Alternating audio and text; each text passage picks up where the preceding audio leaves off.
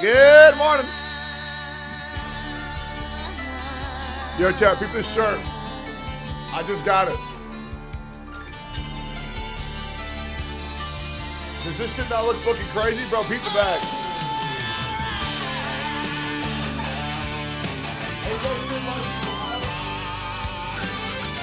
That's nice, huh? Where'd you buy that from? YoungLA.com using codes to pay for 15% off. It's nice, right?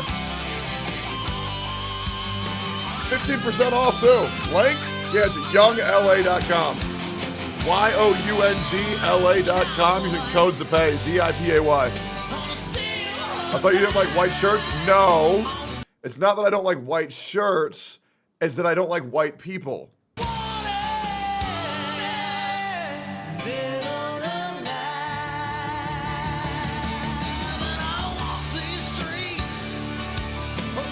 I thought you didn't like black shirts? No. It's not that I don't like black shirts. It's that I don't like black.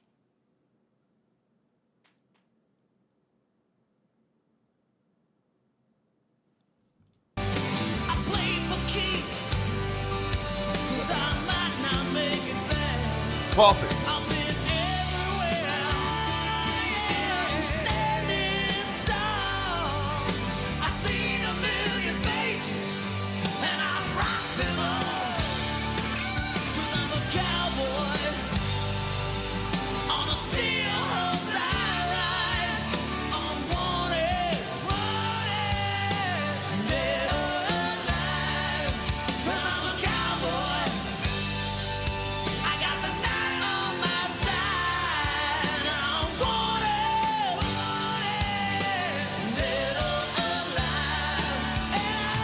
Yo, SMD, over the 5 gifted.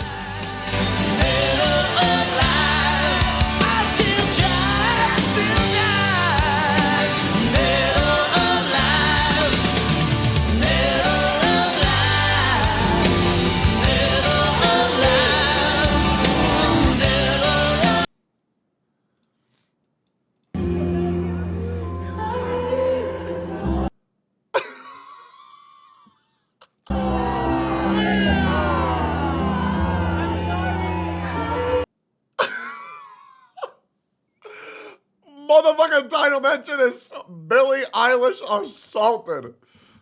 Come on, man. Come on. We're calling that shit assault? Holy shit. Dude, if that's assault, then every human being in history has been fucking assaulted. Hell nah. My favorite guy just went live, Angeltone. Yo, good morning, boys. All right, I'm letting you guys know. We're talking to Pokey in like 9 minutes. This is not content to me. I'm just letting you guys know. He might be expecting content. I'm not doing this for content. I'm doing this shit because I'm actually worried about my friend.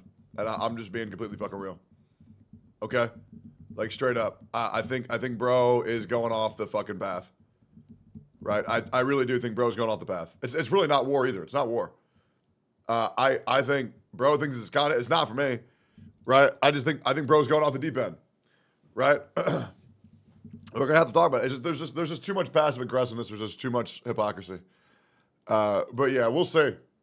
Maybe he knows. And that's all I'm hoping, that he becomes aware of it. That's it. But yeah, we're gonna talk for a little bit. Who knows? And then we're gonna get into it. We got a lot of shit we need to react to. So I started early today for y'all. Because I'm just a good fucking dude. But I'm hoping to have a productive discussion. You know what I'm saying?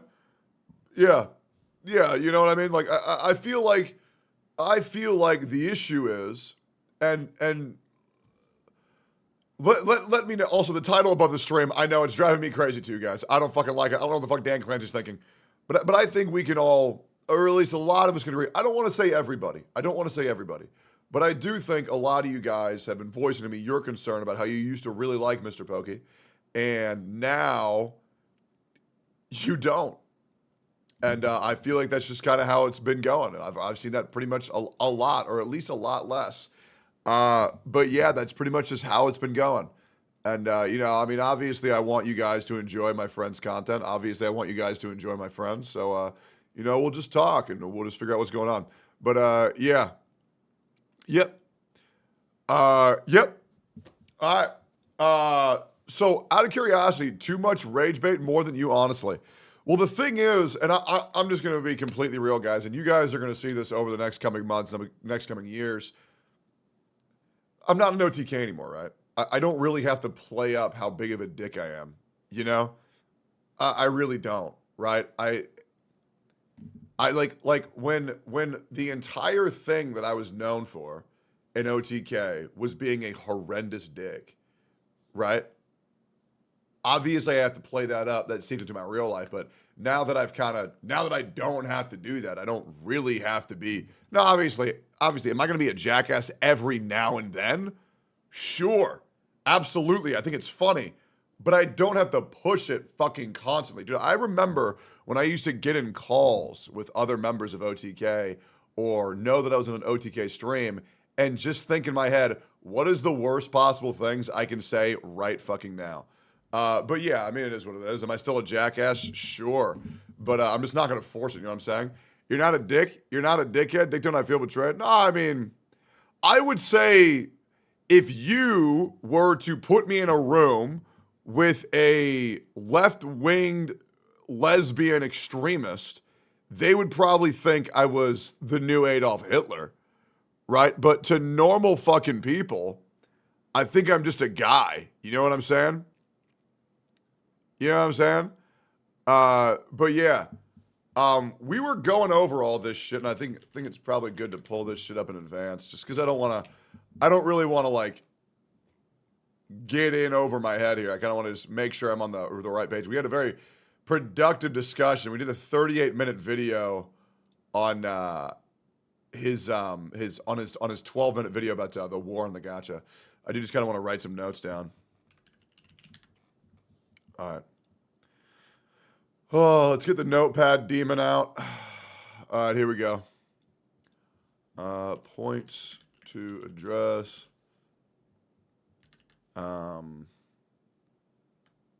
Says that drama equals easy views and engagement.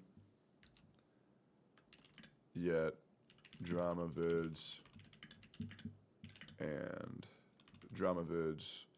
for certain creators equal no engagement,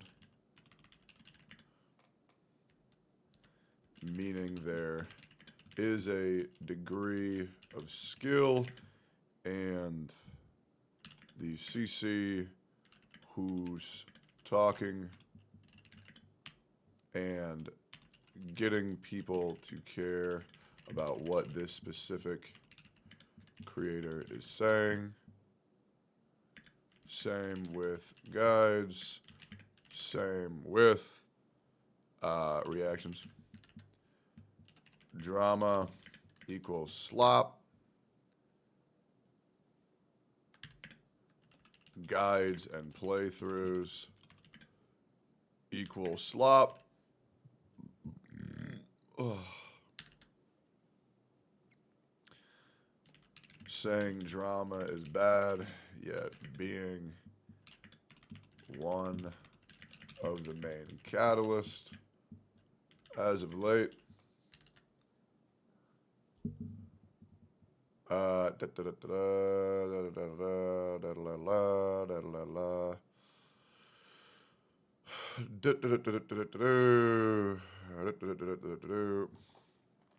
think you still misunderstood his point. Okay, let's talk about it. What do you think I'm misunderstanding? And I mean that genuinely. I'm if you think I'm misunderstanding it, I would love to know. What do you think I'm misunderstanding?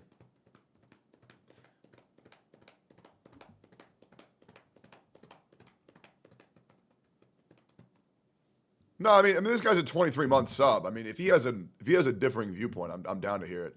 You know what I'm saying? Like I don't need to like execute this fucking guy. It's all good. I mean, I think when there's a video and a tweet both echoing the same sentiments, even sometimes contradicting its own sentiments, I mean, I think it's pretty rough, right?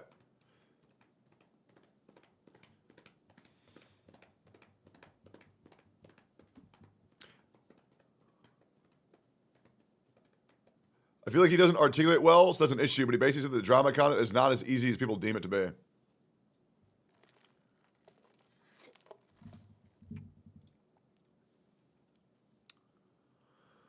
Okay. So why would you say that you think he thinks that drama is easy engagement when in this paragraph, which is it's impossible to run of it, especially if you're one guy's a creator, they only participate in drama to farm for easy engagement. So how do you figure that? Because right here in text, premeditated text, it says the exact opposite. Right? And the other thing is, if it is supposed to be that, then this was just articulated in such a horrific way that it's kind of almost frightening how out of touch you can be with what you're saying out of your own mouth. I think it's best just talking out of Pokey, as chatters, even me, are not good at conveying intentions, which is best to get from the source. Sure, however, I mean, I'm just going to be real. I'm going to call bullshit at a certain point. You got to understand, guys. I mean, Pokey's 28. Pokey's 28 years old. You know what I'm saying? Like, at a certain point, you got to be aware of what's coming out of your mouth. And you got to understand how people are going to take it at 28 years old. You know what I'm saying? During the convo, please put emote only in both chats. So there's the other thing, right? That's another thing we got to talk about is...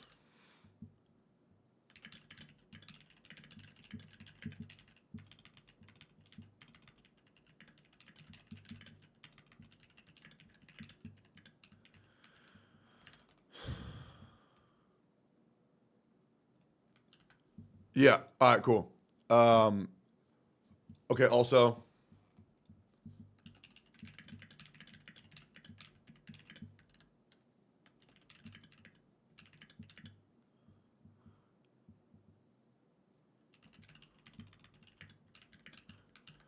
All right, and what is deemed drama? What is deemed an echo chamber? All right, cool. I think this is all very important to talk about. Yeah. Okay, cool. All right, great. Yo, Liquid Cheese, what up, man? Thanks for the gifted.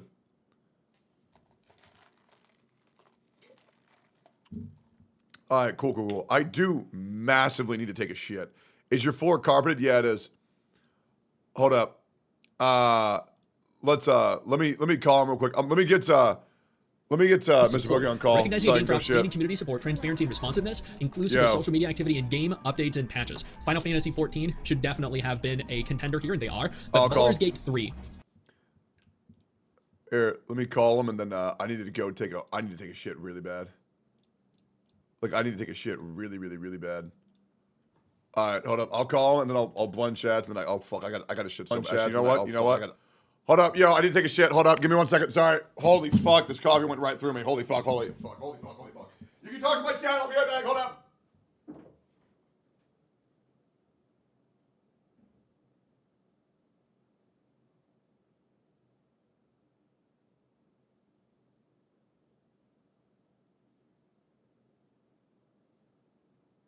Well. The Aggies.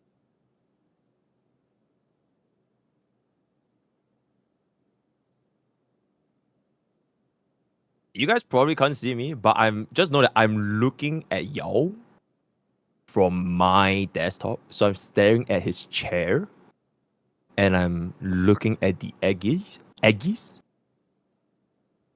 at the right-hand corner of my screen.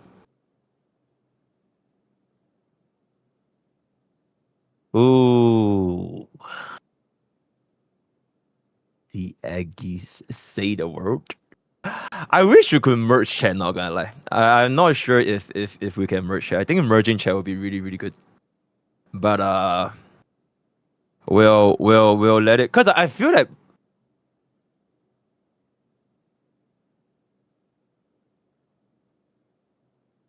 without the react yesterday, I think that's a separate thing.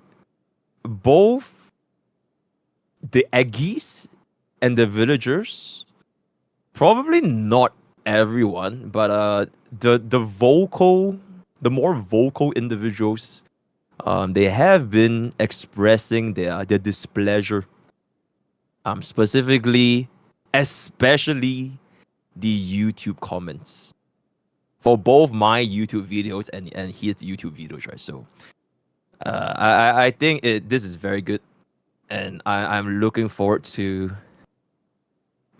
having this call. Oh my god, Chen, my voice is trembling.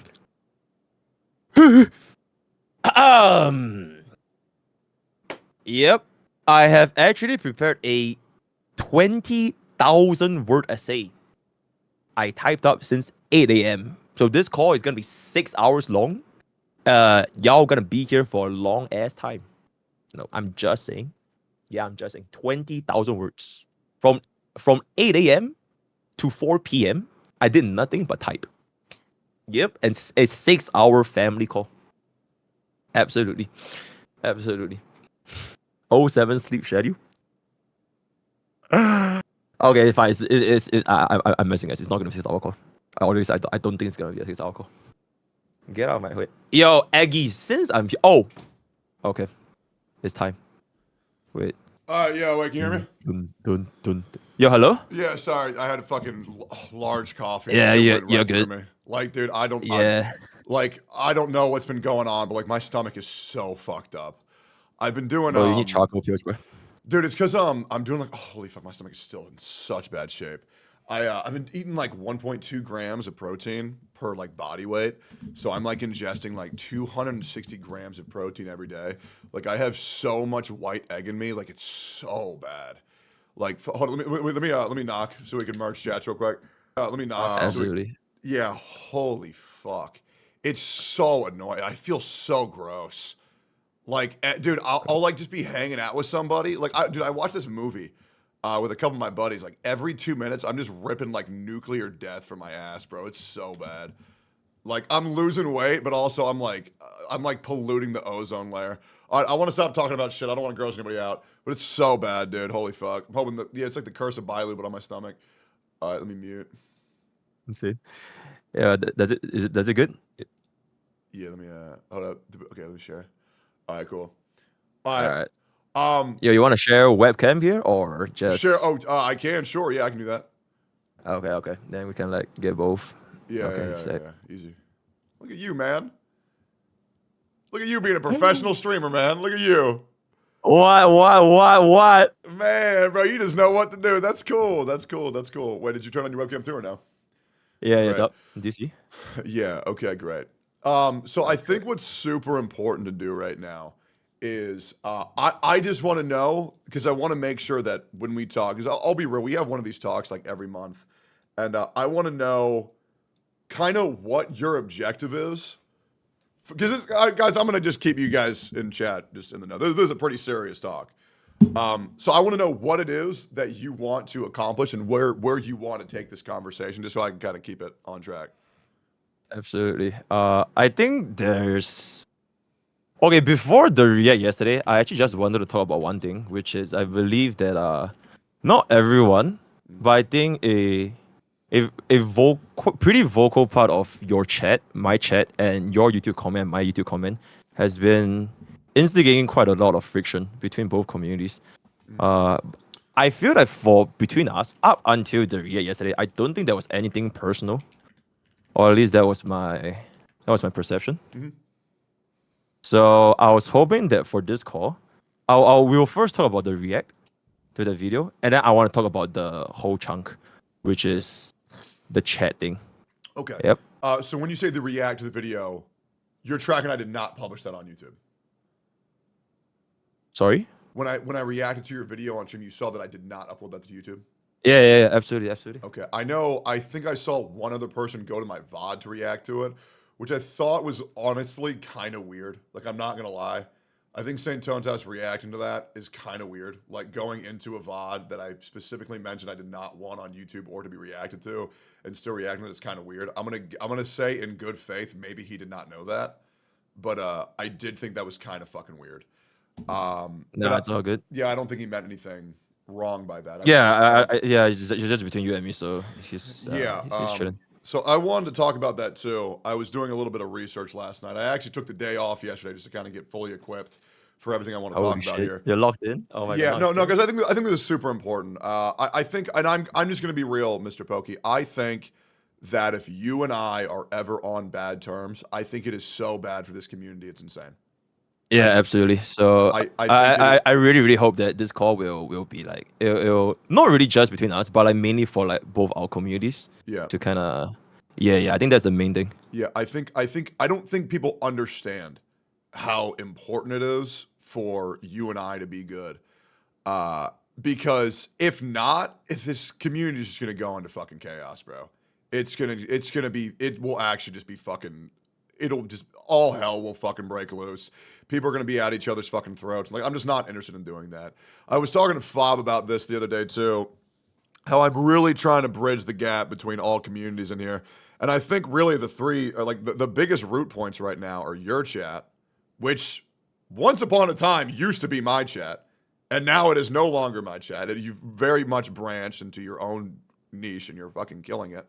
I still have my chat who have been here for fucking 6 years, and I think Fob's chat need to all be merged. To be honest, I really do. I think the gap needs to be bridged. I need this.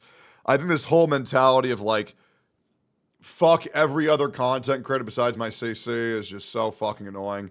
It makes the community feel like shit, and it just causes a lot of problems. And so there's so many instigators in this community, and the problem is that these chatters instigate these content creators constantly, and then when the content creators get to their boiling points, well, then they just blame the content creators, and they blacklist them, and they say they're fucking shit, and then these fucking viewers get on them.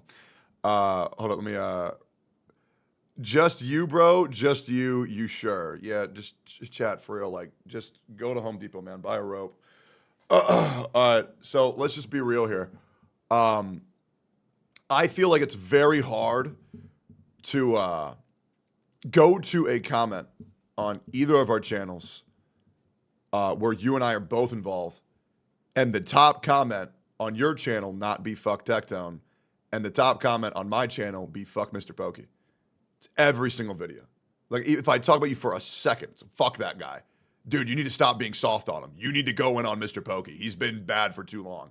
And then your comment section is, oh, fuck Tecton. I always fucking hate that guy. That guy's a piece of shit. Fuck that dude. Really? Yes. Look up any YouTube clip, look up any YouTube video where me and Mr. Pokey are both in it, especially on the Clips channel. Those are the top comments every single fucking time. And it's in mass. It's bad. It's really fucking bad. But yeah, so what I want to do, my objective for this call, just being completely real, is maybe make you aware of some of the actions that you're having, intentional or not, and how it's kind of rippling through the community, and what I think you are, once again, intentionally or not, cultivating your community to be. Because I've been down this route. But once again, I could be overanalyzing. I just want to hear your point of view. And I also want to get your perspective on other content creators. And I want to be really specific. I want to avoid any vagueness, and I want true specificity for, like, you know, because there's a lot of creators right now who were, who was it? Yeah, like, for example, EO put out a video and a Twitter post today where he talked about how he talked to all of these gacha creators. And when he asked who any of these creators were, he said, oh, I can't say. I think being vague is just like, unless there's a legal issue, just fucking say who it is that you're fucking talking about. It's really not that hard, but yeah. I think, and I just want to know what your perspective is on this. If you care, if you don't care, one of the things that I went down and I just asked, okay, have you ever heard a single content creator say something good about your chat? I think on the contrary is I don't really hear content creators saying about my chat specifically, like whether it be good or bad. Okay. Yeah, I think it's mainly okay. I feel like between us, it's basically your chat, my chat, and like maybe it's Fob's chat. But me and Fob's chat don't really interact because like we're like streaming completely different time zones. So it's basically just your chat and my chat with the biggest activity.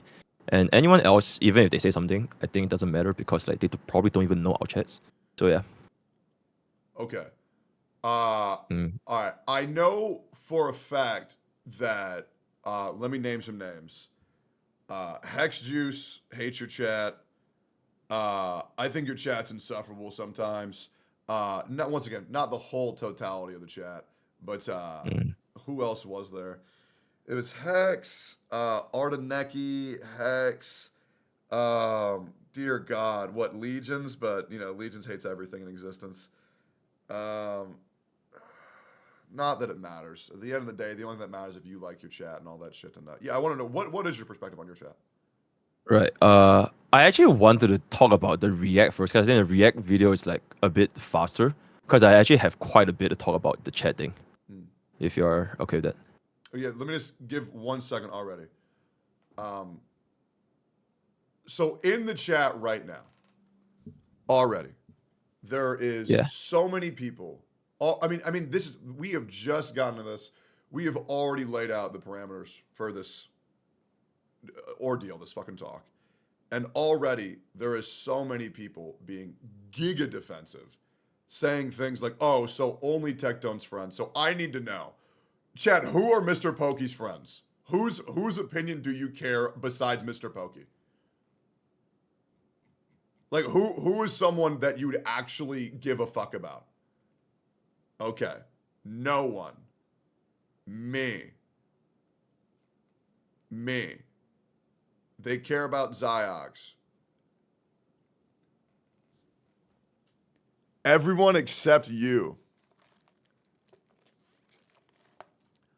I think that you have attracted a large amount of Genshin creators, chatters, that are just incredibly fucking retarded. Because your chat was not like this before you played Genshin Impact. It just was not. Yeah. Yeah, okay, sure. My counterpoint to that is okay, but I really, really wanted to save this for like the chat segment. But my counterpoint to that is I feel like you're antagonizing this Genshin thing too much. And you feel that my chat changed because my chat okay, I'm just gonna call it Genshin pilled. Sure. You basically think my chat is now Genshin pilled. And I feel that couldn't be further from the truth. Okay. Because I feel like majority of my content very rarely do they revolve around Genshin, at least recently. Because the last time I played Genshin was literally like, I think before I went to war. And when I do play Genshin, it's like story. I don't play any of the end game. I don't play any of the Jerry crafting. So the only reason they will watch me play is for the story. So to say that Genshin changed my chat for the worse, I think it's a little bit disingenuous. Okay. Especially because I personally did a little poll yesterday. Genshin turned out to be the lowest played game out of Wuthering Waves, Xenozone Zero, and Honkai Star Rail. It was like 82% Honkai Star Rail. I have the number here. 82% Honkai Star Rail, 63% Xenozone Zero, 55% Wuthering Waves, and 53% Genshin. So I don't think my chat has basically like quote unquote become like a Genshin chat. Neither do I. Just because I played the Genshin story a couple of months ago. Maybe if I help clarify this point, you'll understand what I'm saying here. So before you played Genshin, there was no issues with your chat. There was none. Right? So let's just that is you can take that. I don't know if you remember that or not. I do. If you don't, it's all good. We can just move that point. That's remember this shit started going bad. When you go to play Genshin, you played it at length, you attracted a lot of new viewers. Your viewership also went up. Now, that is actually demonstrably true with analytics. When I was playing Genshin. Yes, you did attract a lot of new viewers. Those streams popped the fuck off. You did gain a lot of new followers from those categories. When playing that game, the only thing that you can attract is those viewers. Okay? Now, I just from those points alone, I am curious what your take is on that. I think my take is the viewership for Genshin when I first started playing, it was like super high. But the most recent few Genshin content is actually not very different from like the original content that I do. And in fact, it's actually even lower compared to if I play Star Rail. So that is what I feel about like strictly from a numbers perspective. Okay, so then if it wasn't because you played Genshin and you got the, I'm gonna be real, even if it's a small amount of people, I mean, any retard with a megaphone can make a lot of noise. as per case, me and my channel. I am curious, if you don't think that was the origin point of where all these bad actors came from, then where do you think it was from? Absolutely. I really couldn't pinpoint exactly what you refer to by bad actors, because I think in my perspective of what happened between the aggression, this is a little bit ironic because basically you believe that I'm pretty passive aggressive, right? Especially thinking I about why would I became more say passive aggressive. I don't believe it. I would say very strongly, I know that you're very passive aggressive.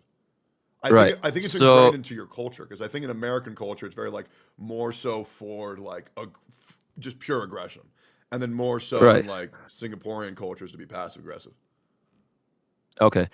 I feel like the reason why I say this passive aggressive thing is because I think it's a little bit ironic, because I feel like you also take passive aggressive jabs at people all the time. And if I were to watch your streams or like see you take those jabs, I know from myself, you make them lightheartedly, right? And you don't literally mean like, oh my god, I'm gonna kill them, like yeah, I did the worst of the world. And only people that are like that dense will believe you mean bad things.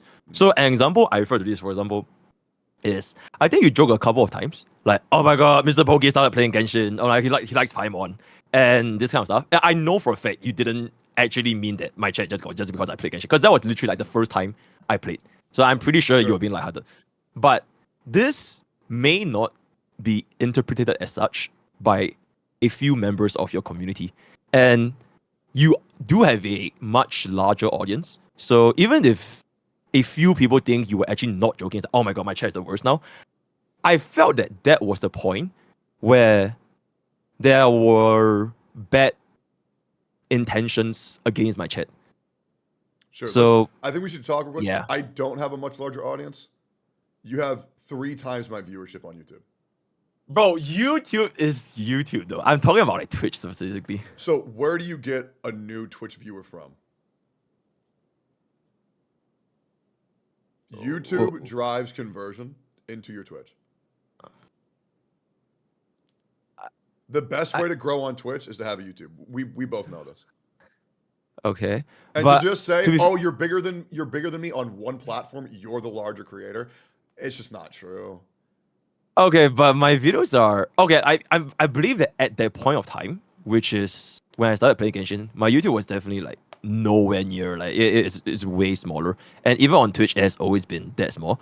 But numbers aside, like whether or not we are big or small, like whatever it is, We're two I think comparable size creators. We're pretty much at this point the same size. okay.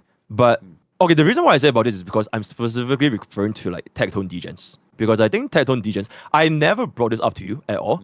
Because I think it doesn't need to be talked about. It's basically a few individual chatters in Tectone Degen that would say bad things about me. But because I know they are just they're chatters horrific. yeah, absolutely. So they probably don't even like watch the show, whatever. So I never give them. But it has been going on for quite a bit. So I believe it may have gotten to the point where this narrative, it might have started as a joke, and then slowly it gotten to the point where you can't really draw where the line is anymore.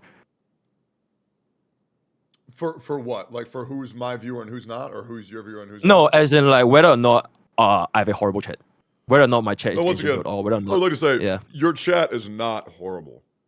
I'm saying there are horrible people in it, but it's not everybody. But I think that you would agree, and it's the same thing that Fob also has these same people, where there's a group of them that are very loud. The majority of people who watch your stream are just normal fucking people, but there's the obnoxious cocks that are just like, and once again, there's already some unbearable retard in chat saying backpedaling. This has always been my point. I said this yesterday. I said this the stream before. It's not the entire chat. It's a large group or a what's the word?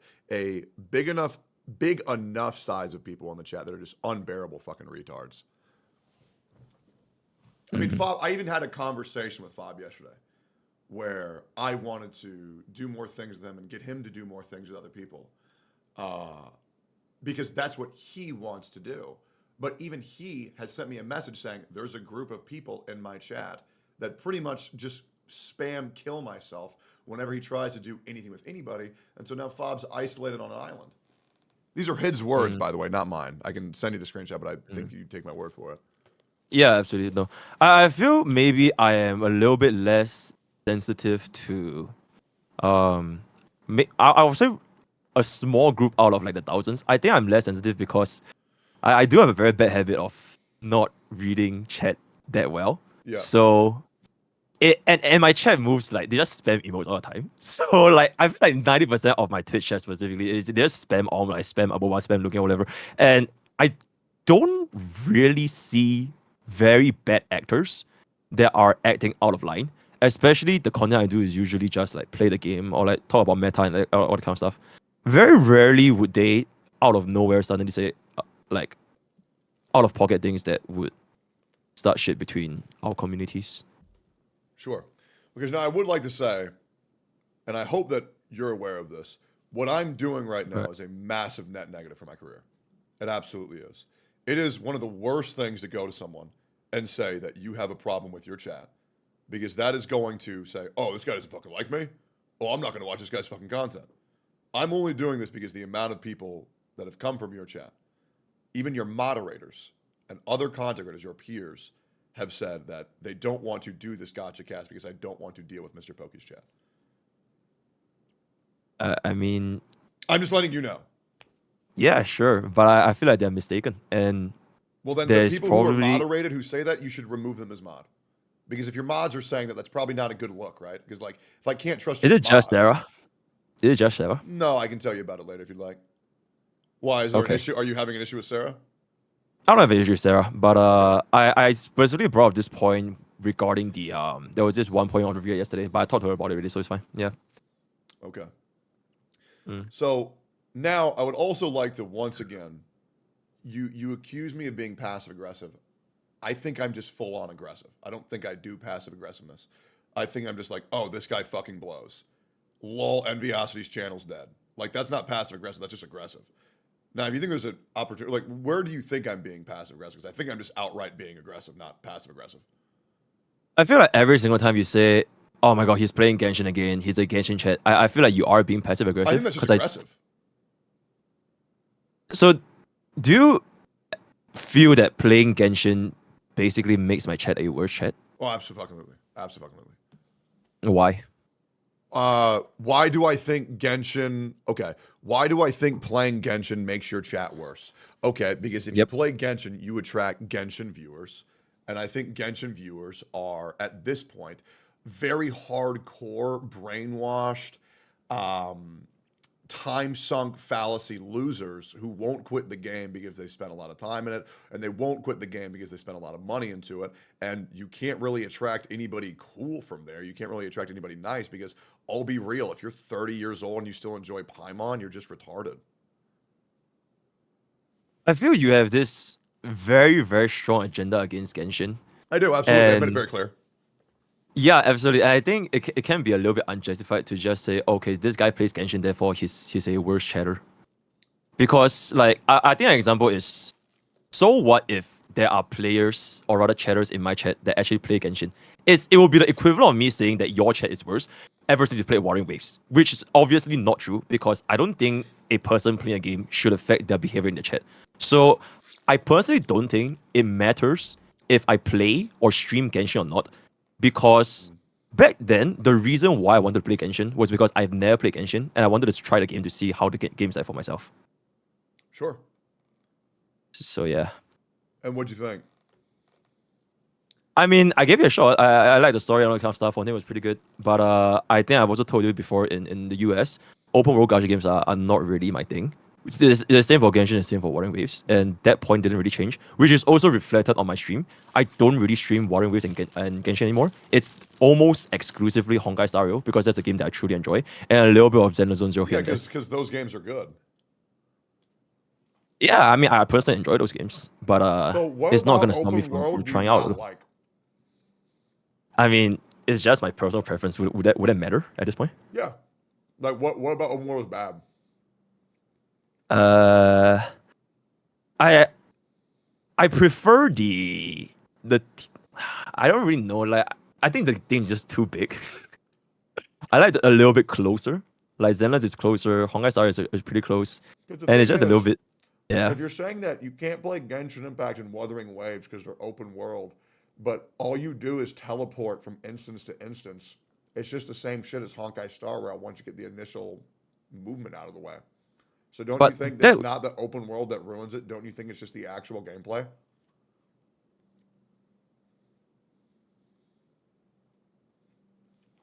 I can't really tell you exactly why I dislike open world gacha games specifically. Maybe because like okay, like first I don't hate open world games period because I like Elden Ring and I mean Black Myth is not really open world, but I really like Elden Ring a lot and they also had TPs. But open world in the gacha just is my personal preference that I don't really like it. I prefer to play games such as like Honkai Star Rail Okay. and Zone Zero. But So- once again, I don't see why this has any relation to what we're discussing here. Sure. Okay, so I'm gonna go again. Because I'm gonna keep talking about this until chat gets it. They're spamming question mark for me, they don't get it. So let me write it out. I'll write it out for them so Sure. they can see it. Hopefully this helps. All right. So Mr. Pokey has stated that he doesn't like Wuwa or Genshin due to it being open world. Once the initial exploration is out of the way, going from waypoint to waypoint, Spiral Abyss, endgame raids, the game experience then becomes the exact same. So what I'm wondering is, how does the open world exploration, just the initial exploration part, make you hate the game so much so that you would uninstall it just because you have to walk around a little bit?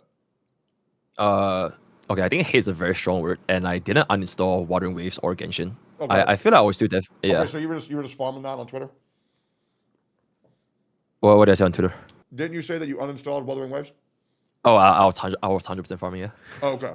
All right, cool. So that's the issue, right? Like, Yeah. okay, sure. That's different then. Wait, what's the problem here? Well, no, because I was saying if you dislike open world that much that you uninstall the game, well, I kind of just wanted to know more. That's pretty much just it. But if you were just farming, hey, who cares? Wait, is farming the problem here, or is not uninstalling the problem here? No, what I'm saying is I thought you had a different viewpoint because those were your words. But if that's not your viewpoint, then there's no reason to talk about it. Okay, sure. What are you confused about? No, I was just a little bit confused that like Why does it matter? why I'm just talking to my friend. yeah, about why does it he matter liked- if I prefer or don't prefer open world games compared to like No, Honkai because Star I Rail don't. or I don't Zone think that you don't enjoy Wuthering Waves and Genshin Impact because it's just open world. I think you like it Okay. just because you just don't like the combat systems and the gameplay.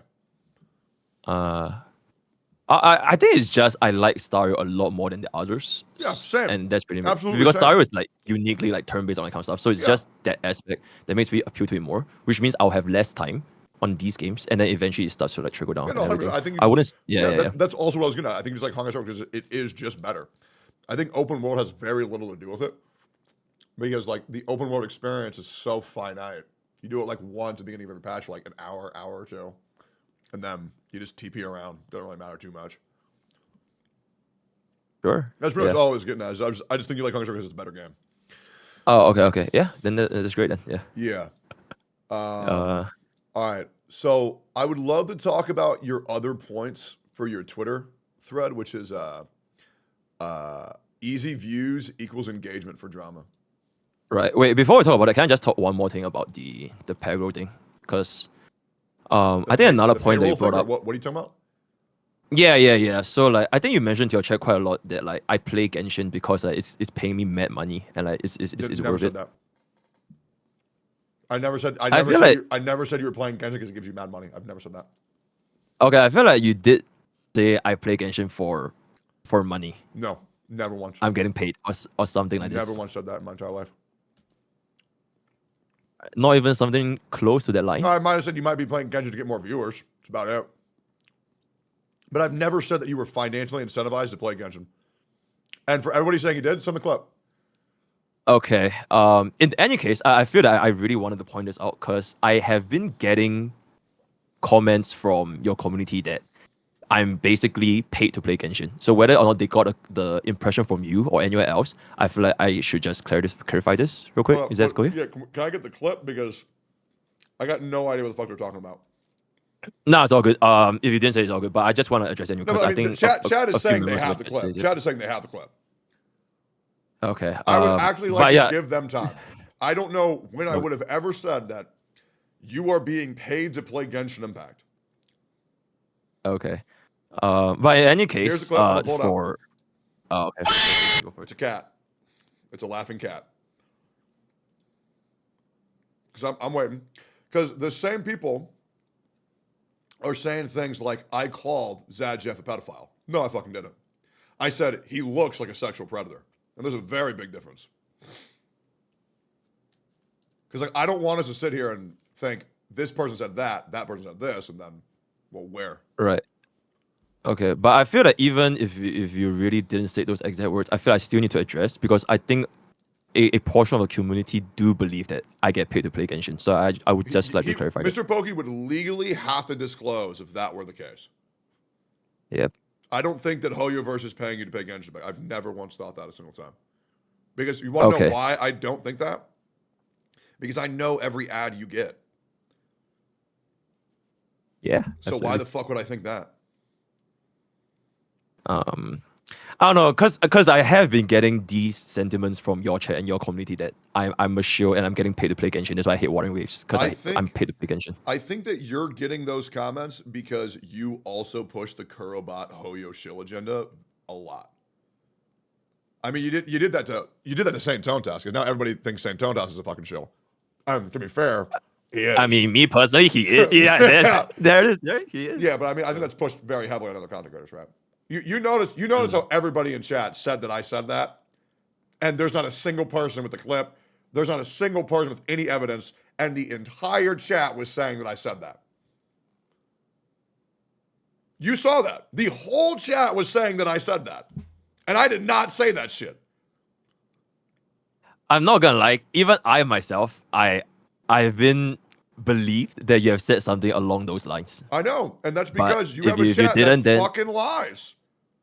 No, I didn't get that from the impression of my chat. I got it from watching your streams, but I just don't remember. I wouldn't be able to find a clip. But that's from now. Once again, I want to make this very clear. Viewing. If that is found, yeah. If I did say that, 100% I'll apologize. But you know, as the guy who knows every ad that you get, that has never crossed my mind whatsoever. Okay. Now, once again, have I said you're playing Genshin to get more viewers? Abso-fucking-lutely. Clip, let's see it. Hold up. Genshin will never die. Okay, that's the cat. It's the same cat. All right. So, okay. Yeah. And the other thing is, I mean, if people want to pretend, oh, we can't clip every single time Tectone talks shit. Guys, anybody who's been a part of my chat knows that I wake up every morning to 3 clips of Mr. Pokey shit talking me. So you know that's very possible. Okay? So don't do this bullshit where you're saying it's impossible. Sure. But in any case, maybe you didn't say monetary incentive, but even for views, I feel that is probably not that true as well, because like I mentioned just now, like the reason it was quite a big wave like at the very start, but ever since that first one, like for Fontaine, for Sumeru, for like all of the events, it is really just not for me. It's just I want to finish up the event for myself. It is not like I hate Genshin or like I hate Warring Waves or I like Genshin more, but it's just that I want to finish the game. That's pretty much it. So it's not really just for views as well, if it's not about money. I think when you've stated that you don't like open world games, and then you're playing a game, but I want to try them. But I want to try them because I have never tried it before. That's why I want to try it. From my perspective, you said that you don't like open world games. Here's the clip. Hold up. Here we go. Vehicle. 97 seconds. All right. Is Tectone still a Genshin shill? All right. I have this clip pulled up right now. Here we go. This is the clip. Here we go. But sure, there's no other gacha game for that. 100%. I mean, Asmongold did the same thing with World of Warcraft, right? World of Warcraft is just chatting, but with buttons, right? But there's just no, everybody's typing Doro. I wonder why we're all typing Doro here. But the thing is, there's just no fucking way that anybody, there's no way you go live and you do this shit for 8 fucking hours a day and you're like, oh yeah, dude, this is exactly what I want to do. If your stream was offline, you would not be doing that. Wait, I did. 100%. This clip has nothing to do with Mr. Pokey. Nothing of what you think that you were accusing me of saying was in that clip, chat. So here's what we're going to do. Mods, for all the clips that are linked now, go through them and then actually tell me if they're relevant or not. And then I'll click them. Because right now, what I think is what's happening is that these same Redditors who said that I called Zajeff a sexual predator, it's not true. I said he looks like one. And let me explain to you the difference. In one clip, I'm accusing him of being ugly. And in the second clip, I'm accusing him of a very serious crime. It's a very big difference. Okay, now the other one, the reason why it's very different, Mr. Pokey, if you're just playing it for viewers, that's what you're supposed to do as a streamer. If I'm saying he's a shill, then I'm accusing him of being disingenuous to his audience and having an agenda of, I will do anything a company says to me for money. It's very different. I feel like you do have a agenda of pushing like I am playing Genshin for if it's not money for views, and like I'm basically shilling because like Genshin Impact makes people views, which might not be too true because I like I've said a lot of times I play Genshin just because I want to experience the game for myself and I just want to see how it's like because I've never played Genshin, and that is pretty much it. Well, you gotta understand, I fucking hate Genshin Impact. Yeah, absolutely. But I hope you also understand that saying this kind of stuff will lead to your community sending unnecessary hate towards my community as well. Absolutely. Yeah. And I hope one day it causes you to quit Genshin Impact. I mean, sure. As the guy who says himself, you don't even like the game because it's open world. I mean, because if it ain't getting you views, if you don't even like it, you know what I'm saying? Like, I don't know, man. Yeah. I don't know. That's crazy asking for a clip while having clips off. I've had clips off for 4 days, guys. I've had clips off for 4 days, right? And then the other thing is, Chad, is that you all said there's a clip. I've never deleted any clips. They've just been turned off for the past 4 days. So when you're saying that you have the clip, well then, clearly clips being off doesn't make any difference. The thing is, Chad, you lied because you're trying to push an agenda on info that you don't have, that you don't know, because you are actively trying to paint me in a bad light rather than just waiting for me to put myself in a bad light, which I do very well myself. Dumbass. Great. Yeah, I think that point is which now, I would like to say, have you noticed for this chat where we have shared chat, how after everything I've said, there has been question mark spams and insults, and anytime that you talk, the chat is very respectful. No, I definitely see a lot of negative comments to my way as well. I would recommend looking at the chat more often. My chat window is on your chat, and I see quite a couple of negative comments, but I don't really need to address them. What were those comments? I mean, like Pokey's dumb. He's being a dumb chat, and it's like it's just random insults. That it's like it doesn't matter. Well, why does it matter that much, honestly? I think it's very important to have a chat that can be respectful towards like your peers in order to have a comfortable experience whenever somebody else comes into your chat. Because if you don't, what's going to happen is that you're going to turn your chat into an island. And if you turn your chat into an island, eventually that's going to lead to short-term gain and long-term failure. Right, absolutely. I 100% agree. But I think your chat is not like as much of a saint as you think they are. I think my chat's pretty fucking good, I'm not gonna lie. I think there are a lot of negative comments that you probably have missed out for like the past 20 minutes. Because I've been looking at chat almost the entire time. Okay. And yeah. Right, but sure. I mean, I'm chilling because I know you cannot control every single chat. It's just impossible. And I don't expect you to just like single-handedly ban them out or whatever. Because that is already their perception of me. And, you know, it is what it is.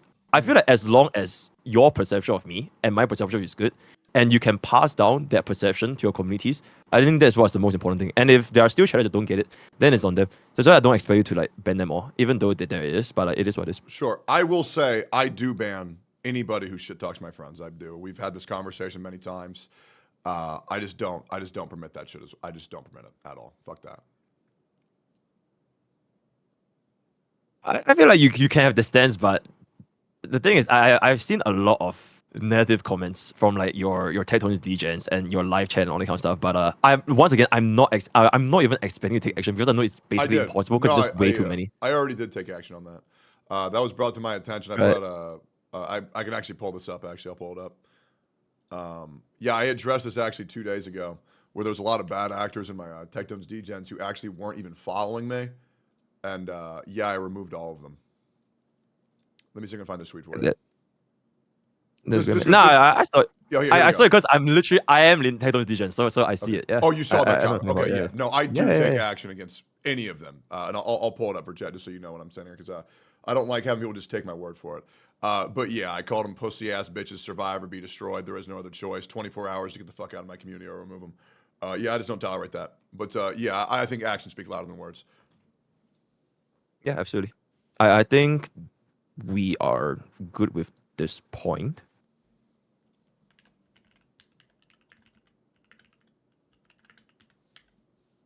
Yeah. Cool. So yeah, just to go on record, guys, I don't think that Mr. Pokey is financially incentivized by Hoyoverse to play Genshin Impact. Just to make that abundantly clear. I've never once stated that, but I will just go out and say it because I don't want anybody to have a negative preconception of one of my friends off of an event that did, to my knowledge, not even occur. But yeah. Sure. Yeah. What other things do you want to get out of the way? We can work through it. Sure. So you made a comment which is drama equals easy views and engagement. Do you believe that? Okay, I know exactly what you are talking about. This segment on my tweet. Blah blah. There's so much gacha content that's literally impossible. Blah blah. Then if a creator's entire time is nothing but drama, you're talking about that segment, right? Yeah, just in general, drama slop equals easy engagement equals Right. views. Okay. I guess then we can just move on to the react yesterday. I personally feel that you took that video a little bit too personally to yourself, because so it wasn't that video personally towards me, it was versus many other creators, and I thought it was genuinely unhealthy for the space, and I thought it was very moral grandstanding, but I don't want to interrupt you, and you can get your whole thoughts out of the way. Sure, yeah, I'll just state my point first, but because I'm specifically referring to that for the content that I'm making, because I don't really think I said anything that's too wrong, because pretty much most of the stuff is like, be it how do drama get views, right? Because people like to see algorithm kind of stuff, and then how does it get on the algorithm? And like the content that I make on my channel, which I would say almost the majority of it is not really with the drama, but I also acknowledge that I still do partake in drama myself, right? I do gacha wars, I do drama here and there. So I'm not trying to be in a moral grandstand, like I'm holier than thou and I'm better than all of you and I don't like to do drama. And I also believe I said how much time I put into the games and why it's impossible to run out of content to the point where gacha is dead and I have to rely on drama, because I feel like I spent a lot of time playing these set games for like Honkai Star or like Xenoblade Zone Zero. So I feel that the point I made that video is really to address the community or like the viewers that actually watch, specifically my YouTube channel. Because first of all, that video it's not really like a super viral video that is like, oh my god, gacha creators are like the worst. I think it's specifically for myself because I have been getting a lot of comments over the past couple of months saying that I'm only a drama guy.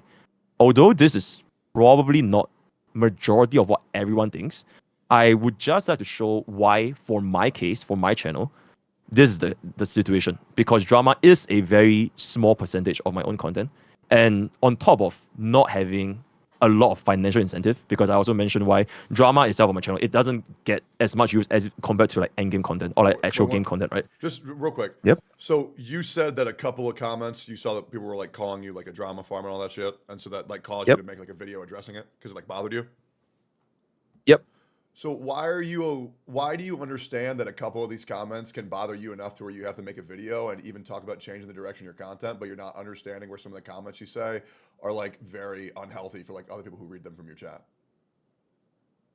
Because like, I don't think I'm changing. Yeah, sure. If you can acknowledge that these couple of comments affected you so much that you had to make a video addressing your whole community, but then say, Right. oh, it's just a couple people in chat, just ignore them. No, it's not a couple of views. It's like quite a considerable amount over the past few months. And I think it's less so of why other gacha creators might take offense to my statement, because I don't believe my statement is objectively false. Because I do objectively make a lot of content that is not related to drama. And if that said content creator took offense, the only reason why I would say they take offense is that specific paragraph you're referring to, which is if a creator's entire timeline is nothing but drama, then it's either they don't play the game enough to give a shit, or they only participate in drama for easy engagement. I think they probably took offense to that. And I just want to say, I feel that if you took offense to either, it is probably true. So I think for you, Tectone specifically, I think you definitely fall under category 1. And you do call yourself the rank 1 gacha tourist. So I don't think me saying things like, you don't play the game enough to give a shit about him that much is that bad of a statement, because you are a gacha tourist, and I think there's absolutely nothing wrong with that. It is okay to be a gacha tourist, right? And I do play Honkai Star a lot more compared to the content you make on your channel, which is my content will have more things related to Honkai Star compared to drama. That's that. And then for the second part, where they only participate in drama for easy engagement, this point, I wasn't even referring to you, because I don't believe you're doing it for easy engagement, right? Because you bring up a lot of these like issues in the creator space. You become a mediator. You hold the talks. You know, you literally make it entertaining, right? You review the video and you give the points, like the whole Saintontas thing, right? Or you were just simply defending yourself. So I know you took a lot of offense to that sentence, because I know from the VOD I was watching it, it's like, oh my god, why is he crashing out so hard? It's disingenuous. No person in human history said that it was not a jab. I feel that you probably took a little bit too much to heart, because I was referring to yourself being the point 1, where you don't play the game enough to give a shit about it that much, but not the just for the easy engagement. Because I feel like easy engagement drama content, okay, we're not gonna drop. I feel like we both know what's like an easy engagement for drama, right? So yeah, those were my points.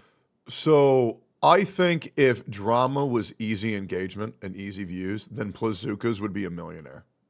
Right, and anyone can do it. Exactly. So I think if drama was so easy, any random Todic Harry can do a drama content and it'll pop off. But that's not the case, because you need a certain caliber of making it a good content to even farm in the first place, right? So like the more Pegasus guy, 20 different Mr. BC video, it's over, he's done, blah blah. And like you need to have you can't just randomly say a random drama and expect it to just blow out of nowhere. So yeah, I 100% agree that not everyone can do drama content. Just to the reason why that post is so, listen, I have nothing to worry about. The reason why I wasn't taking anything personally, the thing was it just screamed hypocrisy. And the reason why it seemed like it screamed hypocrisy was due to the fact that you deem drama content because it's easy engagement, easy views. But at the same time, when you're able to slop out 5 Honkai Star Rail videos of you just merely doing a zero cycle, does that take skill? Because then in your case, I want to know what content is easy engagement, easy views, and then what is this holier than thou, God of all content that people should be striving to get for? Like, should it be guides? Because guides, I just go onto Reddit, say what somebody else said, get hundreds of thousands of views. Same thing with Artumbo. Artumbo made a career of just going after other content creators, taking their guides, and then just saying it 1 hour after. If anything, I think guides are what actually truly equates to views and easy engagement. Case in point, I'm not speaking from inexperience. That's how I made my channel. I just literally pull up a character's kit, read it out loud, and then say, fucking Bennett, put on a pyro cup. Use your E. Look at his ultimate. It buffs attack. Like, people think guides take skill. They think they take knowledge. The majority of these people who make guides in this community are fucking retarded. It's not even hard. It's a gacha game. Like, I can understand it's PoE 2, but gacha guides? How the fuck is that hard? Right. I feel like, okay, I'll just talk a little bit about the guide segment, in which you believe that guides are like low effort slop content because you basically just read off their kits. Unless you're Braxophone. I like to say, unless you are Brax. Brax's guides are what I think are the best guides on the entire platform. But guides like, you know, Ziox, or even one of your guides, or like Smacks are like pretty good because they like say, so this is what everybody's saying and here's why they're wrong, but he doesn't really do that anymore. But the majority of guides are just fucking slop. It's kind of just like, put this speed breakpoint on this character. Okay. For me personally, I hard disagree with your view on this. But the context is actually good guides and not a guide that's just literally read off of private and just call your guide.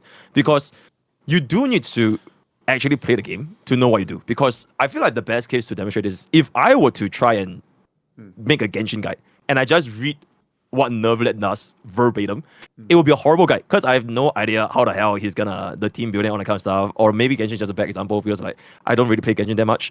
So I feel like you actually have to play the game and you actually have to go ahead and give out information beyond just the unit's kit itself. And I personally know for a fact that I myself, I spend a lot more time making a guide compared to just like playing Zero Cycle or like just doing React or like just calling somebody or like just kind of drama. So I would say guides, at least for myself, they are the most high effort stuff because I actually need to do that off stream. I need to play it I get a B-rolls, get a script, get a testing, and I say, oh, you can do this is I'm gonna definitely say a lot this, more high effort. Yeah, and I sure. really don't want you to take offense to this. Absolutely. I think that's a skill issue. Why so? Because for my 3 years of Genshin Impact, as a guy who's gotten, and I shit you not, over 30 million views on guide videos, new character comes out, I play with him for an hour. Absolutely. Upload it, 1.1 million views. You are him. That's why I am not him. Hey, Unfortunately, I have to work. maybe that's the truth. Maybe I am just him, but I just need to work a lot harder, man. Yeah. I actually gave up on guides because I thought they were just slop. And I thought they weren't risky enough. That's why I really like talking about drama, because every drama video, you have a very high chance of alienating your entire audience.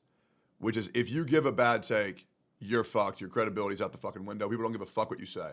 I think the people who talk about drama who don't get views have shown that their takes aren't insightful enough, that they don't have enough know-how to actually traverse this field, and they end up not being additive, and it's more so reductive to the original source material, whether that is drama or reaction. Because I think there is a certain skill from taking a 10-minute video and turning it into a 30-minute react.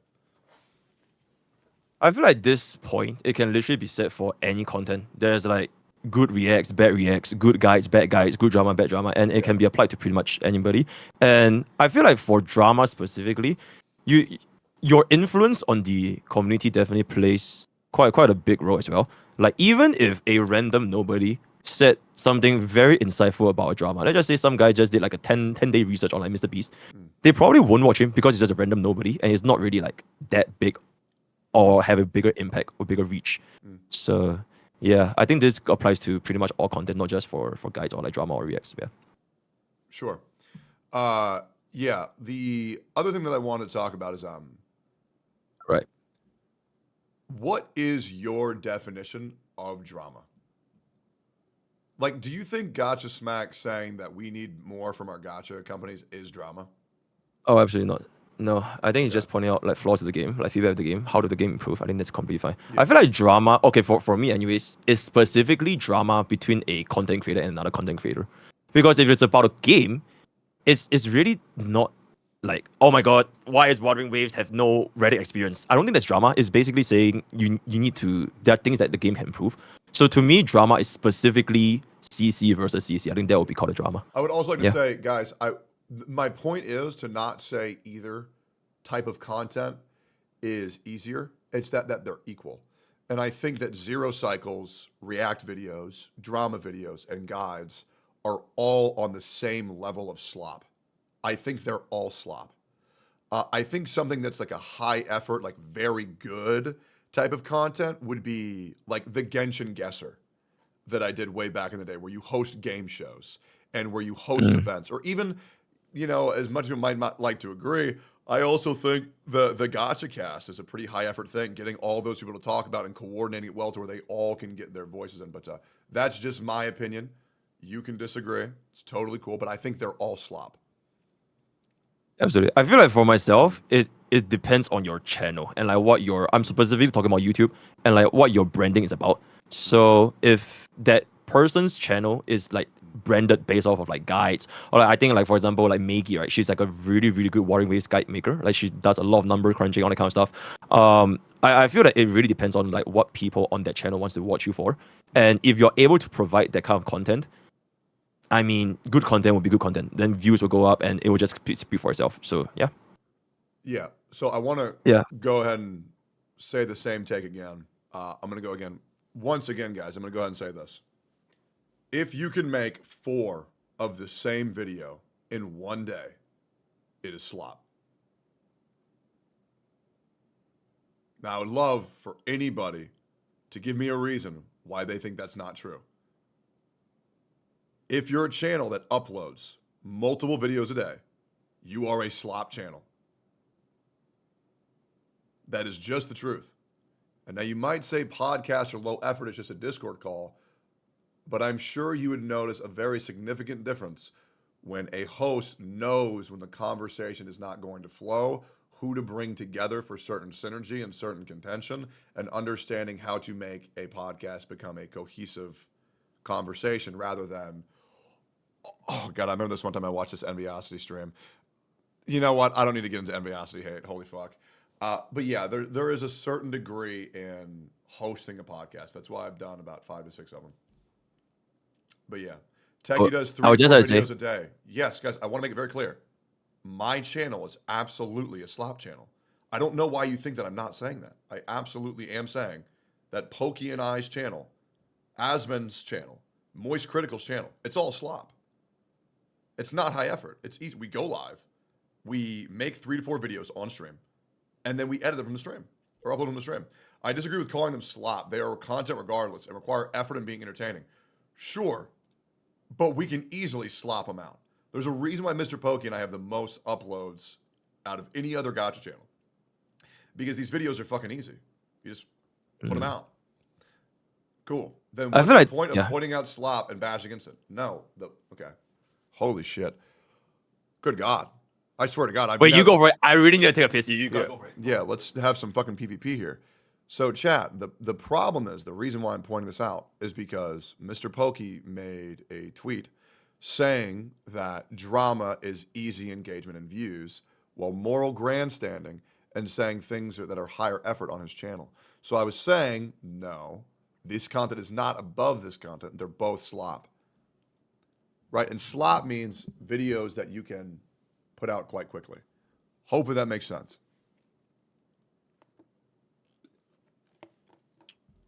Pokey puts more effort into his content, but I'd still call it slop because my man posts 4 a day. So, I mean, whether someone's putting in 72% or 73% of their power, if you can upload 4 times a day, it's just fucking slop. I want to make this very clear. This conversation isn't to make anybody seem better or worse than anybody. It's to make everybody equal, besides Genshin Impact players, because they're retarded, right? Just want to make that very clear. Yeah, I'm back. Yo, welcome back. Slop does not equal bad? No, I mean, people enjoy slop. I'll be real. I'm a slop enjoyer. I watch every Asman vid. I watch every Ludwig vid. I watch every Moist Critical vid. I like slop. You know, I'm the fucking fat piggy that says, oh, yeah, dude.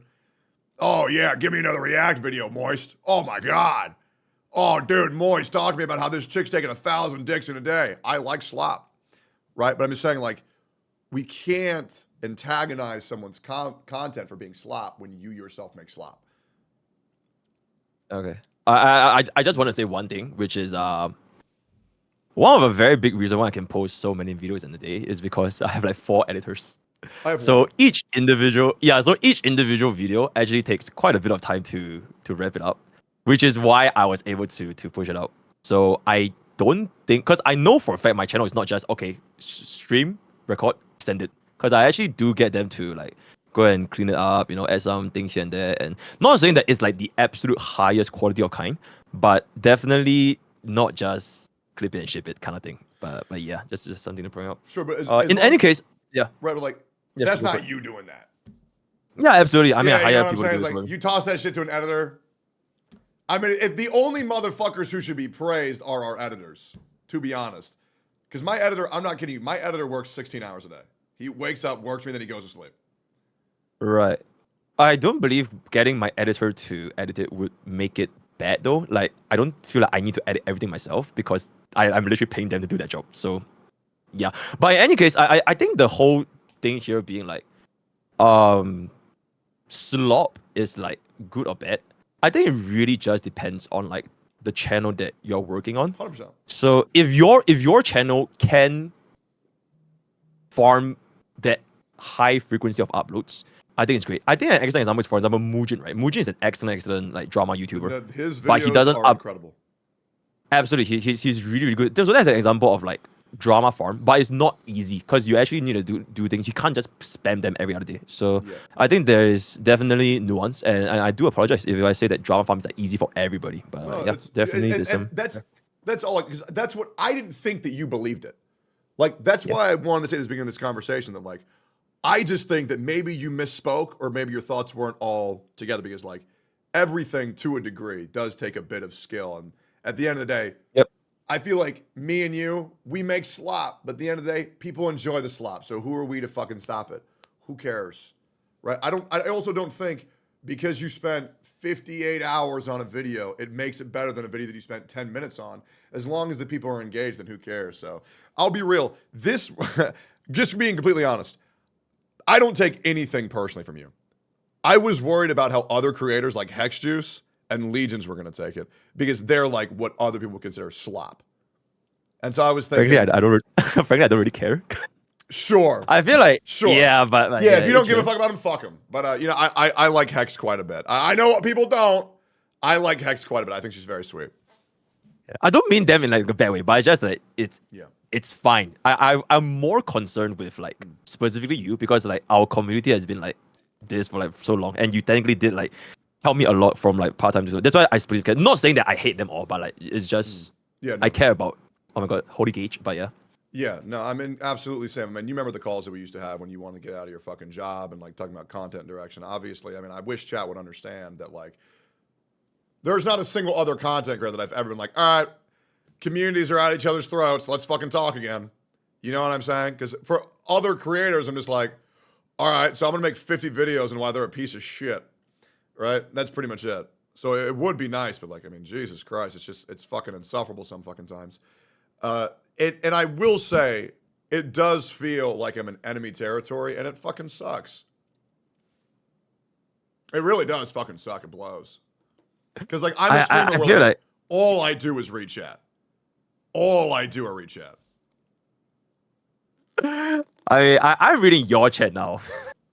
Yeah. They are just spamming like, they're just being little babies. Yeah, I think they're just spamming family and Eggy love. You know what I'm saying? Like, because like my chat hates it too. Like it blows. Because they know what's going to happen when one of these retards comes into my chat. I get derailed for 45 fucking minutes. And then I never get to Path of Exile 2. Which blows. Bro, I literally can't stream the game. Whenever I stream it, my CPU just crash. So like, it is what it is. You know what else happens when you stream PoE 2? What? Your chat's pretty fucking nice, isn't it? I feel like my chat is nice all the time, but yeah, okay, maybe like 1% of the time, but yeah, sure. Because I swear they literally just spam where or like watch Honkai Battery or like laugh at me when I fail or like go do 1%. I really don't notice like super out of pocket individuals when I stream, or as far as I see them. I think a streamer's true chat is shown when they do something outside of the norm. That's what I believe. Like, the difference between my chat when I'm reacting versus my chat when I'm playing PoE 2, I shit you not, like, it is all love every single time I go and I play PoE 2 or any variety. It is so nice. So it sucks that maybe you haven't noticed that, but, like, you do have people who are there for just you. Now, I'm sure you'd agree that, like, when you go from Honkai Star Rail to Path of Exile, you lose, like, 70% of your fucking Oh, yeah, absolutely. You know what I'm saying? And, like... Yeah. I remember that feeling because that shit fucking sucks. But at least the way to view it is rather than losing 70% of your chat when you go to PoE 2, you're at least keeping 30%. Because those 30% are the people who are going to be there no matter fucking what. And that's what I really try to help creators do. Because a lot of people get discouraged being like, oh, okay, well then I'll just... Like, for example, Ziox. Ziox is a creator who just fucking does not do variety. Fucking ever. Because he's going to get 5, 6K when he does...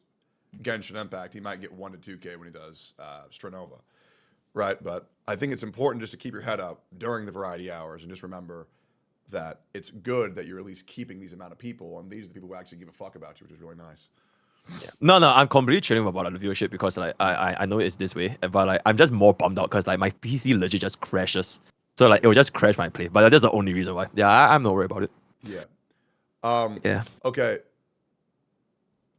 Would you agree that as of lately, but hey, I want to know, genuine question. When was the last time that you think that I caused drama?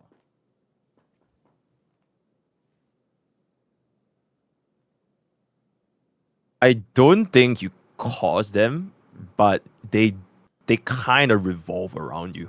Well, yeah, obviously. I don't think you're the insert cause. myself. I'm like, oh, okay. Yeah, I'm in. yeah, Yeah. yeah. So Yeah. that's basically it. Yeah, Yeah. yeah, Yeah. Okay. Oh, okay. Great. yeah. Okay, 2 great. seconds Yeah, ago. fantastic. Bro doesn't know he has sexual assault allegations. Hey, Daddy Wilkins, real quick. Let me pull you up. Daddy Wilkins. Oh my god. Hey, Daddy Wilkins, you raped me.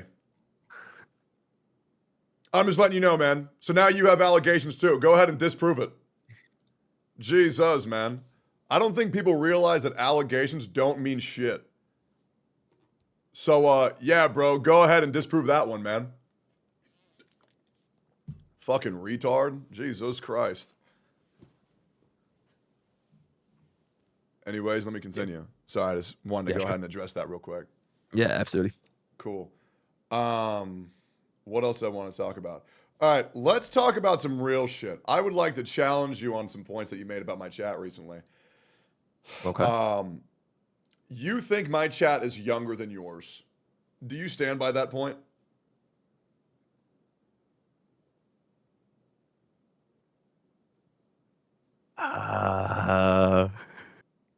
Why have I said yes? Well, then let's talk about it. There is a scientific impossibility that my chat is younger than yours. Okay, my thought process is you started out with Genshin, which is basically verbatim what you said, a kid's game. Yep. So Absolutely. if they have been, yeah, so I feel like with that art, it kind of, it kind of just trickles down. Correction, misinformation. I did not start with Genshin Impact. I actually started with Oh, Summoner's okay. War. Oh, yeah. Okay, my bad. Yeah. Genshin, Yeah. and also people say Genshin's where I blew up. No, it's not. Arcanite is where I blew up. Then Genshin, I blew up again. And then for Honkai Star, I blew up again. And then Wuthering Waves, I blew up again. Fun fact, Wuthering Waves is actually where I blew up the most. Little known fact. People don't know that. That is my peak viewership, which is crazy. Actually, I kind of want to actually talk about that as well, which is Well, hold up. Yeah, sure. So We let's can talk about whose chat's older and whose chat's younger. I want to know why you think that.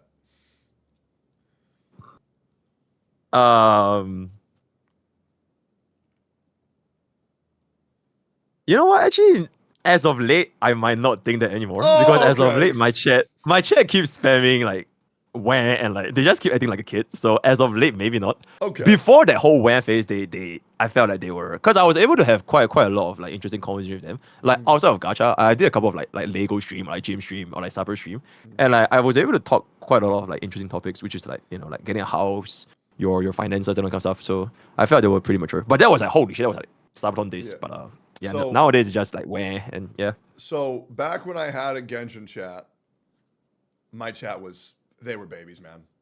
They were babies.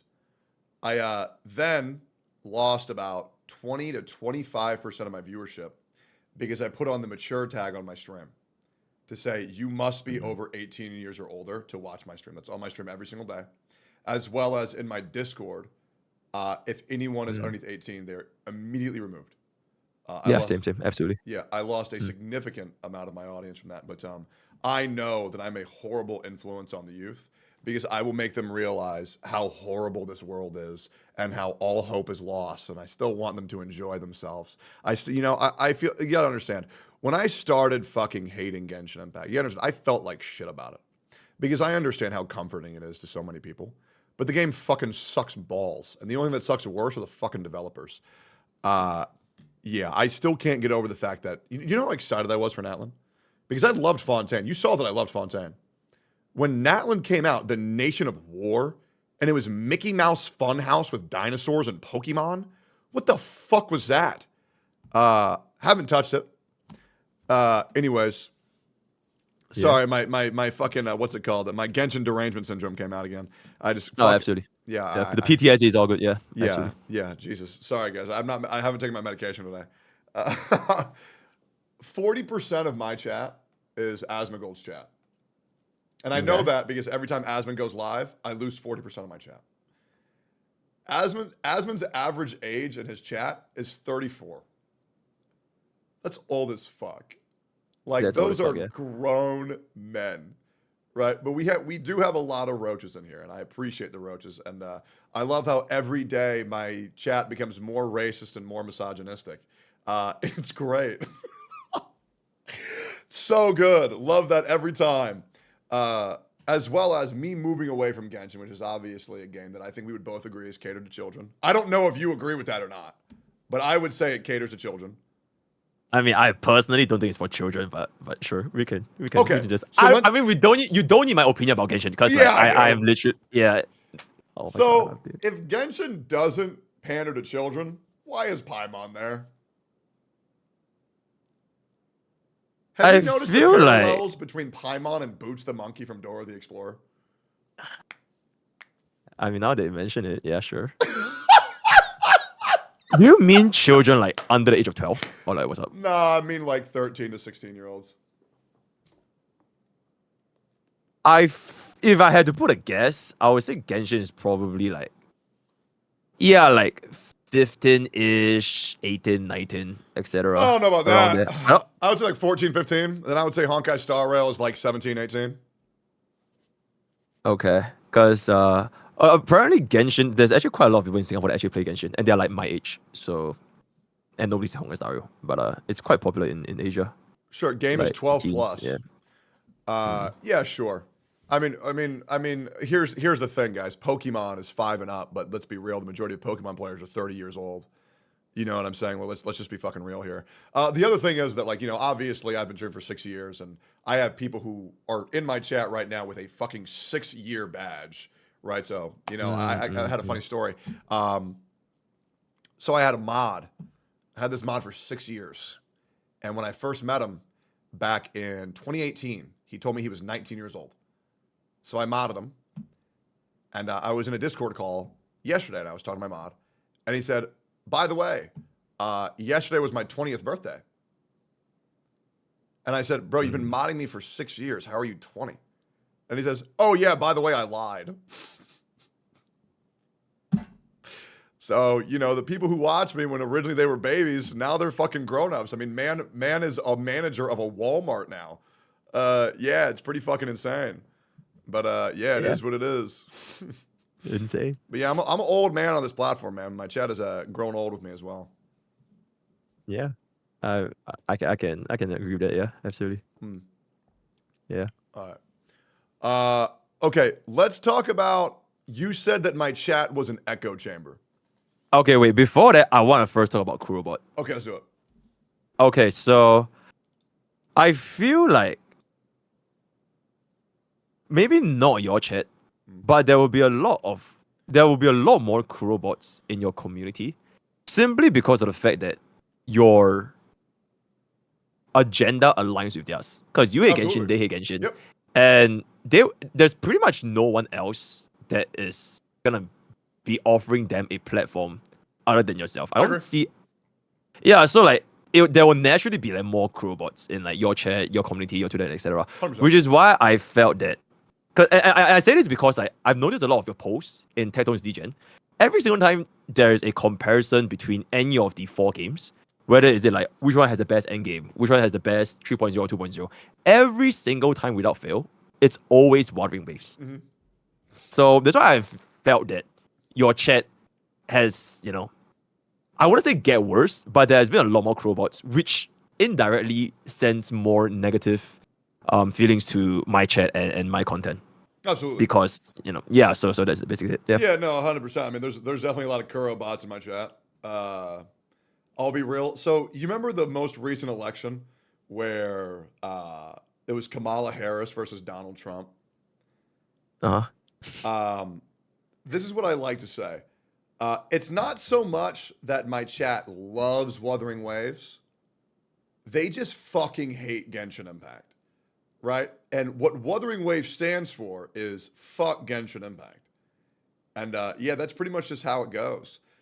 Pretty much, yeah, if there was a poll between Genshin Impact and Wuthering Waves, it's not that everybody wants to vote Wuthering Waves, it's just that there's no fucking way they're going to vote Genshin Impact. There's just no fucking way.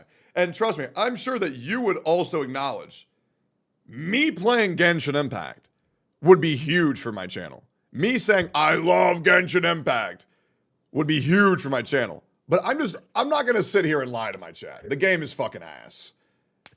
It is. The game is just ass. The story's ass. The gameplay's ass. Well, okay, that's not fair. The story's really good. The way they tell the story is really fucking bad. But yeah, hopefully that makes sense.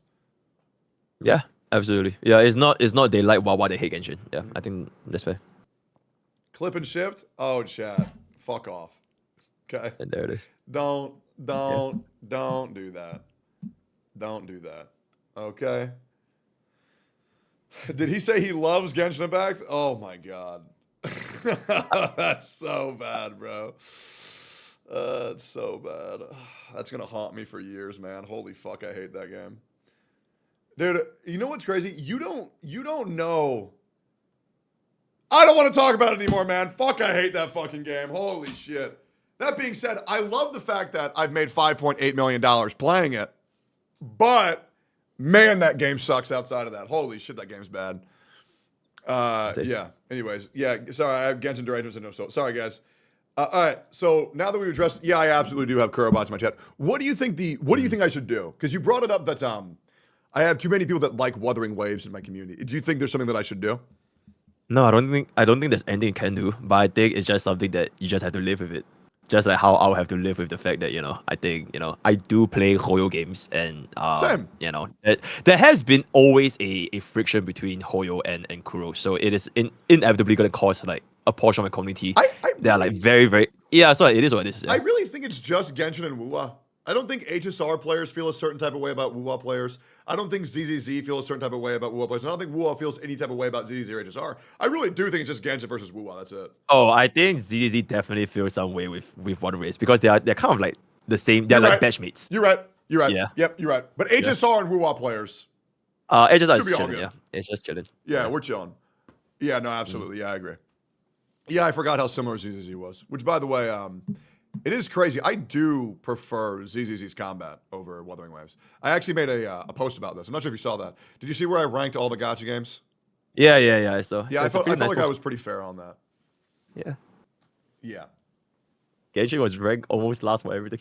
But not everything, which is very important. Yeah. Because I do think Genshin Impact has the best story. I think it's just told the worst. I think it's very hard to tell a good story when you have to deal with a autistic flying child, regurgitate everything that we already know, and then half the dialogue is unvoiced.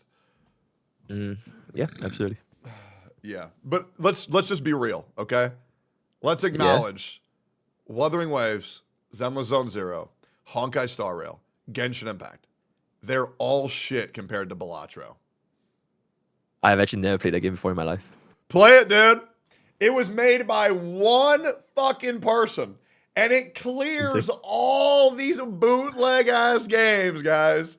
And you know what, boys? We're playing Balatro today. Hey, fuck Hoyo. Fuck Kuro, man. Funny card game. Poker with a twist. Insane. Yeah, it's super good. Okay, so you think my chat's an echo chamber? I feel like not all the time, but maybe sometimes, yes. But I think that's just the way of like almost every single Twitch chat. Because chat wants to make it feel like it's their streamer, like he's our streamer. So I think to a certain extent, it's basically everybody. Okay, also, we ran a poll between both chats. Both of our chats agreed the best endgame is HSR. And your chat only had 3 people vote for Wuwa. Whereas my chat tied for Wuwa and ZZZ being very close for endgame content. So, yeah, they're just lying for fun, basically. I think your chat. Because there's not what I've. Okay, yeah, sure. I think your chat doesn't like Wuthering Waves. I don't think they do. I don't think they like it, man. To be fair, I definitely contributed towards it because I like to play the bit like a lot, the rank 1 horror show. So it is what it is. Yeah. So is that not true? Do you think I'm the rank 1 horror show? No, that's Doro. That's Doro and Ziox.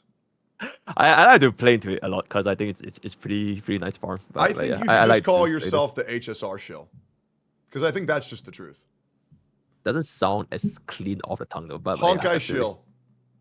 Honkai shill. Star Rail shill. I think that's pretty right. I really like the game a lot. Yeah. Yeah. Honkai Star shill. It sounds so ass though. Like, what the fuck? But You okay. don't think? I think it sounds great, man. I think it sounds great. Yeah. Okay. So yeah, what was the reasoning why you think my chat's an echo chamber? I feel like not just because they spam or yup a lot, which honestly is a lot, but it's more so like Yep. I think their viewpoints might change, or rather quite easily swayed by your own viewpoints. All right. And I think that's just the same for almost every decently sized Twitch streamer. Well, let's talk about how an echo chamber forms. In your opinion, how does an echo chamber form? I think it forms when you say something objectively false, but your chat still says Okay, so I'm going to tell you how an echo chamber is formed. And I want you to tell me if you can find the hole in my logic. Okay. All right. Once again, I would like to say this objectively. Bro, I made that emote, my emote, by the way, but yeah. I know. So good. I know. The #1 drama starter. So let's say you were to go up to a bunch of white people. Okay? And say, holy shit. And All say, right, sure. What's your favorite restaurant? What do you think a white person would say?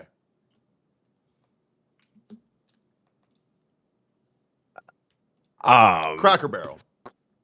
Oh, okay, sure. Is that American thing? Yeah, okay, sure. Yep. Okay. Now let's say you go up to a bunch of Mexicans and you ask them what their favorite restaurant is. What do you think they're going to say? Taco Bell. Sure. Now let's say you go up to a bunch of black people. You see where I'm going here, okay? Okay. Now, yep.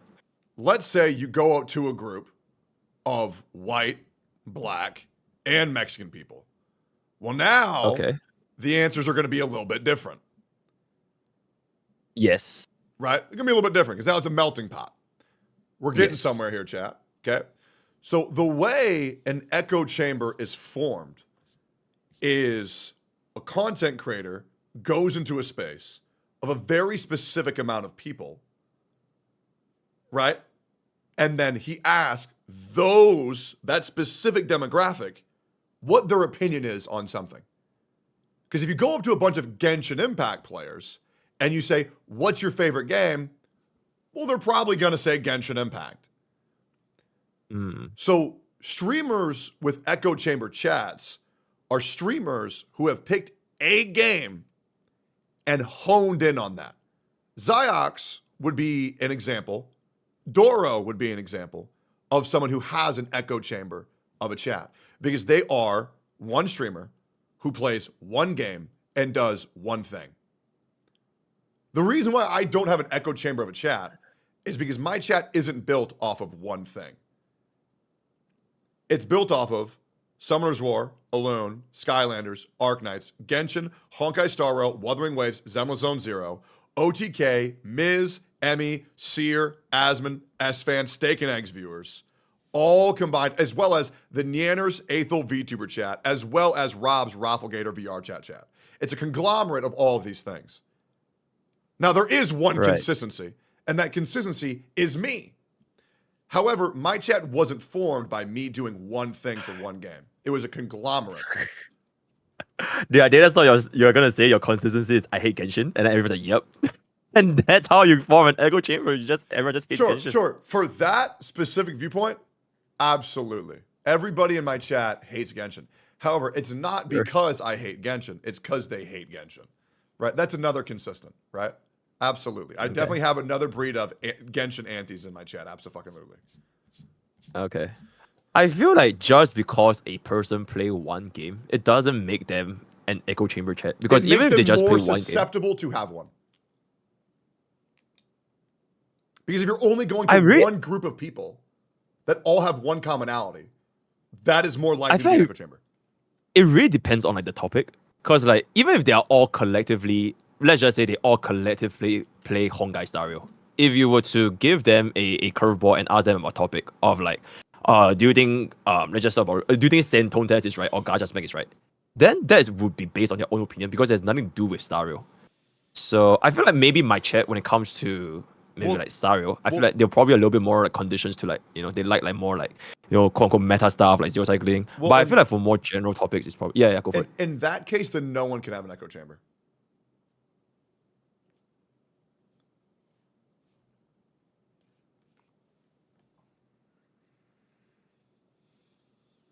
I feel like if you want to Man, talk you about got echo stun-locked chamber, hard, huh? You got stun-locked hard. nah, I was just thinking. No, I know exactly what I'm gonna say, but I don't know if I should say it.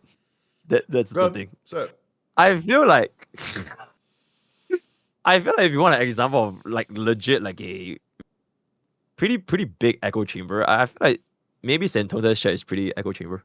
Absolutely. Because they are the rank 1 Kurobot. He is. And if you say anything bad about is that the perfect example is like gacha smack. Yeah. Like every single point is like the chat is like question mark, but like if you look at any other chat, it wouldn't be so one-dimensional. So yeah. I mean, Saintontas is one streamer who has only made one type of content to appease one type of people. He is the Wuthering Waves guy. No one can tell me what Saintontas' real name is. Nobody can tell me any other game Saintontas has ever played besides PGR. No one can tell me anything about that guy. He is one guy who plays one game that caters to one type of person. And that is an echo chamber, which is why chats like his are echo chambers. Now, that being said, anybody who does do that doesn't guarantee them anything. No doing one action leads people to be anything assuredly. It's just more often than not. It's the same thing with people who jerk off to lolly porn. They're not all pedophiles. They're just much more likely to be a pedophile, right? But doing one action doesn't make anybody anything. It just makes them a lot more likely to be that. Okay. Yeah. Sure. Bro, you have some crazy wild analogies, but yeah. Absolutely, it farms. Hey, chat. Am I wrong? Chat, am I wrong? If you were to put a graph of people who don't jerk off to lolly porn next to a graph of people who do jerk off to lolly porn, who do you think like kids more? Who do you think like kids more? Oh man, I'm not even gonna say anything, but Hey, you know I'm right. You know I'm right. And if you think I'm wrong, Mr. Pokey, tell me why. I have no hate on the lolicon community because they are scary people. But I would just say if I have a kid, if I have a daughter, if I have a son, I wouldn't let them babysit them. That's all I would say. And there it is. People don't weigh in because people don't want to deal with that community because it's unbearable. You know what's funny? This will be a clip on Twitter, which there is this one. There's this lolicon on Twitter. I think his name is Anti-SFM or something, and he has like a image of like a blonde anime character. I used one of your Twitter posts for Borderlands recently, so thank you, man. I know you've been farming a lot of hate for me, but yeah, you do some banger tweets, man. Thank you for that one. But yeah, absolutely. Yep, that guy blocked me. Is what it is. All right, the Blue Archive community is already in front of your door. Yeah, true. All right, so I think we can agree that the odds of me having an echo chamber are far less likely than perhaps the reason why they spam and yep is because I'm right. What if it's because you are their streamer and not because you're right? Because okay, the counterpoint could be said like, yeah, I think the counterpoint example is all these people have followed you from all different like conglomerate of like different streams and different games and everything. Yep. So you are their streamer. So it gives them even more incentive that but it gives them more incentive to be like, okay, yep, whatever he says is right because all of us has followed him all walks of life and like he is him. So that might be a cause of echo chamber.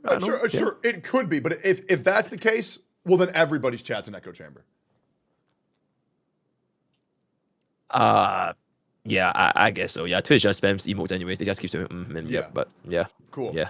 To play devil's advocate, they could be spamming because you're making convincing argument on your delivery. Yeah, absolutely true. I think I'm pretty good when it comes to making my points clear. But if you think that's not the case, what is a point that you think that I've had that's just like, okay, I'll be real. The worst take I've ever had happened recently. Okay. And this one I'm regretting pretty bad. And it's kind of really fucked up my credibility. I I said that spoons are useless and people that use spoons are idiots. And I think that's the worst take I've ever had. Because I just said, why not just use a fucking fork, you know? And then if you can't use the fork to eat it, well, then just drink it. Right? But then I realized, I was at, you're a fucking retard for that one. Yeah, so I went to Panera Bread yesterday because one of my roommates was sick and I wanted to get them soup. And then I realized, man, I don't want to drink this whole bowl like a fucking savage. And I pulled out the spoon begrudgingly. And while I was holding the spoon in my hand, I was like, oh, fuck, I was an idiot for that one. But other than the spoon take, what's like a take as of late? Like when you watch my stream, are you like, oh man, this guy keeps on saying L take after L take? I mean, I feel like I'm pretty on the nose for pretty. Okay, I can name this one very specific example. I don't know when this happens. Probably like last year or something. There was this clip going around. That the only example you can think of is from a year ago. That feels good. But yeah, no, not a year ago. Like last week. Okay, let's hear it. Yeah. Okay, so like this was very specific because it got linked, and then like it was basically there was this clip on Twitter. There was this guy. He very, very aggressively popped a trans women's balloon. I think you've seen it as well. Yeah. Yeah, so I think that clip, there was this point where people were talking about the guy popping the way he popped the trans women's balloon. It was pretty disrespectful. Like he was like making boom, like fuck this, like no, like it was making a statement like hey trans, and then all the women popped their balloons. Not all, but I think almost all of them. Two of them kept it. Okay, yeah, but my point was, your take from that video was, what's wrong with that clip? Because you took it as like a preference. You think it was the guy's choice and right to have a preference over trans women or like normal women, which I think is completely fair. Absolutely. But I think the main point wasn't his preference; it was just the way he popped it. But after you said that statement, your chat became, yep. I think that's because what I said, separate from whatever the original intention was a true point. That people should be allowed to have preference for the people that they want to have sex with. I think we could, what's it called, tone police over whether him popping in a balloon, aggressive or not, was the be all end all. Oh my God, how insulting! But I think if anybody's sitting here arguing, he didn't pop my balloon too nice, is a little bit too sensitive. Sure. I think it's probably just like the main point, because I think the main point for that clip was to show how the guy was like, he was making a big hoo-ha of it and not really his preference. But I think your main point from that clip was his preference, which is obviously a right point. Everybody should be entitled to their preference. So yeah, that's just here. I'll go ahead and weigh in. Hey man, pop balloons nicer. All right, there we go, man. I told him off. Listen, I'll be real. If that's the worst offense that someone's going to do is popping someone's balloon a little bit aggressive, I'm just glad that they're not saying, oh, you're not a real fucking woman. What are you doing, man? Get the fuck off this show. Like, they're just popping a balloon. It's like, whatever. People can be upset about it, I guess. I remember this because your chat before you weighed in, your chat was initially like, why did he, like, he was actually, they were quite against the guy, but after you weighed in, then your chat's like, yep, the guy's based and all that kind of stuff. So it was like an inflection point of like your chat's behavior before and after your statement. Sure. So, well, let's talk about hypocrisy. Okay, sure. So what do you think a hypocrite is? I think there's two definitions. Sure.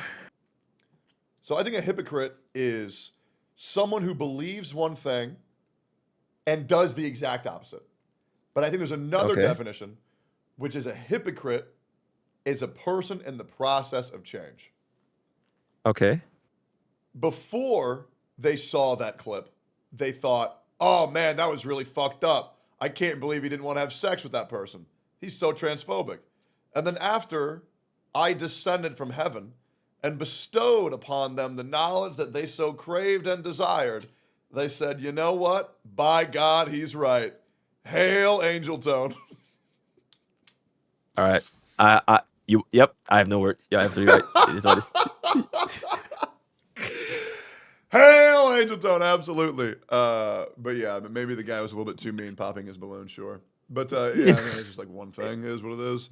I'm sure that happens in pretty much everybody's chat, but it's not to like an absurd degree, you know? It's not like yeah. Yep. Yeah. Now I know Atsu greatly believes I have an echo chamber of a chat, but that was mainly just him trying to discredit pretty much everything that I've built up over these years. Okay. Yeah, so let's talk about whatever it is you want to talk about. What else is on your mind? Nah, everything has been cleared pretty much. My main concern was the chat thing, the Genshin pill thingy. Yeah. Okay. What are your plans for Genshin in the future? I feel like if an update comes out, I'll play it. Just like how if an update comes out for Water Waste, I might play it. And then yeah, that's it. Okay. How's Natlin been? It's nice. It's nice. I think it's not horrible. Sure. How is it compared? Yeah. So for my definition of horrible is if I have the so for example, I have, right, not one, not two, but 3 boom booms, right? The best one is the menthol one, right? Okay. This orange one is good, but if the menthol's right here, why the fuck wouldn't I just do the menthol one, right? So what I'm saying is, I'm not really interested if Genshin is good, it's fine. I'm saying is like, do you prefer it over HSR or ZZZ or WoWa? I don't prefer it over HSR or ZZZ. Yeah. I feel like I'm kind of balanced between both Genshin and WoW. Did you do Camellia's story quest? Yeah, I finished the quest. The whole arc. I will say, I am getting kind of tired of this new story quest is this one new character and they want to fuck you. For Wuthering Waves. It really is. Gathering Wives? Gathering Wives. Bro, I said it on their tweet. They were so upset. Then they have this whole call you pasta like, dude, why don't you really go leave? Like it was so funny, but yeah. Yeah, I mean, yeah, you were telling me about that the other day, where I think that you were experiencing some of the pain and the torment. Hold up. Let me read this here. Dude, why don't you really go? What are you doing here? You're just looking for hate. Your videos in your community vomit shit from Woo-Wah and always attack it. You won the Hoyo sponsorship and you shit on Woo-Wah. Get out of here. Go see HSR Drip Marketing and leave Woo-Wah alone. Is that what they verbatim. Is that what they said Verbatim. to you? Yeah, verbatim. Oh no, it's not they, it's just one guy. But it's so funny that I had to like, yo, chat, this is a call me pasta now. Yeah, it's just one guy. Yeah. Yeah, I mean, that is leave my multi-billion-dollar company alone. That is, you are now experiencing what I went through in Genshin to 1% of the degree. Because you got to understand, going through, you got to understand, this is why what I dealt with was so much harder than any other thing in the CC space for gacha community currently. Right. You don't like Wuthering Waves. So when people are at their computer, they're going to shit on you for not liking Wuthering Waves, right? Maybe about 10% of the player base Genshin Impact has. These people have an alternative. They can go outside. They can do something else. During Genshin Impact, where internet usage was increased by 417%, where people did not have an alternative, and Genshin was the only comfort they had. And I said, hey guys, you know what? I think Paimon's stupid. Oh, man. Oh, man, you haven't even gotten a TikTok celebrating your death yet. You know, I got a DM and said, hey, so you know in Texas, it's pretty easy to identify houses by their living structure. And yeah, you know that Texas is an open carry state, so maybe we'll bump into each other pretty soon. Did I ever tell you about the guy who came to my house, took a photo of my front door and said, if you play Genshin Impact again, I'm going to kill you? I think you mentioned before, yeah. Yep. Hey man, these people are crazy, bro. Gacha people, they get crazy. When they tell you that their investment is dumb, they spent $5,000 in a game that's bad, they go fucking nuts. Yeah, so let's talk about, I want, this is the part that I think is very important. I don't want to avoid this. Okay. If I ever cause you issues, I do want you to tell me. I don't want you to ever be afraid of telling me like, hey man, you fucked up here. Why the fuck are you saying this? Or at least get clarity of it. I want to know genuinely, is there something that I can do to make it, because I don't want you to get hate from me. Fuck that. I think I've done a pretty good job of doing that the best job I can. But if you think there's something that I can do to maybe quell any hate that you're getting from my side? I don't think. Okay, first of all, if there's ever gonna be like problem between us, I will definitely tell you. But the thing is, a lot of these problems are not even us. It's like the community, and like they might not even be our community. It's just like the crow bots with an agenda, and then the horror shows with an agenda, and then they just go at each other, and then like we are like the extension. We're like the proxy wars of like fucking like South Korea and North Korea, whatever. So like. I don't think you will ever change it because you can't kill all crow bots in game or like kill all horror shows in game. So it I is feel what it like is. you're villainizing the Wuthering Waves community pretty hard, man. I feel like it's the same for me, man. Like likewise. You know what I'm saying? I feel like you're kind of hating on the Wuthering Waves players, man.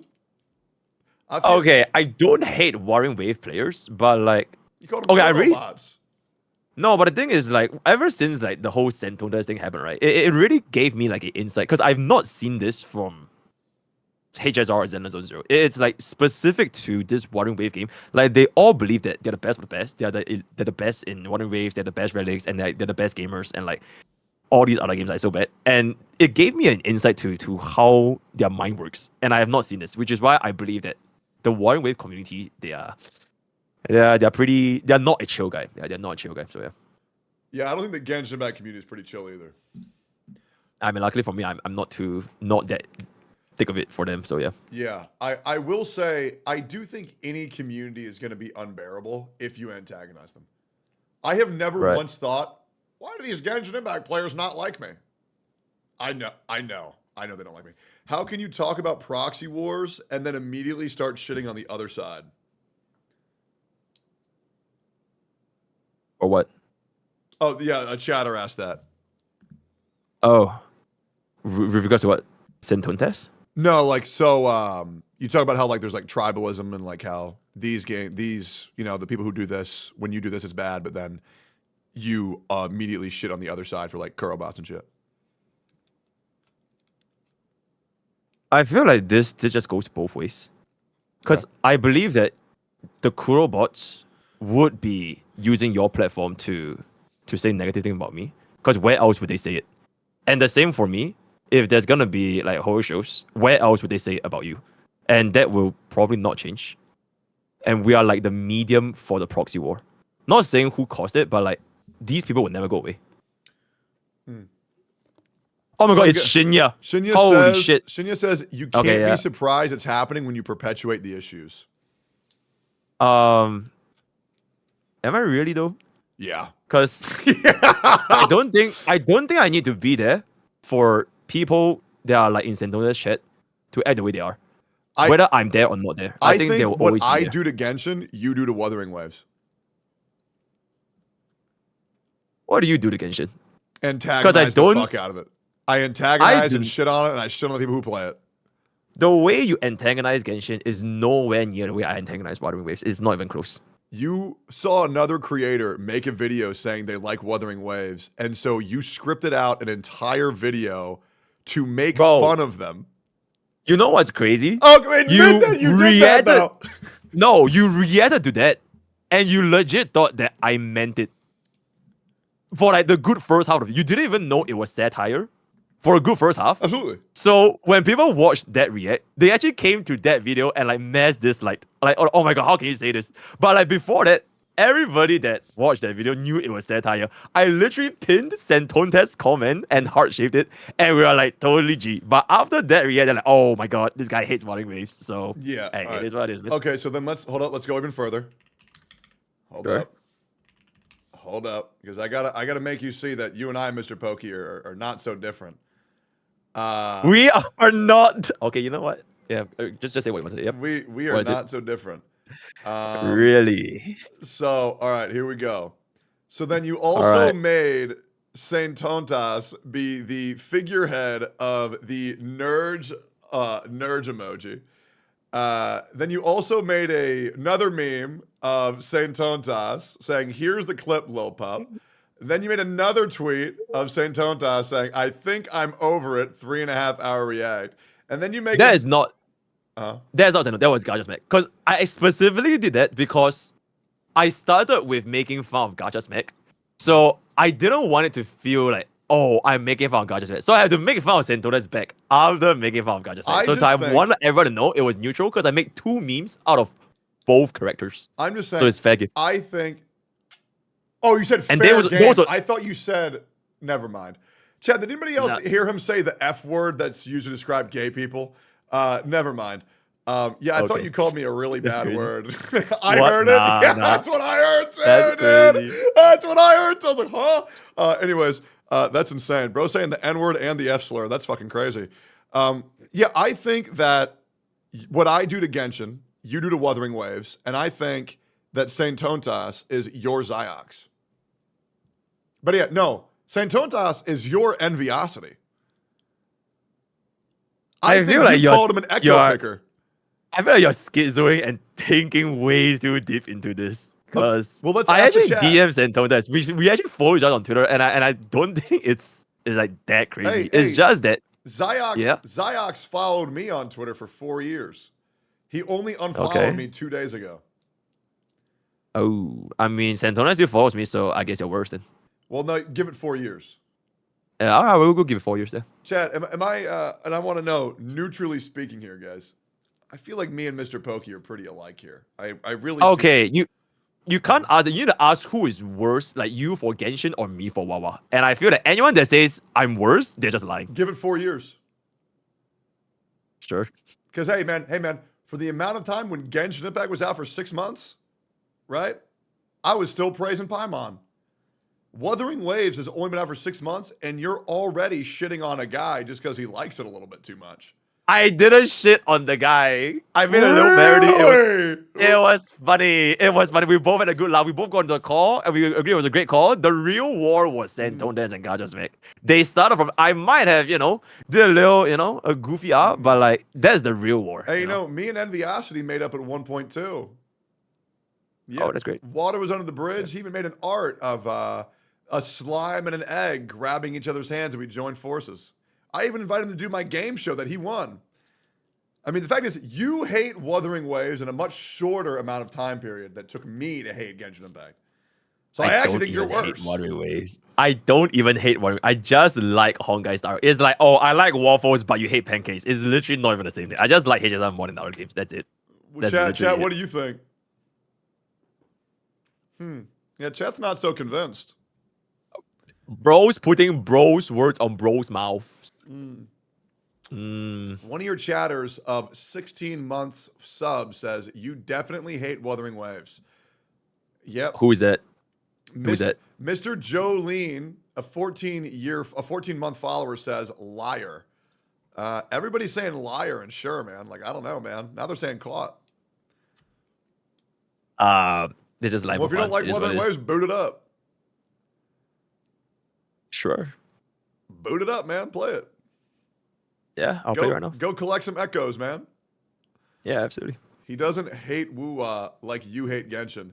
He's just playing it up for the camera. Hey, I play up my Genshin for the camera too, man. Every single time I shit on Genshin, that's plus $2,000. Let's just be real, man. Genshin hate video, $2,000. Put that shit in my pocket, brother. Abso-fucking-lutely. Oh, wait, that's right. You can't play Wuthering Waves because your PC will crash. I mean, I can if I want to, but what processor do you have? Ryzen. There's your problem. Oh, yeah. Get an AMD. Oh, okay. Yeah, sure. Probably like. How often do you change PC? Well, I'm a millionaire. I change my PC like every 7 months. Okay, I'll change once every 7 years. I think that's pretty good. Yeah, what I should be doing is, Wait, chat is saying Ryzen is AMD. No, they're wrong. Anyways, so what you should be doing is getting a 2 PC setup. Oh, okay. So let me tell you why I just did that. Okay. So I intentionally gave you fake information to prove that my chat is not an echo chamber. Because if they were an echo chamber, they would have said, yep, A&D's the play. I mean, well played, man. Yeah. So, hey, chat, prove my point. Big dubs. Yeah. There it is, man. Yep, there it is. Hey, proof's in the pudding, baby. Yeah, absolutely. All right, so let's talk about I got nothing to talk about else. I'm feeling pretty good. Oh, okay. Yeah, I'm chilling. let's see here. Going forward, would you like your mods, just be honest, would you like your mods who do read the chat to time out people who are actively bad-mouthing people who you care about? Yeah, sure. If they say bad about Tectone, just ban them, yeah. And box. Oh, okay, yeah, absolutely. And not bad things like, oh, I don't like him. Like saying shit like, this guy needs to die. Okay, sure. Like just absolutely. egregious shit. Like people can say they don't like me, I don't care. But I'm saying people are saying like, oh, Tectone needs to go to jail. Tectone's a rapist. Like shit like that. Like yeah. We like, already do ban people with like the whole sexual assault. Yeah, we ban them all. Yeah, absolutely. Right. Yeah, it's awesome. And then also, who else do you like in the gacha space? Actually, I like everyone. You know. Well, before you just said you don't give a yeah. fuck about Hexus and Legion. So who do you actually like? I literally said it's not because I don't like them. It's because I'm more concerned with our standing than you know. Oh, okay. I'm sure of everyone. Yeah, absolutely. Okay, so all right, so Sweetly. Yeah, sure. Okay, are you and her still dating or no? Oh my god, stop, bro! This is holy parasocial. Wait, y'all broke up? Oh wait, was that not public? Chat, do not clip that. No, I was joking. I was joking. That's a joke. That was a joke. Bro, that would be so bad if people send her that. It would be so fucking bad.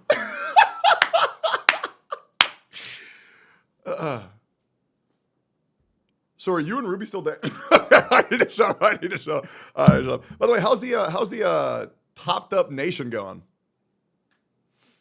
Yeah, it's great. Okay. Cool. Yeah. Cool. Oh yeah. So let's talk about hypocrisy. Oh, okay, sure. So was Mina a hypocrite or not? Nah, she's chilling. You said okay. So you're saying you're done being so you're lying for your friend. So basically, the only thing I can say is yes. Okay, great. There it is. You want it? True change. I've seen true change. Great. Hell yeah. And that's important. It's important to see that Mr. Pokey will call out his friends on their issues. That's great. Anyways, Top Up Nation had a good run. It's over, boys. It's over. Chat, okay, now let's be real. So a lot of this was talked about because of chat. I want anybody, say whatever it is you want to say about things you think Mr. Pokey and I need to talk about. And I think we should do like a 20, 30-minute Q&A just answering chat. Sure. There will be no bans for the next 20, 30 minutes. Ask anything you want. Sure. But yeah. I'm watching. I'm reading. Yeah. Astrobot, nah. Black people. Here we go. I believe it's Hoyo Shills who shit on Pokey for playing Woo-Wah because they are from the toxic side of r/gacha gaming. What are your thoughts on r/gacha gaming? The only time I go there is to find gacha revenue, and then since Saintontas killed it, it's gone. I don't even go there anymore. Okay, yeah. r/Hoyo gaming is pretty fucking shitty. Do you really think Pokey hates on Woo-Wah as much as you hate on Genshin? No, absolutely not. Absolutely not. I just think that he also shits on a game. Not nearly to the degree that I do, but that being said, whether I kill you because I cut your head off, or whether I kill you because I rip off your fingernails, rip out your tongue, fuck your wife in front of you, set you on fire slowly and disintegrate your body in acid, at the end of the day, a murderer is a murderer. You know what I'm saying? It doesn't matter the degree of something. The point is that they're both still doing something that's, will obviously cause ill feelings, right? Whether it's a level 1 crook or a level 99 mafia boss, they're still both criminals, right? Do you think your hate for Genshin the game is influenced a lot by your past experience with the community and other Genshin CCs? Absolutely. Where do you think your hatred for Wuthering Waves stems from, Mr. Pokey? I wouldn't say it came from like a specific point. I think it's just over time. I just played more and more Hoyo and less of Wawa. So maybe I think it just kind of go from there. And then I think it got a narrative, oh, he's just a tourist, and he just stopped playing. Yeah. I think there's also this point. I did a couple of like way back in the days. I used to do this kind of like I have this big oiler. He would like lend me his account, and I'll just pull on his account, and then we'll just do like testings. So back then, like when we were like doing his relics, the Warring Wave viewers, they were like very, very critical of his echoes. Like not enough crit or not enough crit damage. But it's like it's literally it doesn't even matter. But they were like so hypercritical. And this same perspective, it has been always the case, even till now. Like holy shit, I cannot get his name out of my mouth, but like he's a perfect example of everything. Like even Saintontas he's feeling like gacha or rather like Warring Wave content creators, they shouldn't make guides if they're not good enough, which is what pissed off Brexit anyway. I think that's like the perfect encapsulation of what's wrong with the community. So it is what it is. Yeah, he really is your enviosity, man. I mean, it's not like I want it, but like just a lot of points he make, it can come off as pretty. Dude, if Saintontas goes live and says my Wuthering Waves pride and just breaks down on stream and just talks about how you've like ruined his entire fucking life, that would be insane. I mean, I really feel like his comment section is gonna be filled with echo picker. And then MTash is gonna come in and say, Mr. Pokey, you need to stop bullying Saintontas. Oh my god, do you know bro, MTash blocked me and I don't even know when. What? He blocked me on Twitter like super long ago, and I just found out like recently. Like, I feel like it's probably that time you and Hex had a thingy, and then like I was like watching it. Oh yeah, when me and Hex had sex. Yeah, then I think he blocked me, but I think that's my guess because I don't think there's ever like any interaction with me and MTash that much. But yeah. Okay, yeah. Gotcha.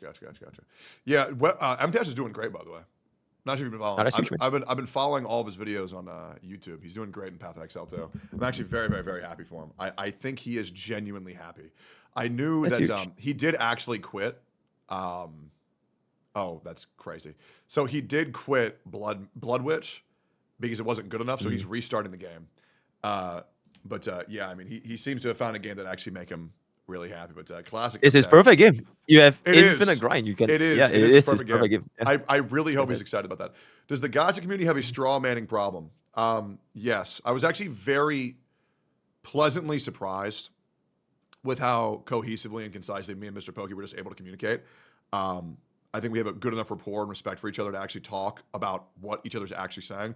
I do think a large amount of issues that happen in this community are due to people not understanding what it is being talked about, and too many people argue for points and wins and losses rather than a need to better the space.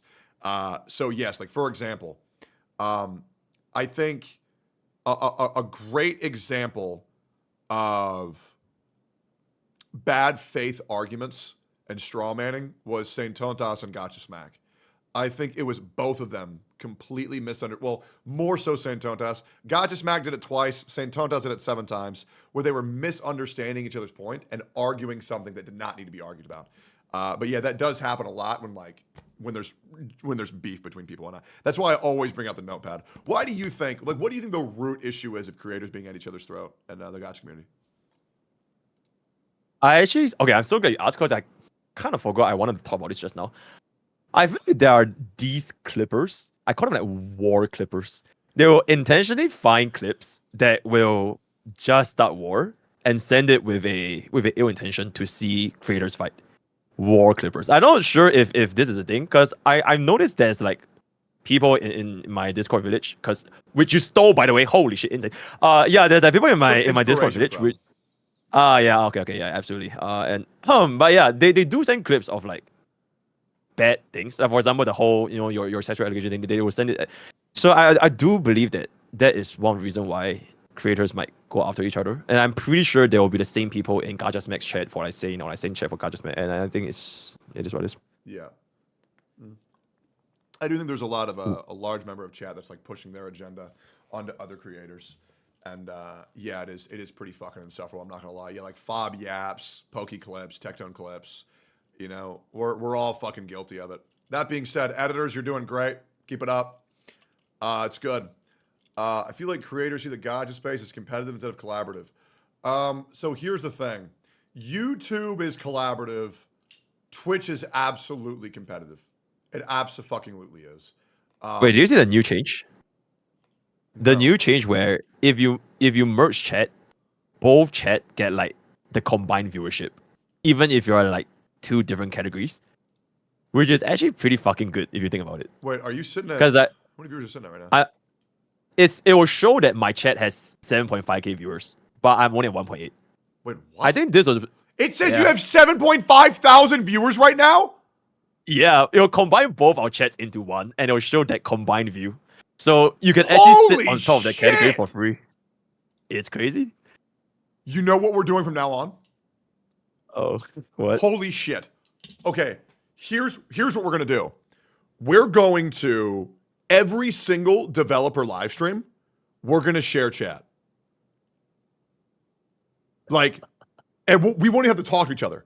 We'll just mute, share chat, get me, you, Genizad, and like Fob, and all share chat and have like 18,000 fucking viewers. That's retarded. Wait, dude. And then you stream it and Honkai Star Rail. All stream it and just chatting. Oh my god. You see what I'm saying? And then maybe we get like Box to stream it in like Zenless. We get Fob to stream it in Genshin. Oh, that would be insane. That's huge, Corpa. Yep. And I feel like they'll probably catch it. they'll probably. No, I think the ad ref is still your own ad ref. They don't share the viewers. It's just for you to take that top spot. Yeah. Yeah. No, we got to find a way to abuse that. We really do. We're gonna find a way to fucking abuse that. No, yeah, 100%.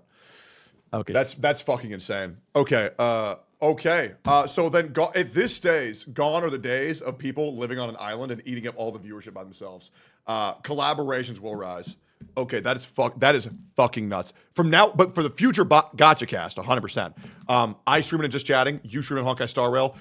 Genizad streams it in Wuthering Waves. Box streams it in Genshin Impact, and we just get them all. Yeah. Huge. Ooh, that's fucking. That is nuts. Holy shit. So, would you say it will be like gatekeeping? Because like if you're not in this, you're basically Yep. Oh, it's okay. Okay. Cool. Yeah, no, absolutely. It's gatekeepy as fuck. But that being said, I don't think anybody can disagree. There is not a single person in this space who is more open to collab with anybody and everybody than me.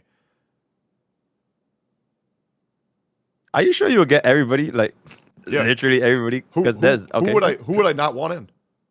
No, as in like not specific, but like everybody is pretty white, right? Everybody's pretty white? As in, if you choose everyone, it's gonna be very wide.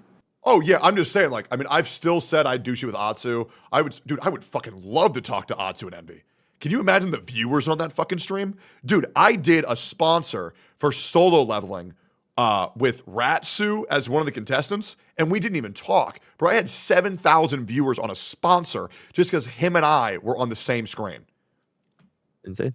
I don't give a fuck, man. And at the end of the day, I firmly believe that people are very rarely beyond logic. I would love to do shit with Ziox. I would love to do shit with Zajeff. Dude, the things that I want to say to Zajeff's face are insane.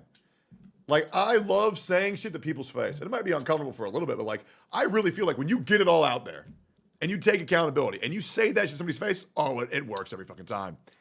Absolutely. I feel like you have multiple Saintontas for your Genshin thingy. Oh yeah, I love Saintontas, man. Dude, people shit on that guy so much. I think he's great.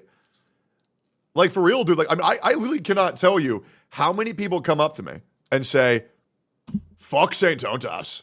This guy sucks. Like, he's just an idiot." And I'm like, I don't know, man. I think he's fine. I think he's like, pretty composed, pretty good at talking. I mean, absolutely a shill. Absolutely. I mean, he's either a shill or he's mentally deranged. You know, like he's like an autistic kid with trains. Wow. So I wonder why people wouldn't like him then. Yeah, but who cares? So the guy likes Wuthering Waves a little bit. Who cares? You know what I'm saying? Who cares? It is what it is. I just want him to admit he's a shill and just own it. Hasn't he already admitted that? I don't think so. Swear to God. No? Really? Swear to God he did. Maybe that was me and him talking offline, because I have been talking to him offline. Swear to God he did. He can't admit he's wrong, bro. I literally sat into a call where he admitted that he was wrong about multiple things. I even posted a 1 hour and 10-minute video of it. Maybe it's because you guys didn't watch the full vid. Yeah, no, he admitted he was wrong about a lot of shit. But yeah, I think he has admitted he is a Kurobot. Yeah, that's what I thought too. Maybe go watch my video. Yeah.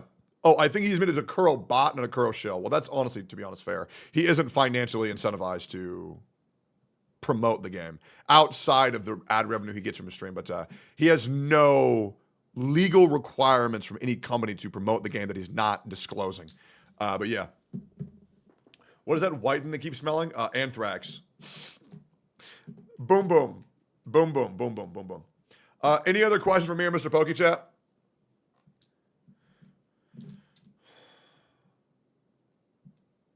I do think it's just how both you guys handle each other, your community going forward, because the Kerbots and Holy Shield stuff. Yeah, sure. I get it. I mean, by all means, Mr. Pokey's viewpoint of him being okay with Genshin and him not liking Wuthering Waves, and my viewpoint of me liking Wuthering Waves and me hating Genshin, obviously there are going to be chatters that say, fuck this guy.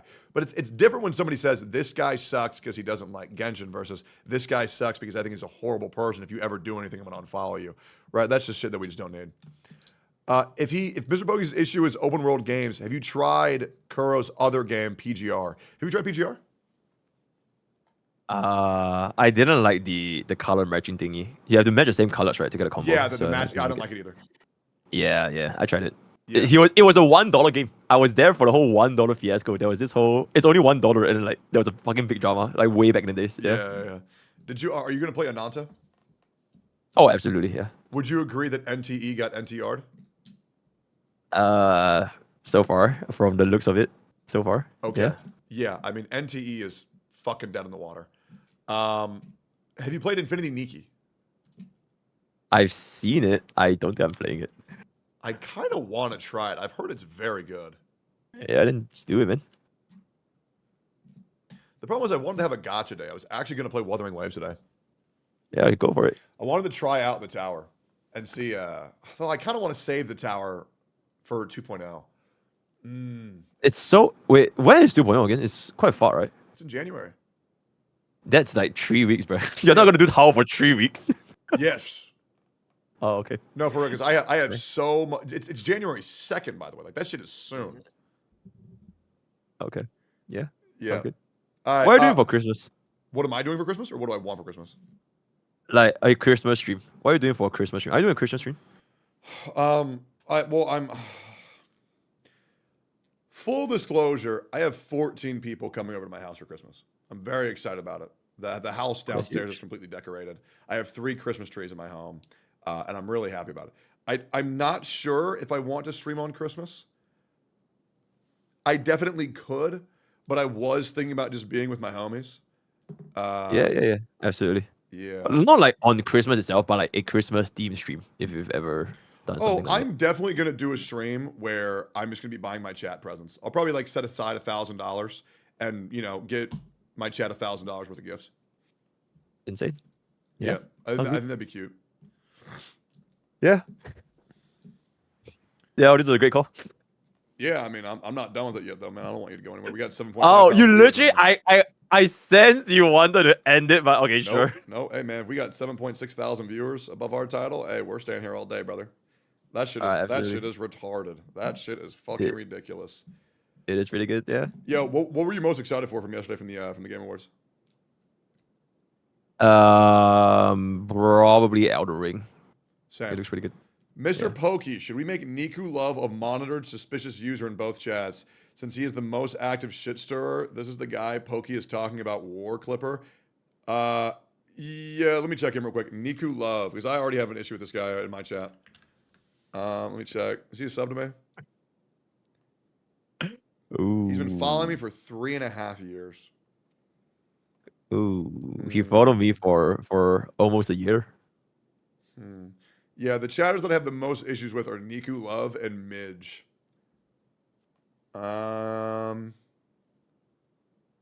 He was modded here once. Why am I getting pinged on Discord? Oh, there he is. Yo, Niku, I'm gonna be real, man. If you ever cause shit for me and Mr. Pokey again, you're banned permanently. Just being real. Okay? You're being annoying as fuck. Quit that shit. Cool. Yeah, whatever he says. Yep. Cool. Hey, so do you think Saintontas just fucking sucks? No, I think he's great. He's the best. He's master in League of Legends. He's master in League? Yeah. He's Korean. Oh, he's better than all of us. Yeah. That's insane. You got to be a He was fucking loser to get master. he was ex-master. Did we see? I'm not sure if he's still master. Did we see proof of this? No, he said it. There's no He proof. claimed it. Not to my knowledge. Oh, then I don't believe it. I mean, why would you lie for something like this? It's so lame, but I believe him. Yeah. No, fuck that. If I don't see proof, I don't believe it. Fuck that. Absolutely not. Okay, sure. Hey, Saintontas, you're a fraud. Show Master League or I disown you. I don't believe you. Oh. Yo, Brax, what up, dude? Good to see you, man. Diet Baker. Yo, Brax, you want to come over for Christmas or no? Tectone, please talk to Mr. Pokey about begging for subs. I like his streams, but it's really a pain in the ass. Bro, I love begging, man. It is what it is. What's going on? Why is that guy saying that? Nah, I just like the beg subs, man. Like, yo, sub up. That's it. Love it. I feel like there has to be something else. Like, what are you doing? There's nothing else. I just like to randomly say, yo, guys, time to sub. Time to use code Pokey with 10% off gamer subs, you know? And just, I love it. It's great. Oh, okay. All right. I feel like, is that the whole truth? Yo, Revax, give me the 10 gifted, man. Is that the truth? How many subs are you at right now? 2.9. Holy fuck! God damn, you had 2, but that's fucking ridiculous. No, it's also because there was like this one day Powerful Exile subathon, and then they gave like 500 subs. Oh, okay. Yeah. That's still huge though. It's pretty good. It's pretty good. I would like to say this publicly because I know this person's in my chat. I would like to give a shout out to, I think, the most underrated content creator in this space. And I would like to give a shout out to a creator called Genizad. Genizad, I really appreciate you as a human being. I really enjoy your content. And I really think that we should do more stuff together because I think you're the fucking man. I'm not going to lie. When I met you at TwitchCon for the first like couple hours, I thought you were weird as fuck. But after that, you're a good ass dude, man. You're a good ass dude. Generally have a lot of respect for you. You're doing a great job on Twitch. But yeah. Yep. He's nice. Yeah. Techie, you're weird as fuck. Also true. But yeah, that guy's the man. Bad news. They just patched the viewer thing on the categories. No. Wait, did us? What? They just patched it? Oh my god, devs, listen. Fuck Twitch, man. God, this company fucking sucks.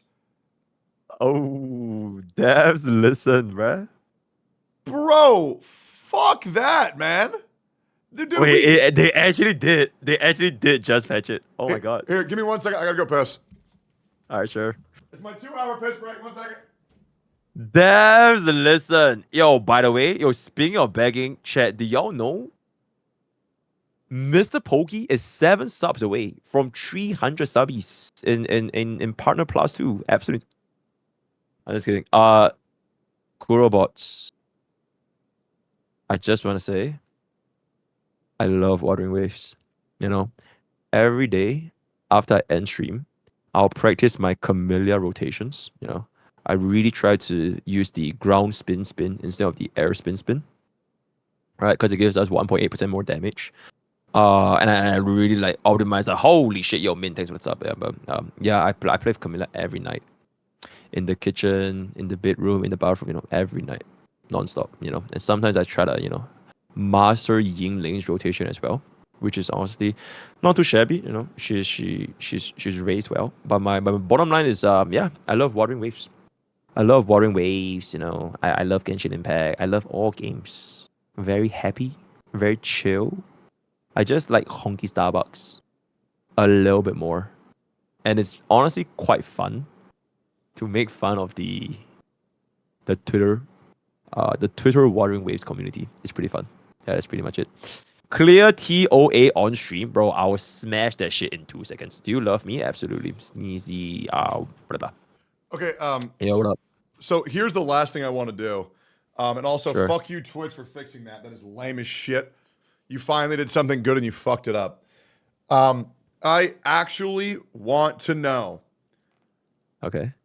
To anybody in my chat, for you guys who don't enjoy Mr. Pokey's content, What do you not like about Mr. Pokey?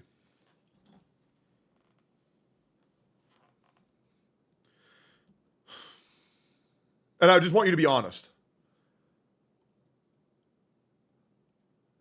I don't like passive aggressiveness from Pokey. Everything else is okay. That he quit PoE 2. I don't want to watch Zero Cycles. I like his content, but I don't like when he's passive aggressive. Fake neutral. Instigator. Begging for subs too much. Pandering to Hoyo community too much. Nothing wrong. He's fun.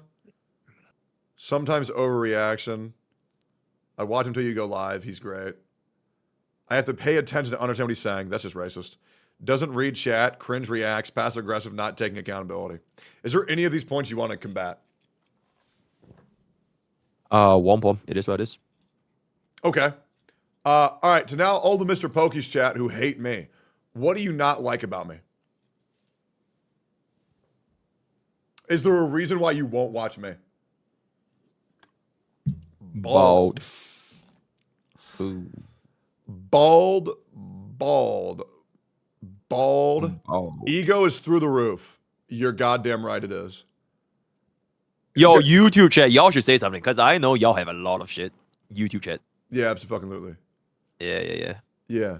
I love you, Tectone. You look like a Cowboys fan. I don't hate you, but yeah, the Genshin hate is kind of overwhelming. You are too big of a sexist. I do hate women, that's true. Always being a dick. You know what's crazy? Let me address that. Okay, sure. So, for the people who say that I am too big of a dick, I will say, full disclosure, you guys might have noticed a pretty big shift in personality lately since I've left OTK. As you guys noticed, the old Tectone would go between the gacha smack and Saintontas and, try to exacerbate and make it worse. But I went on call and tried to help the fucking guy out.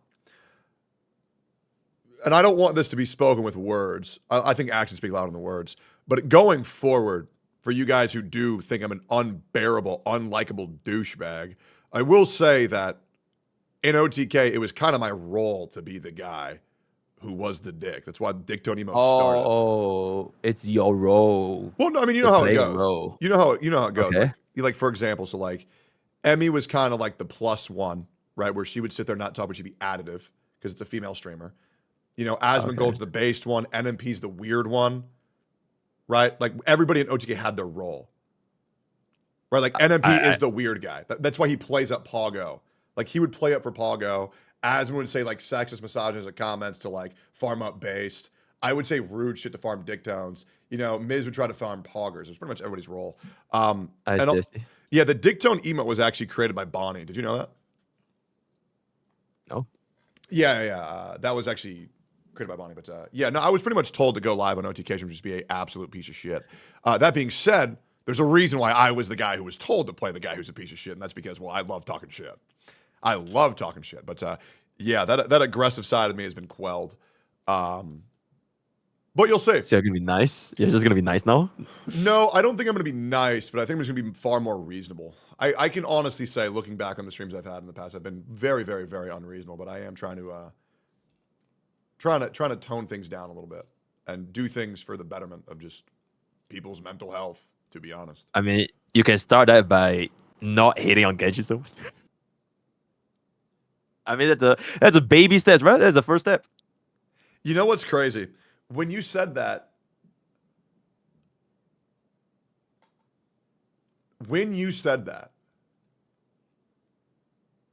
I actually thought, you know what? He's absolutely fucking right. Okay. So you're streaming Genshin later? No, I'm not going to do that. Oh, okay. Yeah, I'm not going to play that. Fuck that. Man, my hatred for that game runs so deep. I hate that game. Man. I deleted it like 2-3 days ago. The amount of views, yeah, but I don't want Genshin viewers, guys. I just don't. Have you seen what my chat becomes when I go in the Genshin category? Have you seen it? I don't remember when was the last I time you played jump Genshin. up 2,000 viewers whenever I'm in the Genshin category, and it's like a nuclear bomb goes off. It is fucking psychotic. It is. Like, it is psychotic. That's good. That's good. Nah, I got to think about this. I got to weigh this. Yeah, let it cook.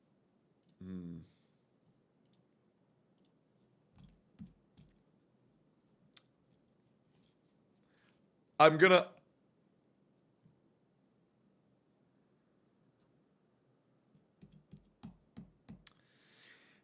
head to Natlin Blow.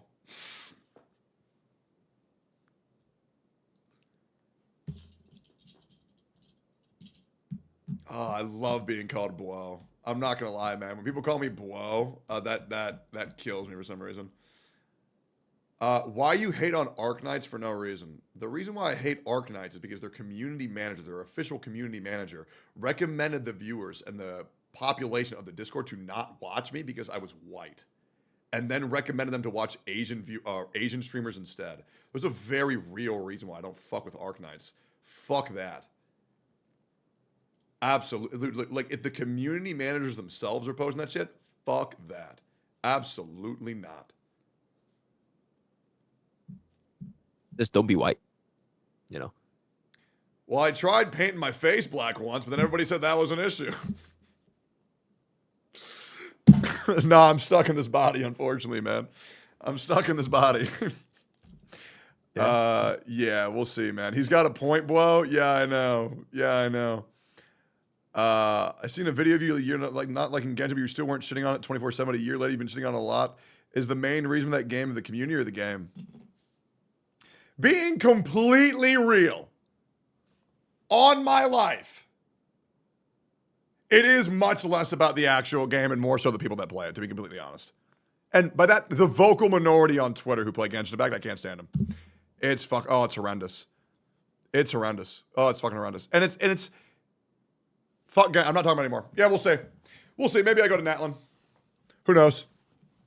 Maybe I'll go ruin people's lives and go play. Maybe I'll go ruin these people's lives and have them hang themselves and they see old Baldy back in Natlin. Yeah, who knows? God, I bet that shit's gonna be so fucking lame. Dude, even thinking about going and they're like, oh my God!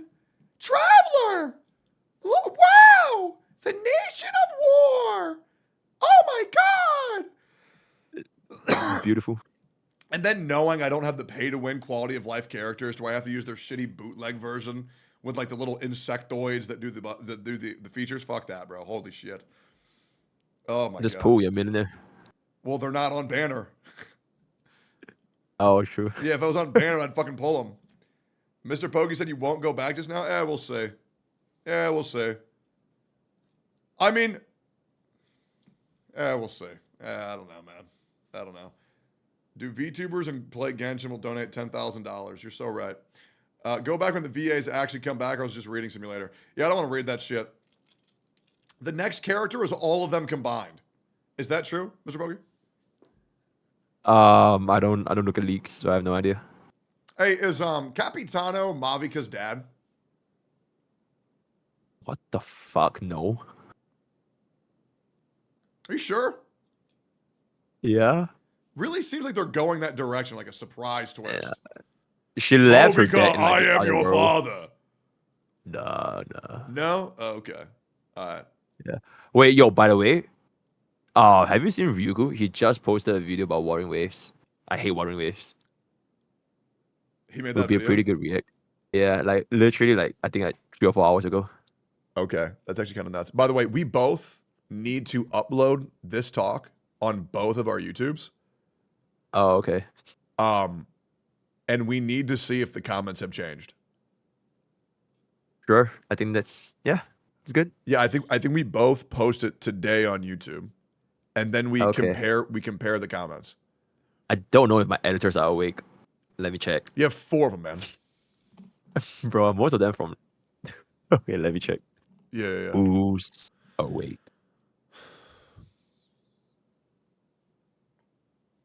I heard this Okay, NSFW he's audio about Capitano fucking the listener into submission to get them to join the Fatui. What the fuck? That's awesome. Just upload it unedited. I mean, that's also very true. Like, we didn't really take that many pauses, to be honest. Yeah, true. Not gonna lie, I enjoyed the time when you played Genshin a lot. I didn't really play Genshin. It was more like I walked around in Genshin. Yeah, so in HSR. Oh, here's what I would like to talk to you about. I think that you need to do more variety. Sure. I mean, I try. Okay. I'm going to list games that I think that you need to play. You need to play 5 Hearts Under One Roof. Okay. You need to stop playing League. I did. I quit League like since PoE. Good. You need to try Balatro. Got it. Yep. I think you've already done Elden Ring. You've already done Sekiro. You actually beat them, unlike me, because I'm a fake gamer. I'm a tourist. You need to play Hollow Knight. Okay. Hollow Knight is a fucking banger. You need to play Detroit Become Human. Oh, someone bought me that, yeah. Yeah, play that. Okay. No, he's not. Oh, okay. As the HSR turn-based RPG enjoyer, you need to play Metaphor Refantasio. Oh, I thought you were going to say Persona, but okay. No. Persona, that's an offline game. You need to play Metaphor Refantasio. What else we thinking here? What else am I thinking here? You need to play Fear and Hunger. Yeah, I'm running all that needs to be the top of your list is Fear and Hunger. It's really short. Okay. Yeah, and then for fun, Fallout New Vegas. Okay. Oh, and then Until Dawn, that's it. Full stop. Play those. Okay, that's a shit ton of games. Yep. And hey, anything to get you to not kill your viewership of League of Legends. I legit have not played it like since since. But yeah. I think if you were to go live and then play 5 Hearts Under One Roof before I go live, I actually think your viewership will go up. Okay, sure. I can try that one day. Yep, because your wife's in there, man. Your wife is in there. What do you mean? What do you mean? You'll see. You'll see. She's in there. Huh? You're gonna love it. You will fall in love. Box 2 is in 5 Hearts Under One Roof as well. Oh, okay. Sure. Absolutely. Yep. What else?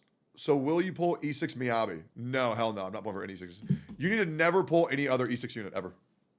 Oh, absolutely, yeah. Cool. I'm gonna ask Pokey's chat again. Chat, what is it about me that you hate? Because you did just say bald. I'm looking for real things. Oh, Jesus Christ. Stubbornness? I really don't think I'm that stubborn. I think I'm pretty reasonable. Yeah, what's the point of asking? Oh my god, you. Okay, just say bold, guys. Just say bold.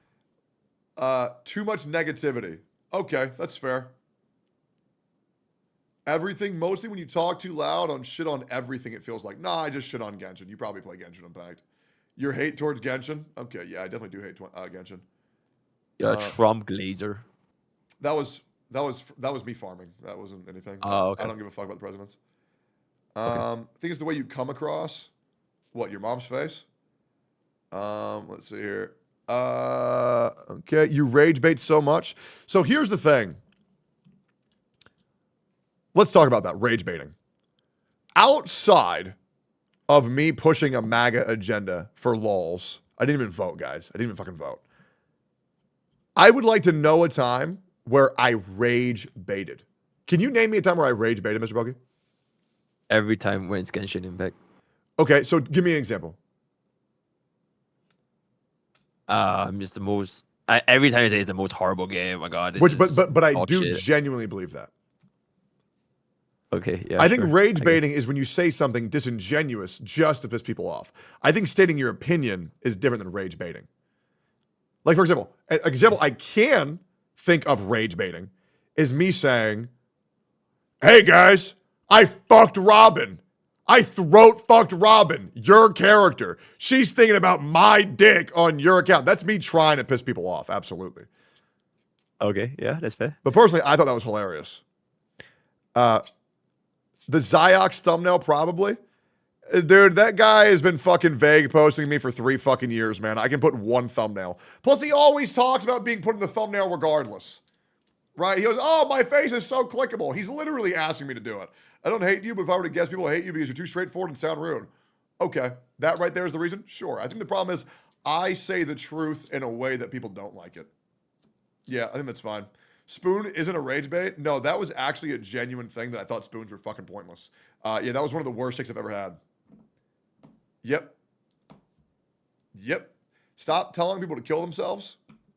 Well, if they would just hurry up and fucking do it, I could stop telling them it. Yeah. Anything else? Anything else? What is this? What is this Twitter post? Oh no, little fat bear. All right, cool. Yeah. Isn't it really late for you? Yeah, it's 1:30. Hey, I want you to say 3 nice things about some content creators in the gacha space. I want you to say 3 nice things about Saintontas. I did. I thought you're gonna say 3 nice things about you. I'm like, oh shit. No, 3 nice things about You're Saintontas. bald, white, and tall. Okay, sure. Yep. I mean, he's Korean, you know, so he's Korean. He's mastering league. That's crazy. Crazy dedication. Very Okay, good. so you think being Korean is good? I think being a Korean master league is really good. Why Korean? Allegedly. Why is Korean good? He's Korean. Like if he like No, but why is that a plus? because he's Korean, and so he's good at league. Oh, so It's like what, so then cool. how do you feel about black people? I heard what you called Gotcha Smack. I saw that thumbnail. I saw what you called him. It's my thumbnail editor, by the way, but yeah, he gave me the pass though. How do you feel about that Usually. thumbnail? It's kind of crazy. Pretty insane thumbnail. You calling Gotcha Smack the N-word and him crying. It's a really crazy thumbnail. Okay. All right. So name 2 more things about Saintontas that you like. I think his voice is very nice. I like his voice. Yeah. Okay. And then what else? The last one. I feel like he can present his points, albeit he might be a little bit stubborn, but he can present his points. Yeah. Well, it's kind of a backhanded compliment, so give him a real one. He can present his point well. Oh, okay. All right. Now say 3 nice things about Wuthering Waves. Changli, Yingling, and Camellia. True. Okay. Good. Do you want me to say 3 nice things about anybody or no? Yeah, three things about, yeah, sure. Hold on, let me see real quick. Evidence that you're a pig. Oh. Great clip, guys. Great clip. Thank you for linking me that. Yeah, who do you want me to say 3 nice things about?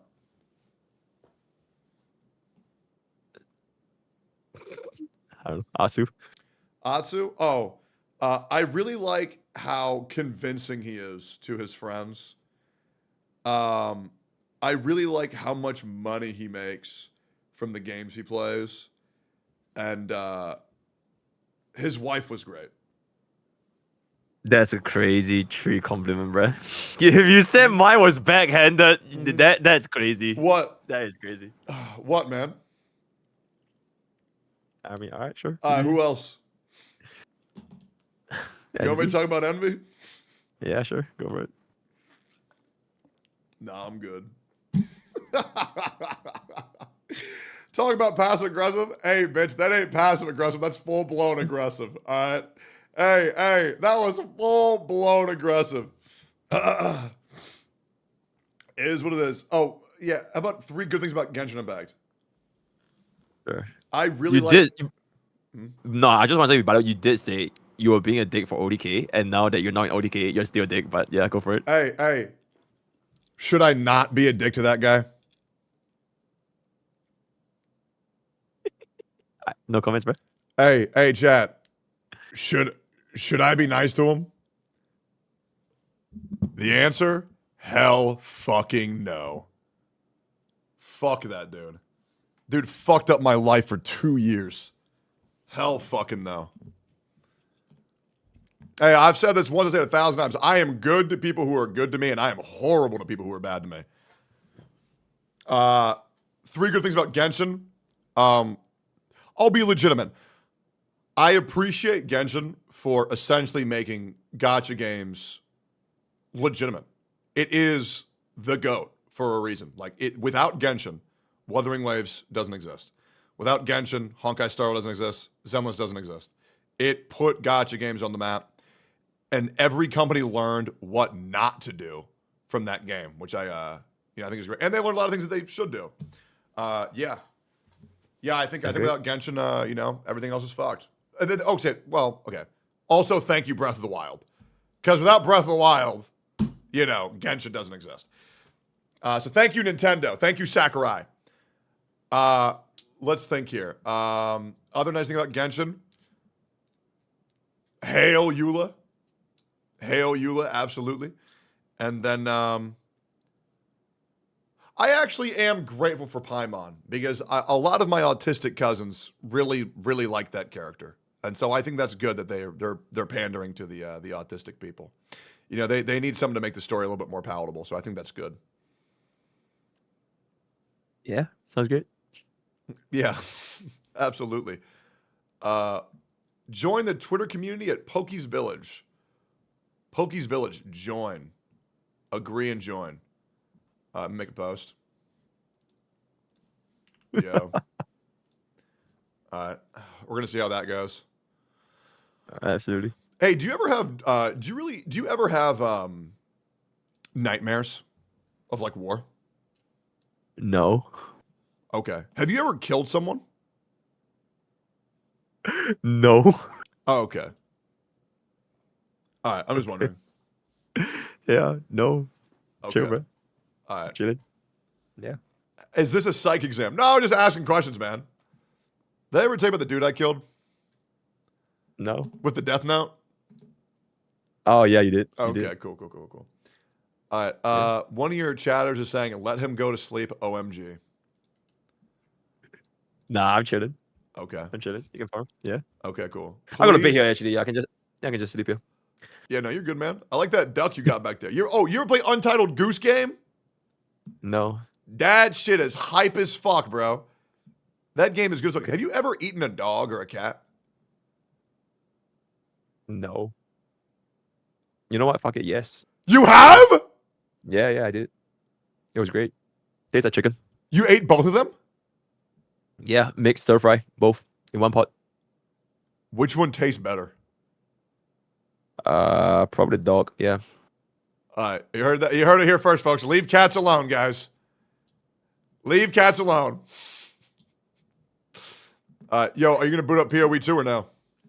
I'm going to bed, bro. That was a good call. Okay. Yeah. I'll Also, see wait. you in another month and a half whenever this happens again. Oh, absolutely. It's great. Also, wait, before that was a joke, by the way, in case anyone doesn't get it. But yeah sure. Yep.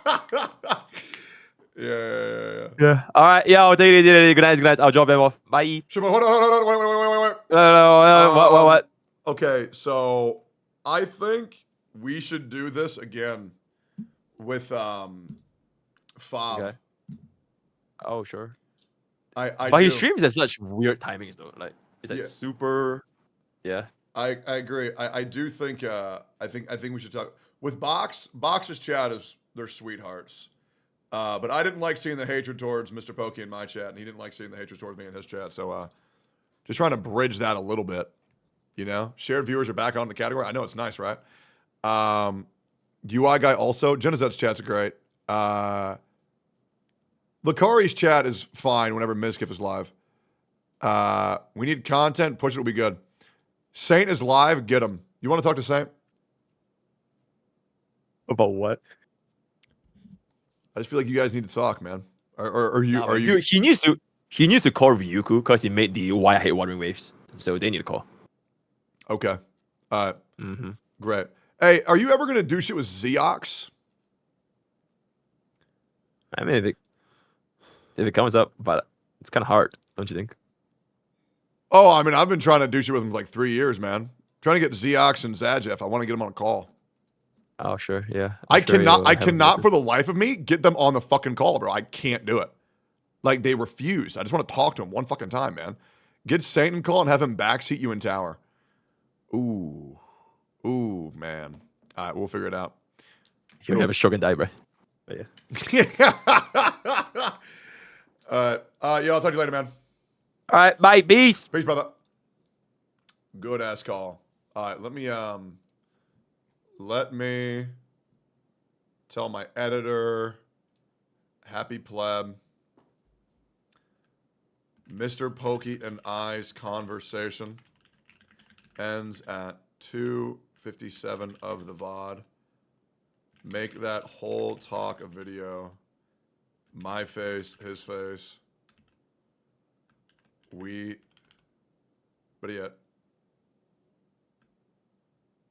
we talked. But yet, our communities hate each other. All right, cool. That's a great video. I think that was very good. I originally wasn't doing that for content at all. And then kind of when everything was resolved and we got to a mutual understanding, and I think we called each other out on, you know, the shit that we need to be called out on. I think that's just very healthy for the space. And I think it was an incredibly productive and meaningful conversation. What did you guys think? What did you guys think? Why are y'all waving goodbye? Good. It was good. Meaningful. Went well. 2.7 HSR today? No, I don't think so. I think it was important. And I think, I'm pretty sure you guys could tell at the beginning of that stream, chat was out of fucking control. Like, did you guys know? Like, chat was out of fucking control. But then about an hour and 10 minutes in, things got a little bit more tame, and I think a mutual understanding happened. But man, your chat link still? No, it's not. Yeah, the question mark spam was just insane. Like, that was fucking nuts. Look at EO's take on Woo-Wah again. It was overall nice and civil. Hopefully he and chat get way less instigative. Yeah, we'll see. I'm very proud of me and Mr. Pokey's ability to be able to coordinate and communicate in a way where it's clearly demonstrated that we have a respect for each other.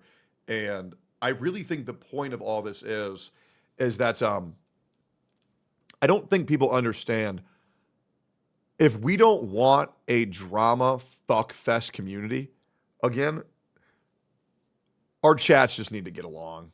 You know what I mean? Our chats really do just need to get along, because we're pretty much the two most consistent creators who do shit with each other nonstop and talk and converse.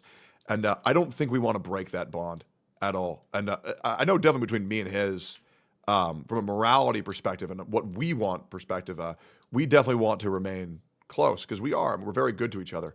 Yeah, I'm hoping that continues. I understand that not both of our chats need to like each other all the time. But to just kind of prevent the consistent instigation between both chats, I think is very important.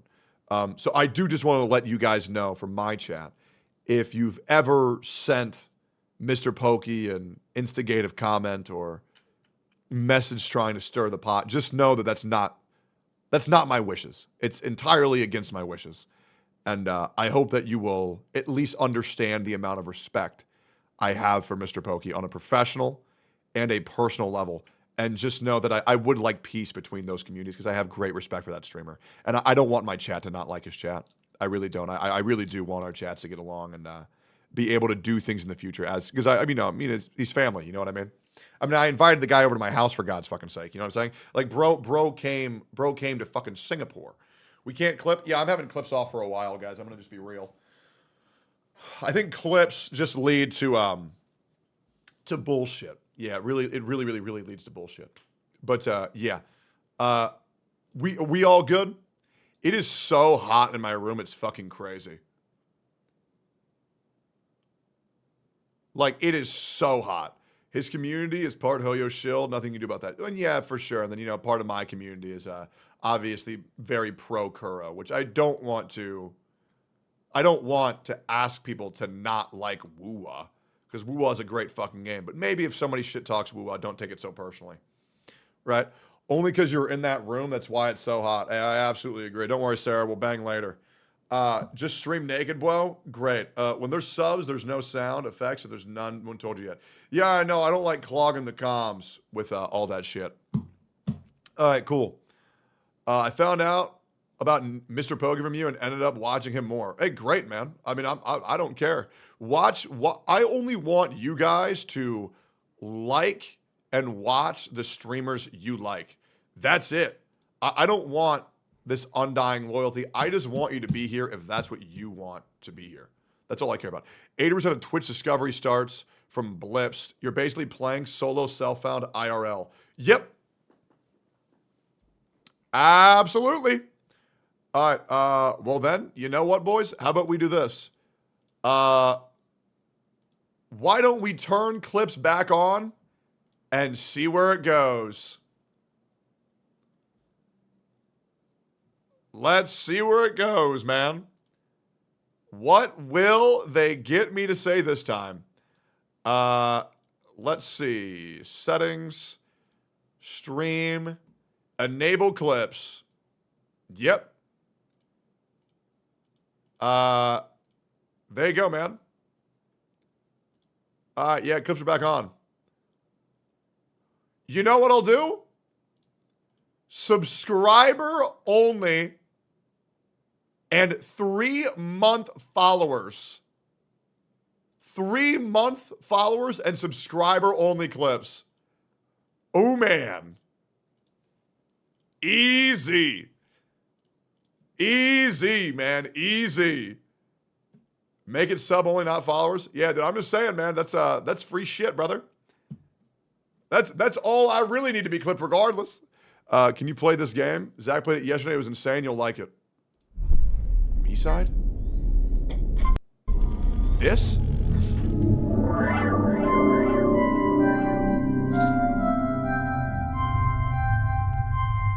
This game was crazy?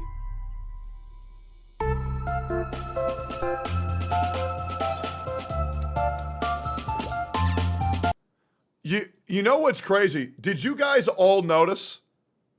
Once again, just to call this back, did you guys all notice how everyone was saying that I said that Mr. Pokey only does that for money? Everybody said that I said it. Everybody was saying that I said it. They said they had the clip. They even said they had the clip. Where? Where? It legit never happened. The same thing where people said that I called Zajeff a pedophile. Never happened. But the problem is when so many people lie about the same shit, it gets exacerbated. And then you say, prove it, and they can't. I found it. Cat. Cancer will never die. This one is actually my fault. You pulled me up one time. I said an Oiler gave him 100 subs to do the story. Really? So it was Sarah's fault. Very interesting. Let's keep watching this. Asmund was playing this?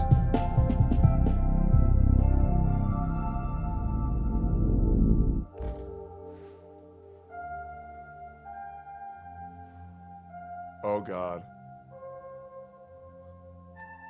Wait, is this about the life of being inside of a mobile game?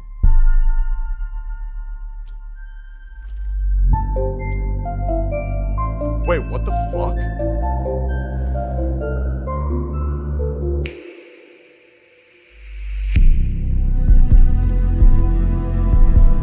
Oh, I've seen this!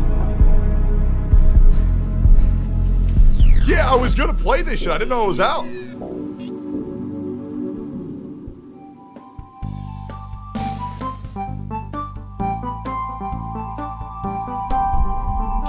Can you sex her? What the fuck? What the fuck?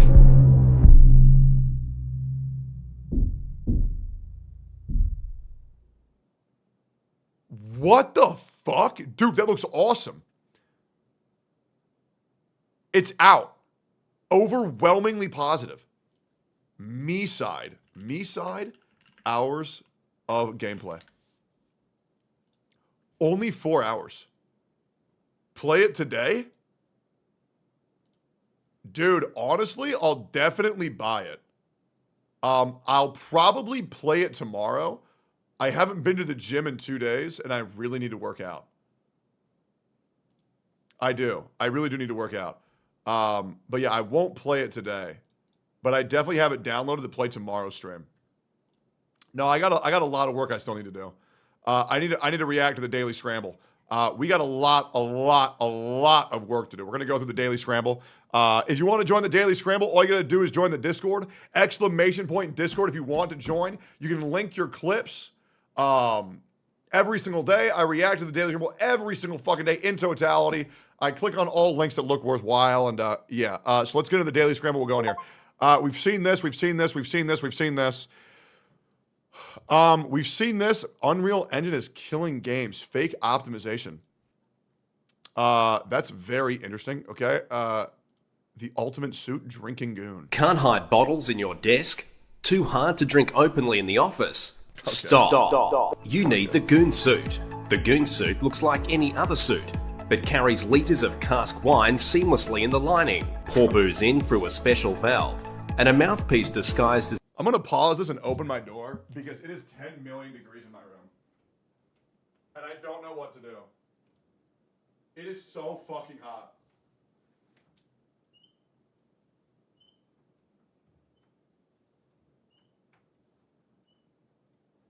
Please, bro. My balls are sweating. Every part, it's like it's cold in my house, but in this one room, like my whole body is sweating. It's so bad. All right. As a pen lets you drink with impunity, deep in thought in that meeting or kicking goals in that job interview. They'll never know you're really drinking goon. No more awkward bottles. Call now and get the free goon suit phone attachment. That's so fucking good. Anime about making anime comes out next season. Don't care. I've already seen a million things like that. Remember me.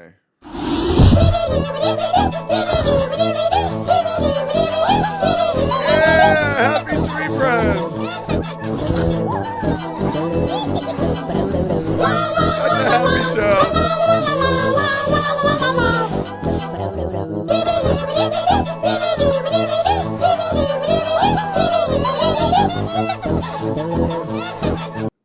If I can be crazy, dude, Happy Tree Friends wasn't even that edgy. The real problem, HPV inflation is a symptom, not the problem. All right. Okay. Damn, 28,000 views for a 2.2K subscriber? Oh, I need to watch that. Okay, that's probably really good. All gotchas after losing to Balatro. The star named... Oh, that's crazy, bro. What the fuck? Oh, what the fuck? What is this? We understand your confusion, frustration, and the sadness in regards to the awarding of the ceremony of the Game Awards. However, these sentiments does not justify bashing, degrading, and striking other games and communities. Please be advised that each games are nominated and likened by different genre of players. Such award may be met with criticism. But we have no tolerance towards infractions, including not limited to derogatory name-calling, inflicting bomb reviews, and toxicity. That's crazy how Wuthering Waves put out that community notice, and nothing from Genshin has ever been put out. Fun story that has nothing to do with something Techie's involved with.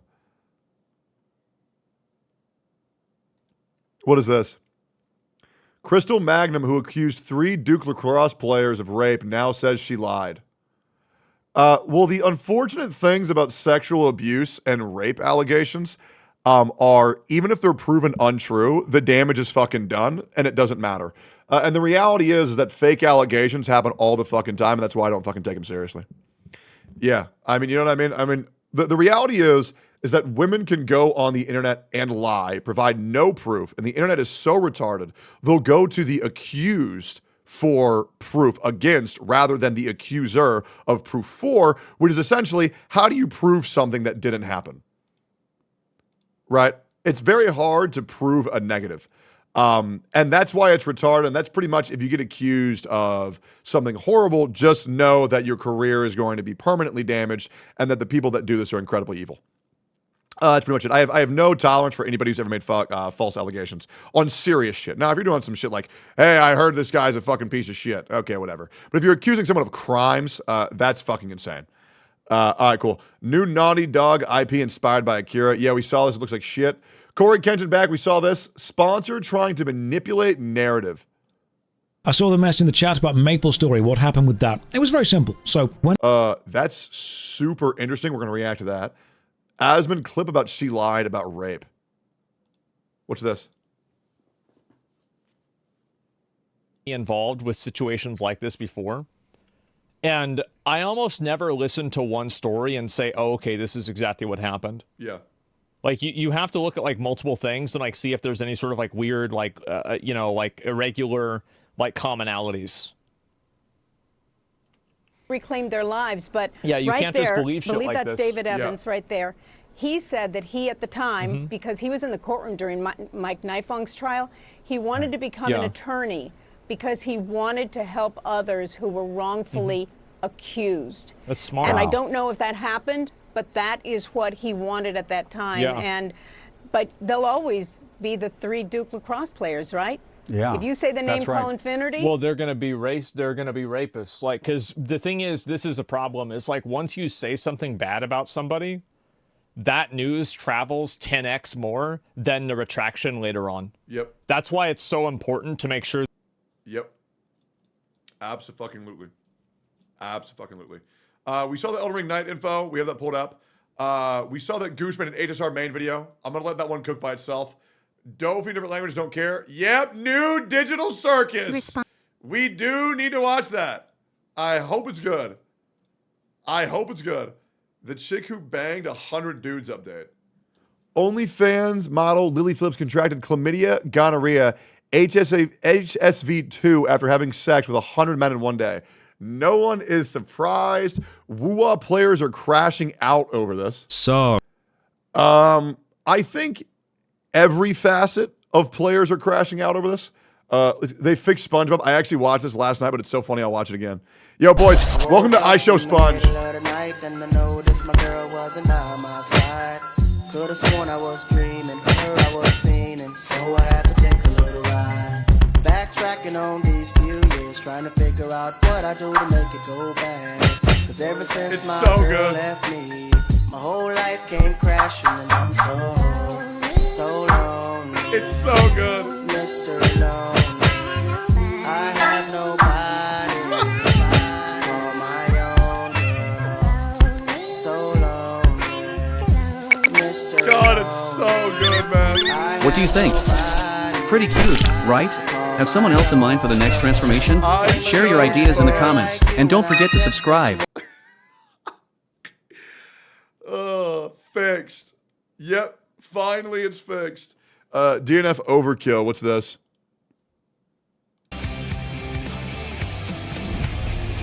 What's happening?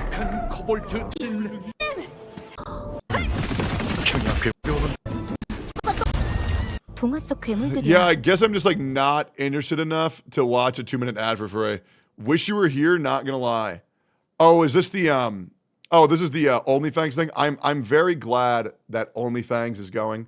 Well, I think it's very good that I did not participate in OnlyFans. Because I'll be real, the only thing that matters, and I mean this, the only thing that matters in OnlyFans is whatever Tyler 1's doing. Yep. Tyler 1 is the main character. Everybody else is just playing second fiddle to him. He is the god of OnlyFans. He is the new main character. And I'll be real, I think, not to glaze it too much, I do think this OnlyFans so much better than the last season. But I think without Tyler 1, this new OnlyFans would have fallen apart. And, you know, even though Soda Pop and disrespect T1, something about his gameplay, you just have to watch it. He really is the fucking man. Yeah, T1's been great. Yeah. Watching Miz die thousands of times is hilarious. Soda Pop is doing a great job of leading. Sardako's getting too much hate, but yeah, no, I love the OnlyFans. It's great. He clicks keyboards and turns. Who cares, man? He's killing it. How would typical Twitter drama go? I love cold showers. I love cold showers. How did the mirror fog up if you took a cold shower? She said that she loves cold showers. Okay. You know what? We could get into it. I don't really feel like getting into it. What the fuck is that?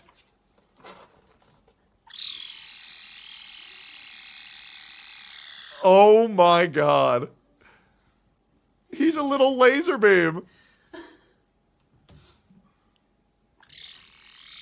He's a baby. Wait, can you own these? Can you own this as a cat?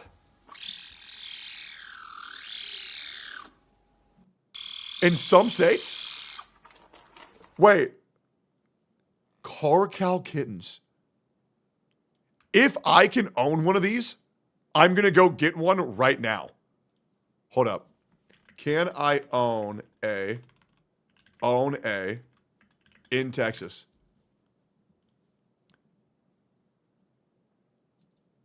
Yes, you can own a caracal in Texas if you have a certificate of registration. Oh my God. Oh my God. In Arizona, Arkansas, Texas, it's legal for licensed individuals to purchase and own a caracal. Your cats will get eaten. Are caracals dangerous to cats? They can be aggressive towards humans and other animals like cats and dogs. Although caracals raised from kittens might learn to live with humans, they are still wild felines and can be extremely unpredictable. Never mind. Nope. Anything that can hurt Eggy, I don't want in my house. I'm good. Yep, I'm good. Past 10 games of the year. Witcher deserved. Overwatch, sure. Breath of the Wild, sure. God of War, sure. Sekiro, sure. Deserved. Last of Us Part 2? Really? It Takes Two? Really? Surely there was better games than It Takes Two and Last of Us Part 2. Surely there was something better. Elden Ring deserved. Baldur's Gate deserved. Astrobot. Astrobot is still insane to me. That makes no sense. Insane tweet. Anime Netflix adaptation. Oh, man. That is fucking nuts. All right. Shirt suggestion to wear at the gym. Why do I feel like this shit says something racist? I'm not even going to click on that. Arknight's Enfield beta test trailer. Oh, wow. Here we go. Oh, here we go. Included in upload. I will say, if Arknight's Enfield ever confirms that they're putting Lapland in the game, I'll play. Depth fluctuation nominal, ether environment stable. Lapland is one of the greatest anime waifus of all time. Yeah, Lapland, Scotty, Blaze. They are all fucking goated. They are goated as fuck. Yango said you are not allowed to play this game. Copy. Results confirmed. Loud and clear. Great. Oh, it's another fine day. Say hi to the fellas for me before you start was cool, but like Blaze and Lapland were my goats. Will ya? Many lovely sunny days. And remember, advanced engineering operation. I will be playing the fuck out of this game, by the way, because I know it's going to drive them insane. It is going to drive the Arknights community fucking nuts when I play their game. Demands serious safety awareness. Spend.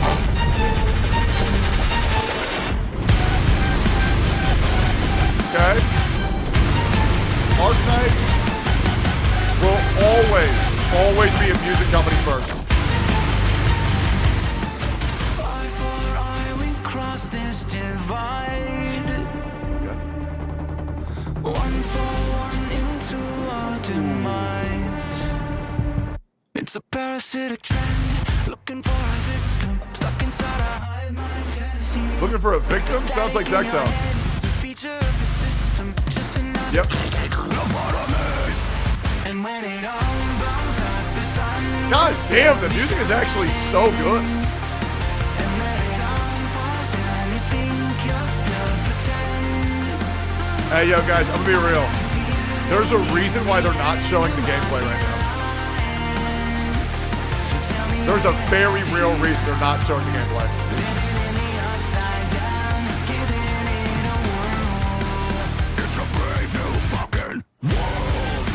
Did they just swear?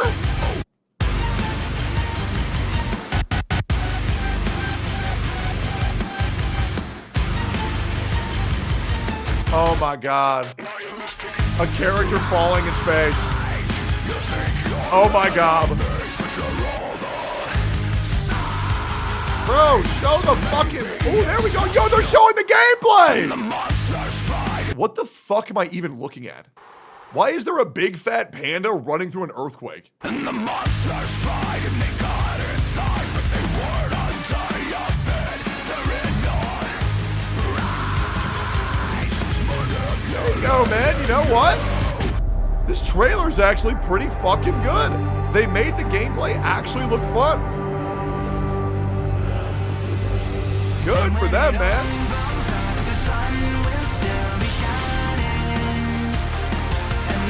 They changed the combat entirely, didn't they? I've seen no rumor of that.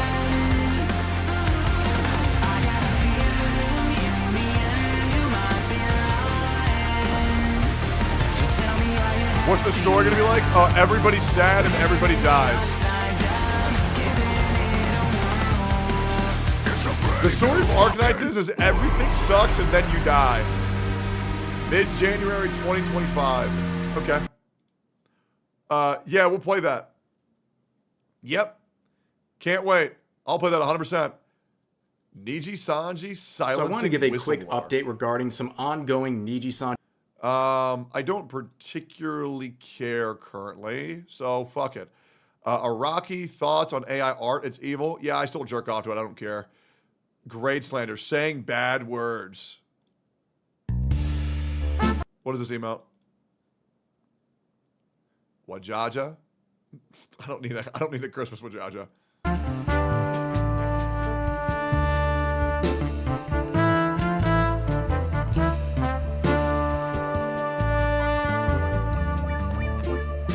I don't know why I'm watching this. All right, cool. Anyways, Ayo, look at this. Wuthering Waves Wildlife. Already seen it. New Dr. Stone trailer. Don't want to spoil this for anybody. New HSR M4 trailer. No, we already saw this. We saw this at the Game Awards. Everything to know about Elden Ring. We're going to watch that later. Pronouns and God. You know, Claire's got a little crunchy college town. And I was having brunch, and at the table next to me, there was two ladies, and the one lady was saying, well, when I do my sermons, I have to use the Bible on a case-by-case basis to determine which pronouns to use for God. And I had a minute where I wanted to lean over and say, optimistically, it'd be they, them, because God's everywhere. But realistically, it's a no, none, because that shit's not real. Get your life together. Oh, yeah. But I couldn't say that because my mouth was full of a vegan quesadilla. And that's the worst part of it all, man. I think it's fine if you complain about character design. Nah, the Siri looks great. Trump, how can you... So good, man. Actually so good. Arknight splash arts, let's see it. Yeah, this character was hot as fuck in the game. She looks great. Mid. Is that it? Do they have Lapland in the game yet or no? All right, can we go ahead and Helldivers 2? I was playing this shit last night. It was awesome. Grand Rise don't care. Biggest loser on YouTube needs to respond. Is that me? Oh, needs to be stopped.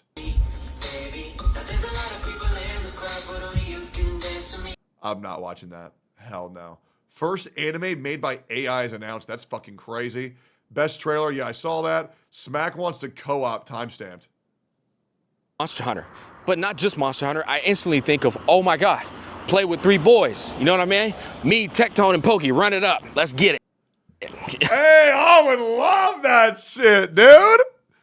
Dude, playing fucking Monhan with Smack, that would be the fucking shit. Abso-fucking-lutely, bro. Abso-fucking-lutely. You got called out by Hassan. Timestamp 2909. The standard for all female characters should not be the merit of the existence of female characters should not be about like how fappable they are. Okay? And if that is unironically your like political movement, that is, if that's unironically your perspective, you're a pervert. I don't know how else to describe this. Like you cannot exist in like civilized society. Like take a shower, you know? I don't think anybody in mass is arguing that. The point is we want memorable characters, right? We want memorable characters. Let me give you a great example.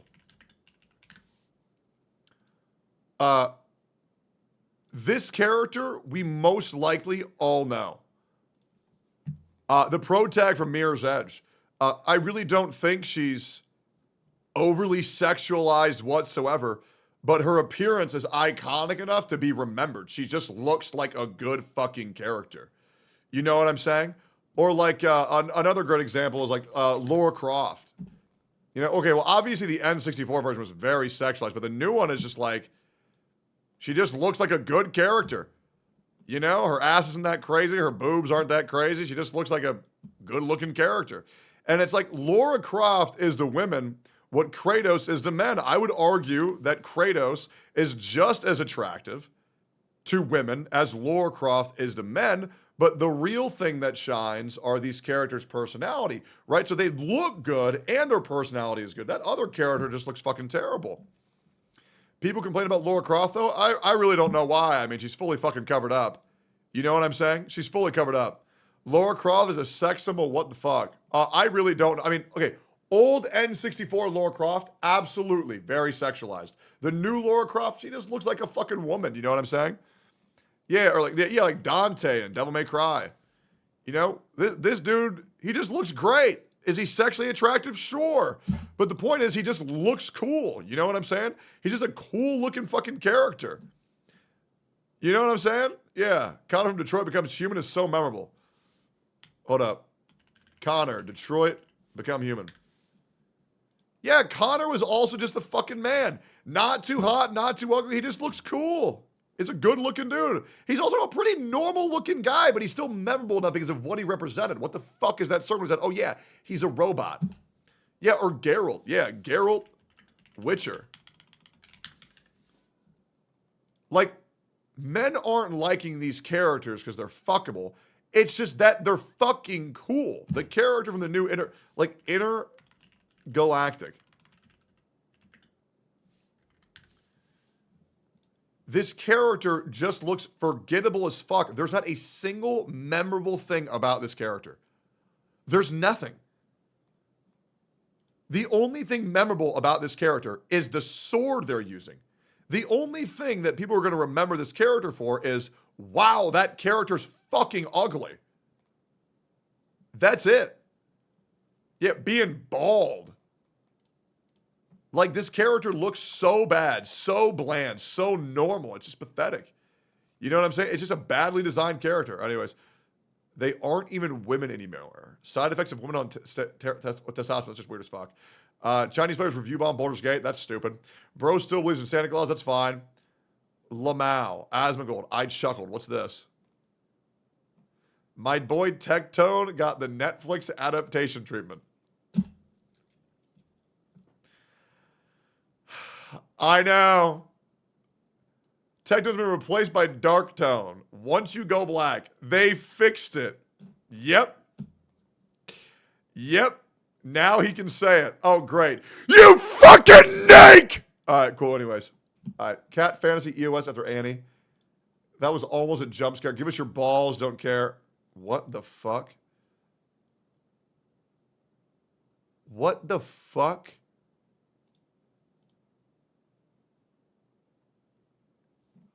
Okay, chat, can we all be real and just admit the one on the left is better than the one on the right? And they're not crazy sexualized. They're not crazy sexualized. They're just Asian woman. Left all the way, absolutely. Yeah, I would play the fuck out of this left game. I just don't want these characters to be more masculine and ugly as fuck. I just don't get it. No way they Asian washed. It is what it is. Right is mewing true. Control your son, Techie. Oh, God.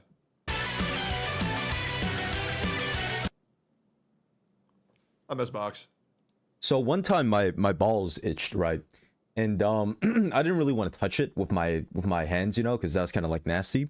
So I got like this back scratcher that was just like lying in my bed, and I went like, you know, up and down. At first it was kind of okay, it didn't hurt too much, but then I started going a little bit faster. It fucking, all of a sudden I hear like a little fucking rip, and then my balls started fucking bleeding, and so I put it back and I washed my balls. That's great. That is so good. Magic Band, don't care. Naughty Dog Pipeline. I love how Naughty Dog games went from actually good games to gritty movie slap from a failed Hollywood writer with characters that look like this.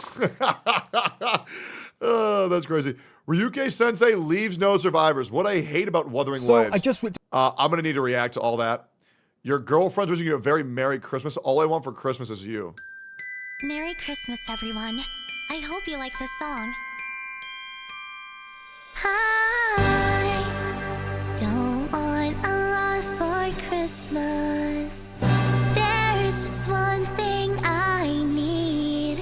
I don't care about the presents underneath the Christmas tree. I just want you for my own, more than you could ever know. Make my wish come true.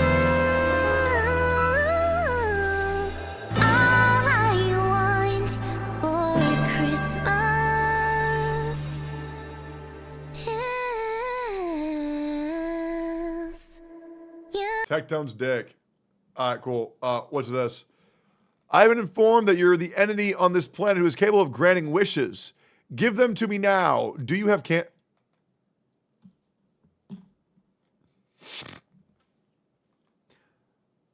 What Wua players really want? Abso-fucking-lutely.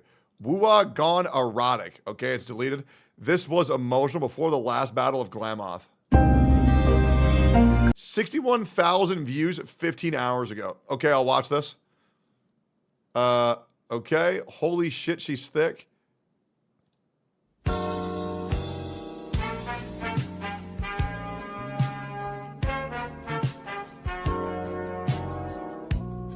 Oh my God!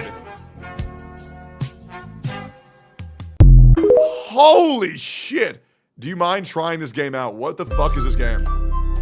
I have no idea what to expect in this game. I will be playing this game in its totality tomorrow. What Doro learned by being free to play. I wanted to make that the game is still shit. Man, I don't care. Video shitting on Genshin. Genshin Impact and I'm gonna have really sucks. Record this entire thing. Yippee! What is the first thing that comes to your mind when I say Genshin Impact?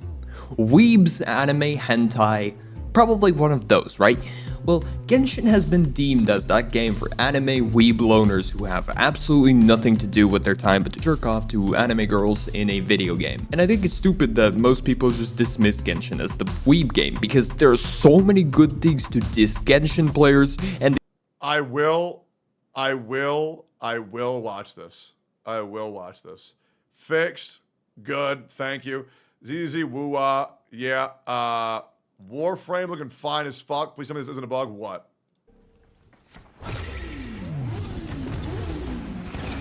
What the fuck?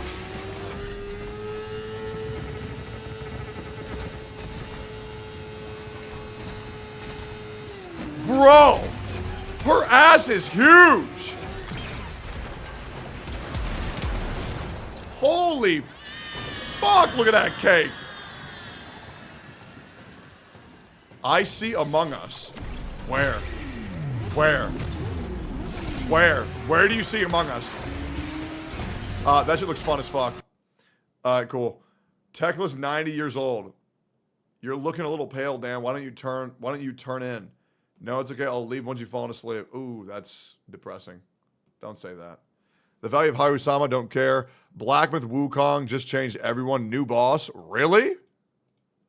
So Black Myth Wukong has just released its latest update, version 1.0.12, and it's packed with features that expand the game in exciting new ways. If you've already completed the game, this update gives you plenty of reasons to jump back in, so let's break it all down. This update is available now on Epic Games December 10th, 2024 at 4 p.m. for the Epic platform. Updates for other platforms are rolling out gradually, but note, you will need to have completed the main game to unlock most of the new features. Oh, okay, I'm fucked. Man, shit. Dude, I saw this post on Twitter. This shit was fucking hilarious.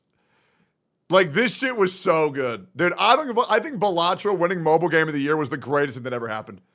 To be completely fucking honest, man. Like, they beat the fuck out of these weeb-ass games. It's so funny.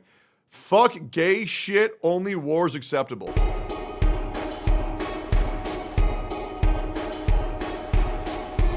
Those stripped of the grace of gold shall all meet with a death. hail of harpoons, with every last drop of my being. Chaos take. Man, they made gay shit look so cringe. 2024 Game Awards lied to you. Of #1 Google search result for games, jobs, resources that provides exclusive perks and. Yeah, we already knew this shit was rigged. Okay, great. Weird random Emmy hate thread. How do people afford big-ass houses like these and don't fucking decorate? It's a foyer and a carpet. What the fuck? It's a foyer.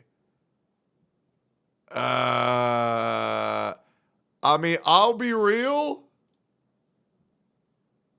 Emmy does kind of need to decorate her house. I'm going to keep it a buck. All right, cool. Anyways, let's watch this video. So, Ryuku Sensei put up this video. I've been linking this ever since it was released. It's a video shitting on Wuthering Waves. It has barely any dislikes. And I'm always down to hear criticism on everything. But I am very curious what he hates about Wuthering Waves and if any of it is exclusive to that game and not Genshin Impact. So, let's see what he says. Into Honkai Star Rail. You thought Wuthering Waves was going to get a pass? It's a really good video with bad jokes. 10 out of 10. All right, let's find out. Wrong. Oh yeah, this guy's gonna be hard on Wuthering Waves. Have you seen his channel? He's a total Kurobot. You guys clearly don't know me. Time to burn my bridge with Kuro, I guess. So let's get into it. Okay. So just how much of a Kurobot am I? Well, I've been playing since launch and I have 2 accounts. One at Uni level 75 and the other at level 74. With both accounts combined, I have every limited weapon and character. What about Ling Yang? Oh, excuse me, sorry, my mistake. I meant every character that matters. Even before launch, I was really looking forward to exploring this post-apocalyptic wasteland. It set itself apart from the other open-world action RPGs that were out there or that had been announced. I was excited to see a more mature take on the genre. Sure. A gritty world battling against monsters that could take you out at any moment if you weren't careful. Yeah, and instead you got a dating simulator with every new character that drops. Wuthering Waves, more like Gathering Wives. I was particularly happy with the variety of characters, both male and female. They were incredibly well designed, and I was glad to see how many badass looking men there were too. They were so cool, I wanted to play all of them. Well, almost all of them. I'll stop bullying him now, I promise. My problems with Wuthering Waves started from the very beginning. Like practically the first line I heard in English from Yang Yang. Are you alright? Do you feel any discomfort? So bad, the VA. It was so fucking I know bad. I'm not the first person to complain about. Thankfully, it's fixed, but yeah, the VA and Wuthering Waves are some of the worst I've ever seen early on. I believe they've gone back and fixed it, but I can't say that with certainty. At least they were saying that they were going to. This, and I doubt I'll be the last. But it was seriously, good in did the JP? VA have Okay. absolutely no direction in her voice acting? Listening back to it, she sounds like an alien pretending to be human. Please, Commander, you are our last hope. Not only that, it was very clear that she was struggling with her voice lines, particularly to do with the names of things. This is the statue of Jue, the sentinel in Zhengzhou, and the shape. Yeah, I'll be real. The barrier to entry for Wuthering Waves is kind of like the barrier to entry for JoJo's Bizarre Adventure. The opening sequence is so fucking bad. This is pretty much where 99% of players who quit. One particular word she I said don't blame sounded the same. anybody for swapping to JP. I was sure they used the exact same clip and just forcibly inserted it after the fact. I actually compared the waveforms, and even though they did sound very similar, they weren't in fact the same. So I guess she just naturally sounds like a robot. We are in the gorgeous spirits. It's on the outskirts of Zhengzhou, Huanglong. Yeah, and it really sucks because the voice actor of Yang Yang was on the original developer live stream, and she sounded very lively, but then when she goes in game, she just sounds like, yeah, I mean, AI text-to-speech, bro. It's so bad. I actually wish they would replace her voice lines with AI. And I know that's fucked up to say, but, like, it's so bad. It's so fucking bad. Just replace that shit with the robot, bro. I don't care. Because it cannot get worse than this. These odd line reads felt unnatural, like she was going to say something more. Like that. Didn't sound natural, did it? I heard that they redid some of these early lines, but at the time of recording this video, she still sounded as unnatural as on launch day. Changing to Japanese quickly solved that problem, so it wasn't too much of a problem for me, though to be honest, I can't entirely blame her. A lot of the names in this game are difficult for anyone not familiar in the Chinese language to pronounce. And even in Japanese, the kanji being used for the names is somewhat obscure. So without furigana, Japanese players had absolutely no idea how to read certain names. Sure. Even the name of the game itself went misread for a long time as Narushio, and I think that's what frustrated a lot of the new players. It's not so much that there was too much new jargon in general, but a lot of the new stuff which wasn't jargon sounded like jargon because they were putting everything through this Chinese nomenclature. I never really had that issue with the opening acts, so I took a look into to see what was being said. Tacit Discord, monster. Tacit Field, monster area. Tacit Mark, black thing on your skin. Etheric Sea, thing up in the sky. Wave 1 phenomena. Yeah, okay, this one was a bit of a miss. Retroact Rain wasn't important at the time, but got explained in detail later. Sonorosphere, Portal, Thronodian, big bad boss monster. So putting aside the Chinese names, there was a total of about 10 pieces of new jargon that we had to learn, and a lot of it was kind of self-explanatory. But I definitely understand those who were trying to follow and memorize all the new names. It's not too out of the ordinary. And were getting confused. I get it, I really do. You're not wrong for feeling that way, I just personally didn't. However, I think the reason why I'm used to it now is because I've been conditioned to enjoy it. I really don't like when other games like Monster Hunter have languages where this is Monster Hunter speak. It is very frustrating. And when a new term is introduced, it needs to be explained fucking immediately, because otherwise my brain's just going to turn off and not pay attention. Didn't have that particular issue. Anyway, we continue through the story, meet Baija, Wood, and I liked how he eased the player into the combat. And if there's one thing that Wuthering Waves does really well, it's the combat. Sure. I still remember my first time fighting Crownless, feeling like an absolute badass, pulling off all those dodges, counters, and perfect parries. And when the second phase starts, the amazing guitar riff comes in and you're pulling off these really clean cinematic and then they remove this fight from the game. It just felt so good. Whatever happened to those? Yeah, we'll never do this ever again when fighting Crownless or any boss monsters. It would have been really cool to have a particular finishing move for each boss, depending on if certain conditions were met. I'm sure it would have been difficult to animate finishes for each character. I don't but think honestly, this is. I I don't would think be this fine is if it was necessary just for the at MC all. alone. A little something to make them special. They are the MC after all. Nah, then we it's continue whatever, on doesn't to really what I matter. think is the weakest part of 1.0, the fucking treasure hunt. So we meet Sam. Like, it would be cool, but like, who cares? Like, who cares? Like, once you see it once, it loses its novelty. It doesn't need to happen. Wood, and she gives us some items from Jinshi: a sugar pearl, a leaf, a mangosteen fruit, and a sundial. Okay, so like I said, I have 2 accounts, and both times I played through this part of the story quest, I was left thinking, what was the point of that?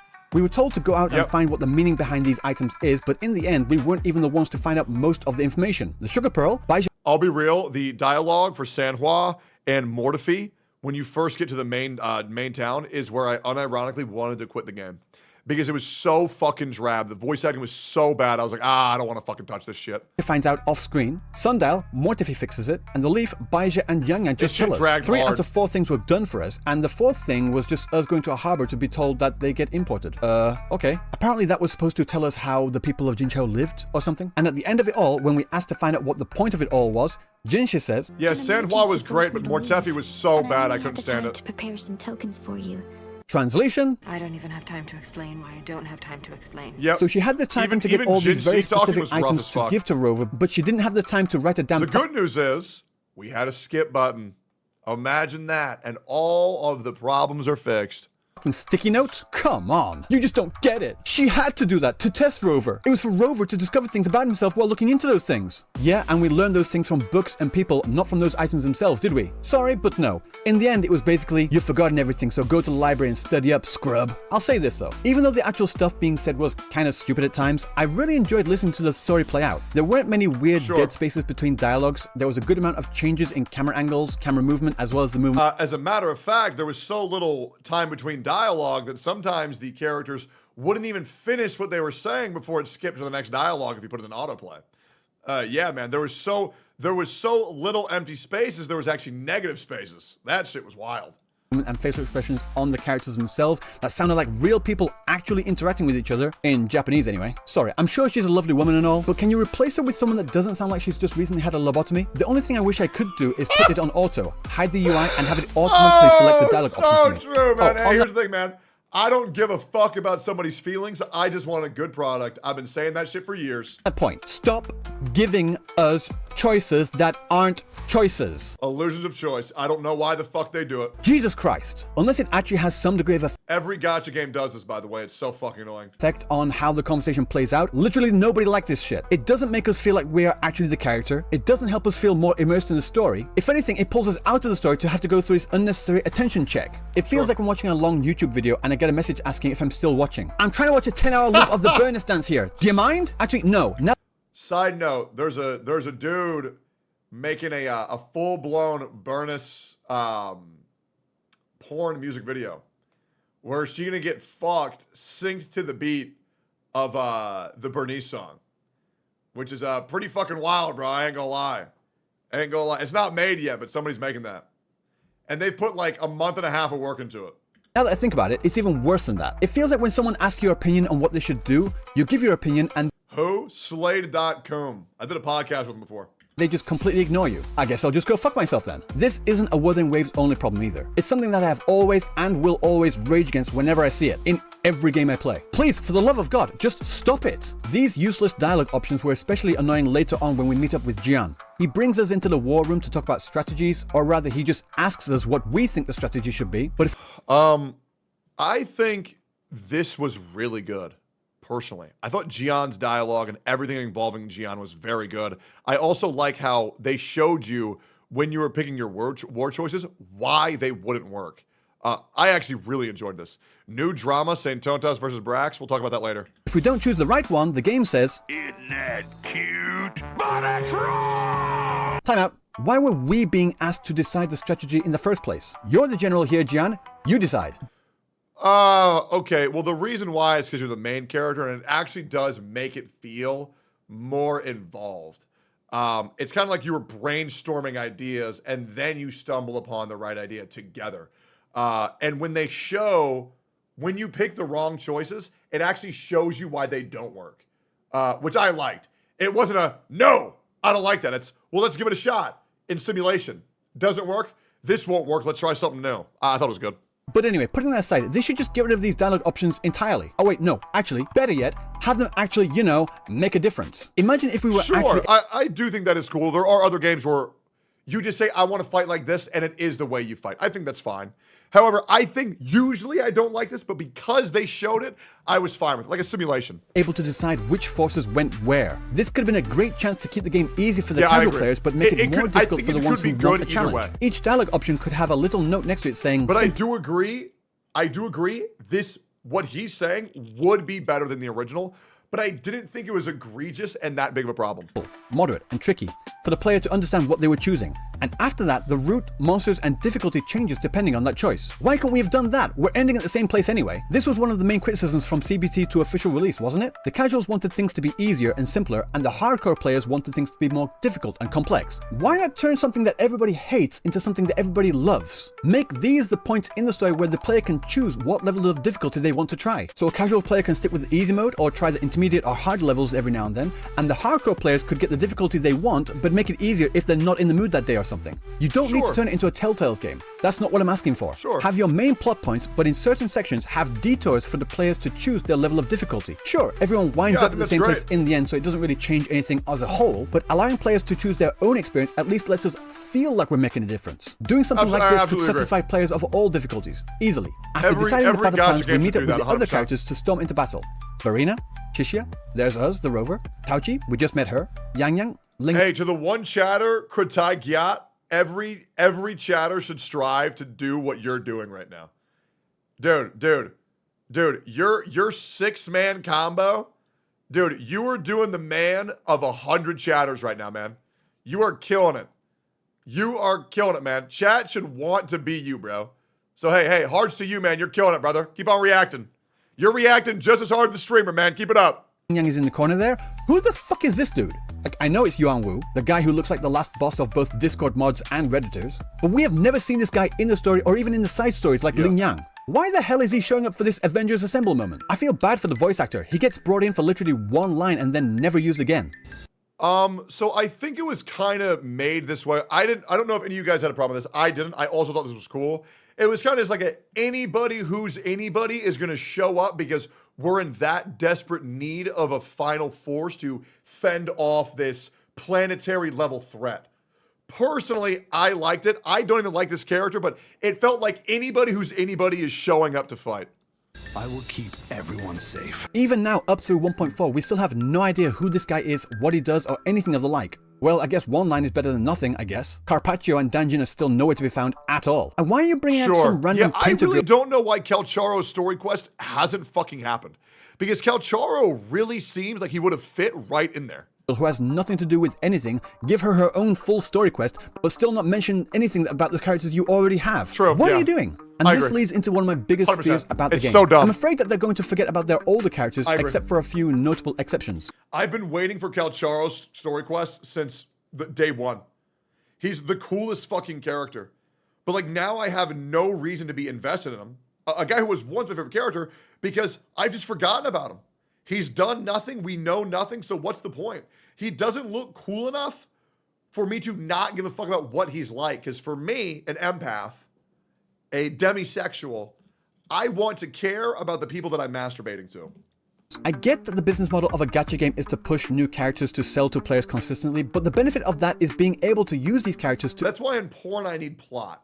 Interact with each other to flesh out the story and make everything feel cohesive and real. So bringing out all these new characters is great and all, but if you're not using them and just having us talk to random NPC number 342, it feels like a massive waste. I actually thought we were going to go to the new Federation next. Maybe then they could have used that as an excuse to bring Calculator into the story. But no, we're going to Rena City with a whole slew of new characters for the story to focus around. Don't get me wrong, they look cool. That looks fucking nuts. Would. But this is only further feeding my worries about the older characters being forgotten about. But I'll get more into my worries about Rena City later. Since 1.0, the quests have been getting considerably better in my opinion. Definitely not perfect by any stretch of the imagination. There are significant pacing issues and missed story beats. I could make full-on videos breaking down what these two particular quests got wrong. I think story pacing is one of the better ones amongst gachas. I think every gacha has bad story pacing. I think the top 1 and 2 are Wuwa and Zenless. However, I always fight for betterment.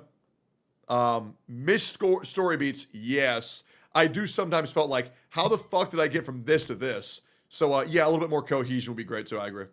But on the whole, they are a lot better. Now, I'll be honest, I don't usually enjoy character story quests, but Jian's story was incredible. Sure, it started off a little rocky with some Gulpuff racing game that no one cared about, but once it kicked in after going through the Sonorosphere, I loved every moment of it. Going through the past, learning what happened, fighting through the trauma, and then the great boss battle with the fantastic visuals in the final cinematic, absolute cinema. Yinlin's story quest was fine, not the best, but I didn't hate it. I wish we could have gotten more of the secret agent aspect of her character that was promised instead of this story about a girl with adoptive father issues. But still, she's hot, so would. What I really like... I thought Yinlin's quest was great. I don't remember anything too horrible about it. Yeah, I thought it was good. It's a 7. Yeah, sure. I'm just saying comparatively to other gacha stories, I thought it was pretty quick and to the point. Personally, it was trash. I mean, to each their own. I think the ones that I really didn't enjoy for Wuthering Waves was Ling Yang's story quest was like committing suicide. That shit was fucking horrific. About these character story quests isn't just the quest itself, but rather the locations we visit during them. Have you seen these places? These set designs are stunning. It's a shame we can only ever visit them during these one-time only character story quests. What a waste. Why can't we revisit these locations? Better yet, give us the option to replay these quests. How about in this section in the gallery, you add a couple of little replay buttons? They put all that work into these zones. You only get to see them once. It kind of blows. It would be nice just to go back and be able to explore. I absolutely agree. In the corner. One to replay the cutscene by itself, and another to replay the mission, which could open up a Sonorosphere to travel through to re-experience everything with your current party. They can't do that. It would take too much storage. It's already on your device anyway, whether you revisit it or not. So why not just give us the option to do it? And if storage really is a worry for you, how about this? Give us the option to delete and reinstall past mission voice lines and data to save space. Everything that he's saying, I have said about Genshin Impact 4 years ago. And longtime viewers know I have said this exact same thing 4 years ago. I'm seeing myself in this video right now. You can do it for the voice packs in general, so surely you can do it for this too. Another thing I have a problem with. How in the hell can a game that has its main theme be about sound have that be one of its most lacking features? There have been a plethora of sound and music related bugs and oversights since launch. Even now when I'm fighting through a tacit field, each time I clear a wave, the battle music restarts from the very beginning. You don't notice it much when your characters aren't leveled, but once you've got a relatively decent Zhang Li Yao and he's digitally shredding through all the mobs, you hear the same 10 seconds of battle music over and over again.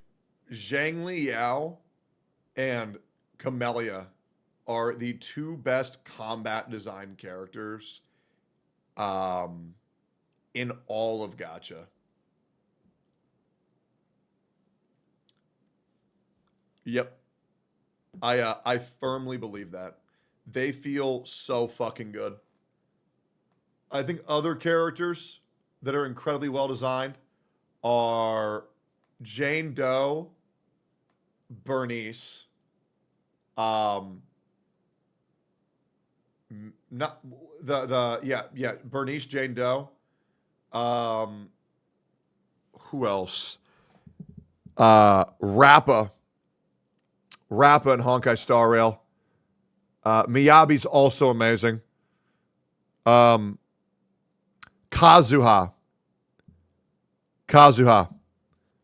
Fucking amazing design. I think Kazuha is the best designed combat character in all of Genshin Impact. I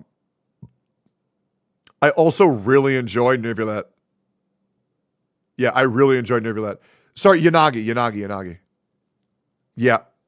Camellia's boring as fuck. I really like spinning around. It's a lot of fun. And that's not just for the tacit fields either. In the overworld, mobs die so easily, I never get past the initial build-up, if there even is one. Sorry guys, but the battle music for the Central Plains just isn't good. Especially when it's one of the largest areas in-game. We tend to hear how not good it is all too often. Absolutely agree. I think one of Wuthering Waves' biggest weakness is their music is fucking boring. Just complete fucking boring dog shit. I will hate going to Jinzhou because the music is so fucking bad. Like, I love chilling in Black Shores. That shit's great. And it has gotten better in the later patches, but my God, the base area, it's horrible, bro. It's horrible. When it's one of the largest areas in-game, we tend to hear how not good it is all too often. The other overworld battle music is better, yes, but it takes far too long to get to the good part, and by then everything is already dead anyway. The battle music for the bosses are pretty good though, for the most part. But I have a quick question. Why did you nerf your already great songs from CBT? For example, the Impermanence Heron had one of the best boss battle tracks in the game, and I was really looking forward to experiencing it for myself. How shocked was I to find out that not only did they change it from the Heron to one of the worst overworld bosses in the game, but not only that, they completely nerfed the song. What do you mean nerfed the song? How do you do that? Here, listen to this.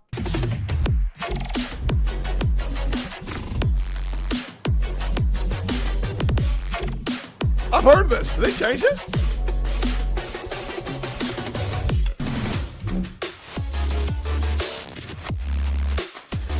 Wait, I like this one better.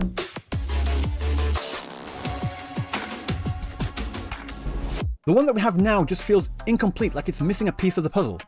I actually like that song. I don't know. I thought it was good. Like peanut butter without jelly, yin without yang, KFC without gravy. What do you mean they don't have gravy in Japan? I'm British. I need my chicken covered in brown, salty slop, goddammit. Wait, what was I saying? Oh yeah, the song we have now is a massive downgrade compared to the version we already had. I think it's very hard to argue taste. That's kind of like a taste thing. Yeah, I thought both were fine. So I am quite literally saying the first draft was better. I know what happened though. They got feedback saying that the players wanted the combat effects to sound punchier, and they did in fact do that. But the problem was that they could only improve it so much. So what they also did was bring down the impact of a lot of the music to make that difference more distinct. And this all connects back with what I was saying earlier about the other characters and locations not being used. Kuro, you spend all that time designing these great characters, great locations, and great music, but do absolutely nothing with them. From a business perspective, you're basically wasting resources right now. The way to fix these particular issues is give these characters actually some attention, first of all. Let us replay cutscenes and quests, and add a damn CD player with a library of all the music we have unlocked so far. Then we, the players, can choose what we want to listen to in the overworld. Just so we're clear though, I don't think the CD player should be usable during story or character quests because the music is a very important part of the storytelling experience. But in the overworld though, if I want to listen to Crownless's insane guitar riff while zipping around Jinzhou, that's my business. Yes, I know it would take away some of the audio character from the locations, but you know what you can do then? Turn the CD player off Maybe. Now it's time to address the elephant in the room. Yeah, I Gathering think wives. CD Player Okay, would be so fucking great.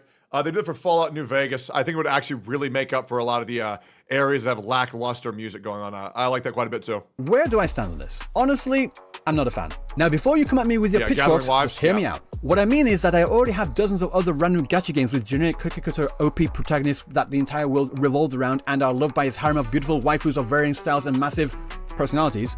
I don't need another. Right now, I think there are 3 different groups out there. Some people see the harem and like it, some people see the harem and don't like it, and there's another smaller group of people that don't see the harem at all. They have some reason or other for each character. Yang Yang, she's just really caring. She cares for everyone like that. Yinlin, she's just a seductress using her looks to get what she wants. Chang Li, she's heard so much about Rover from her master, so to her, it's like meeting a superhero. Shorekeeper, she's just very devoted to the cause. She respects Rover like a father figure. Camellia, she's just interested in Rover because he's strong, nothing more. And the fact of the matter is that these people would be right in thinking that way. Those are...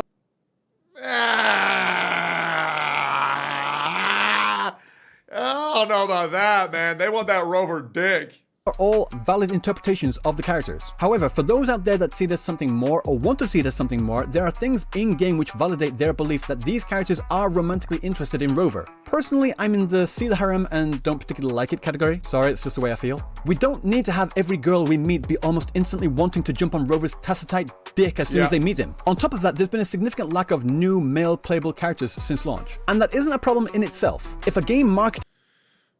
Has there been? There's Jian, and then there was the Asian boy. So there's Zhang Li Yao and Jian. So we got 2 dudes. And then how many women were announced? Camellia, Chang Li, there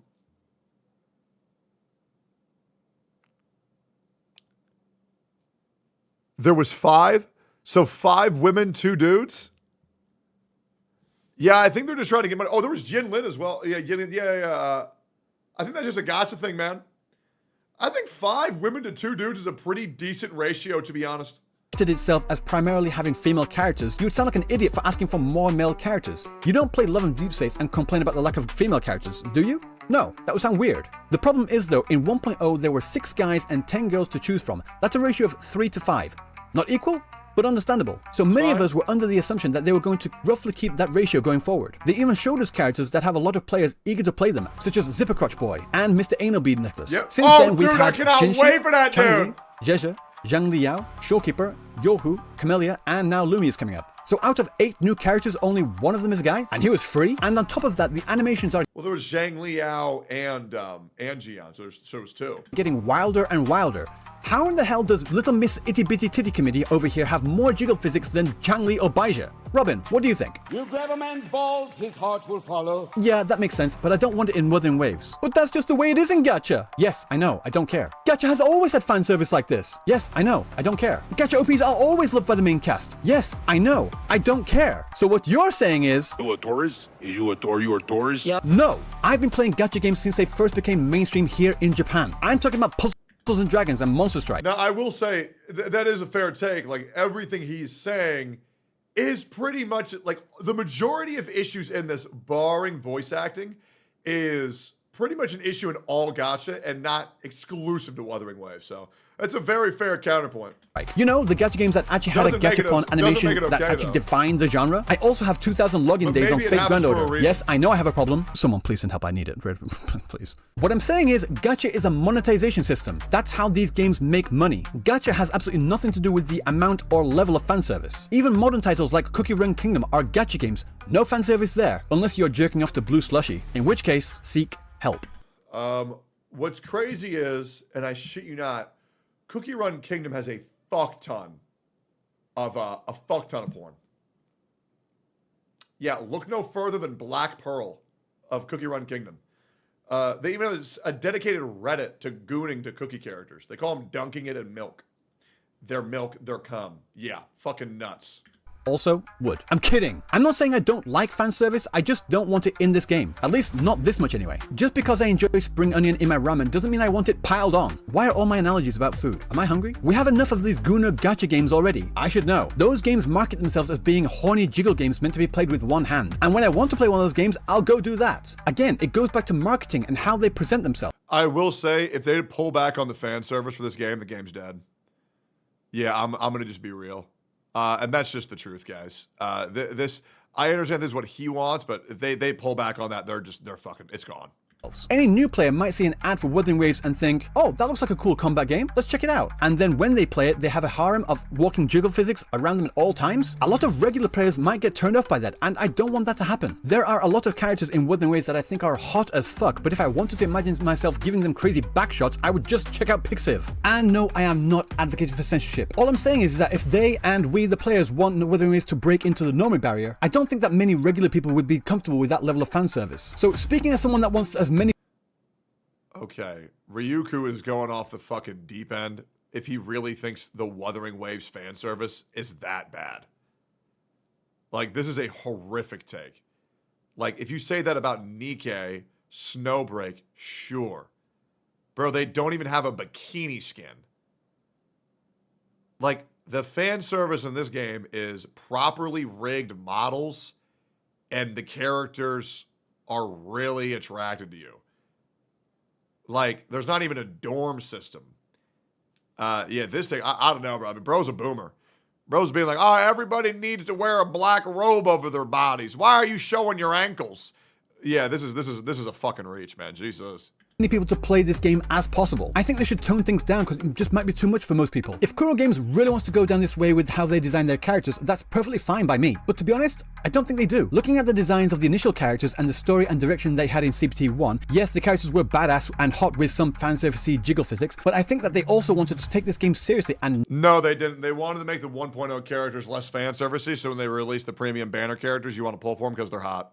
Not just push out a game for horny players to goon over. Just my opinion though. To be honest, I prefer the dynamic in CPT1 where Rover wasn't trusted. Think about it. What's more satisfying? Have the characters love you right away, or have them be wary of you, or even hate you, and you slowly win them over to your side through your actions in the story? ReZero is a great example of that. When we start off, Subaru is a whiny little bitch that isn't trusted by anyone, so he needs to grow as a person, and in doing so, he wins over many people to his side, including us, the viewers. Let alone Rem, who is now his biggest simp, and let me remind you, she was literally murdering him every single night when they first met.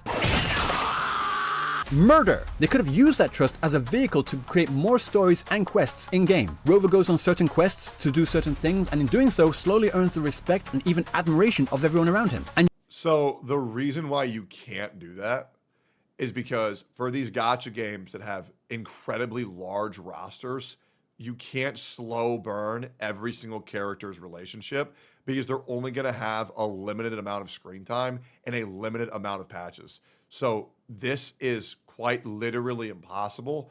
Like, think about it. Honkai Star Rail has like 70 fucking characters. There's no way to slow burn every relationship. Every single relationship in these games are going to have to be fast-tracked in order to keep up with the demand of the new characters. So it sucks. It would be really cool, but it's just an impossibility.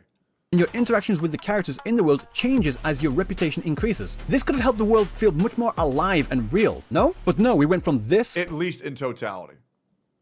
Sure, there might be some outliers of more important characters being able to slow burn that relationship, but you wouldn't be able to do it with everybody. Yeah. To this instead. And I also agree, like a 3 to 4 hour quest, I mean, that's, you know, that's a whole ass movie. You know what I mean? Like, their story was the last 4 hours. We can fast track that relationship. You got any other tricks up your sleeve? Like eating a whole tacit Discord? I heard the reason for this was because the scene community didn't like seeing their OP self-insert being disrespected. Is it true? Don't know. Don't care. My issue is actually with the gacha community and what they've been telling Kuro Games.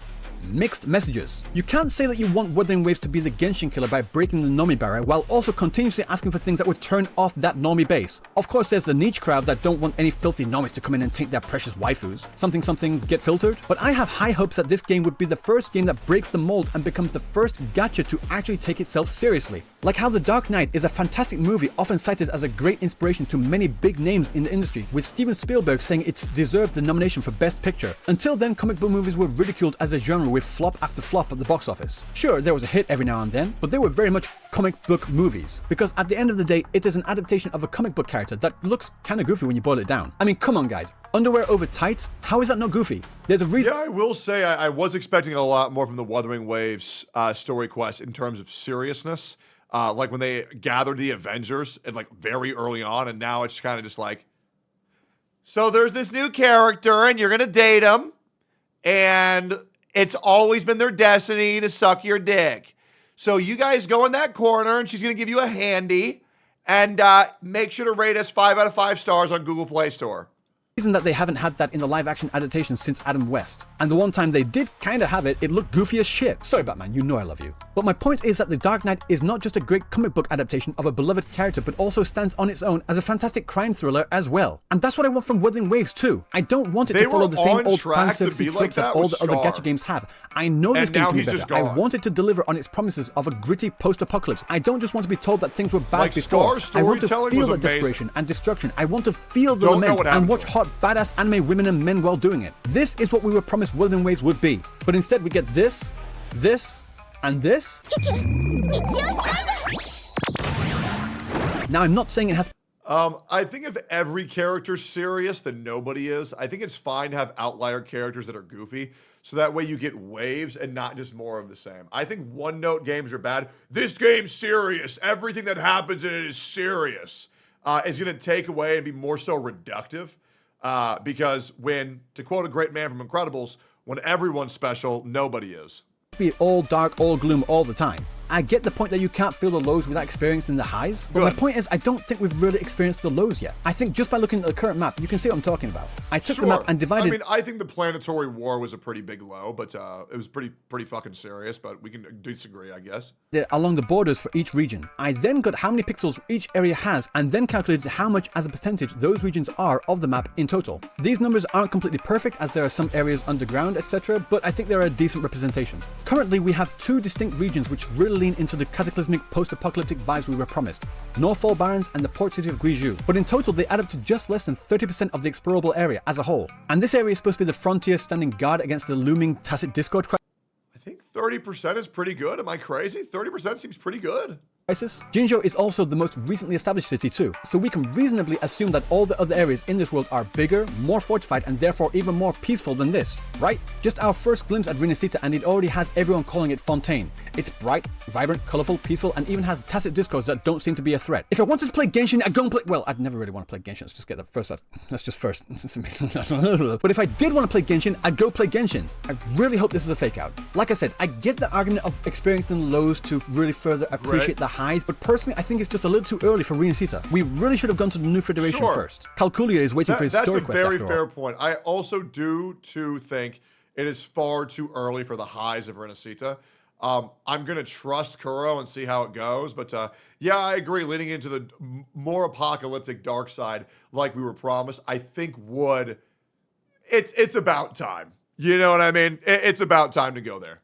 But I don't know, we'll just have to find out what Renacita is actually like when it drops in January. Also, for those interested in my pull priority, Zani, Carlotta, Brandt, Phoebe, Rochia, whatever her name is. In that order, fight me. I know they got feedback in the CBT to make the world more bright and vibrant. Zani is so fucking hot, it's ridiculous. But I didn't want them to make it any less destroyed, you know? I want to see more ruined cityscapes, more destroyed villages, more visual storytelling to show us a world destroyed by these cataclysmic events, and make them visually amazing at the same time. It has been done before, but right now there's just a bunch of open fields and clear mountains, which would be fine if they had more things to do out there, but after you've collected all the supply chests and title heritages, there's not much else left. And even when there is stuff to do, it's really difficult to find. I mean, just look at this area. Can you see the challenge point? It's right there. Duh. Here's an idea, Kuro. On top of the obvious of adding more challenges, puzzles, quests, overworld minigames, etc., how about you make those title heritages reset every couple of weeks or something?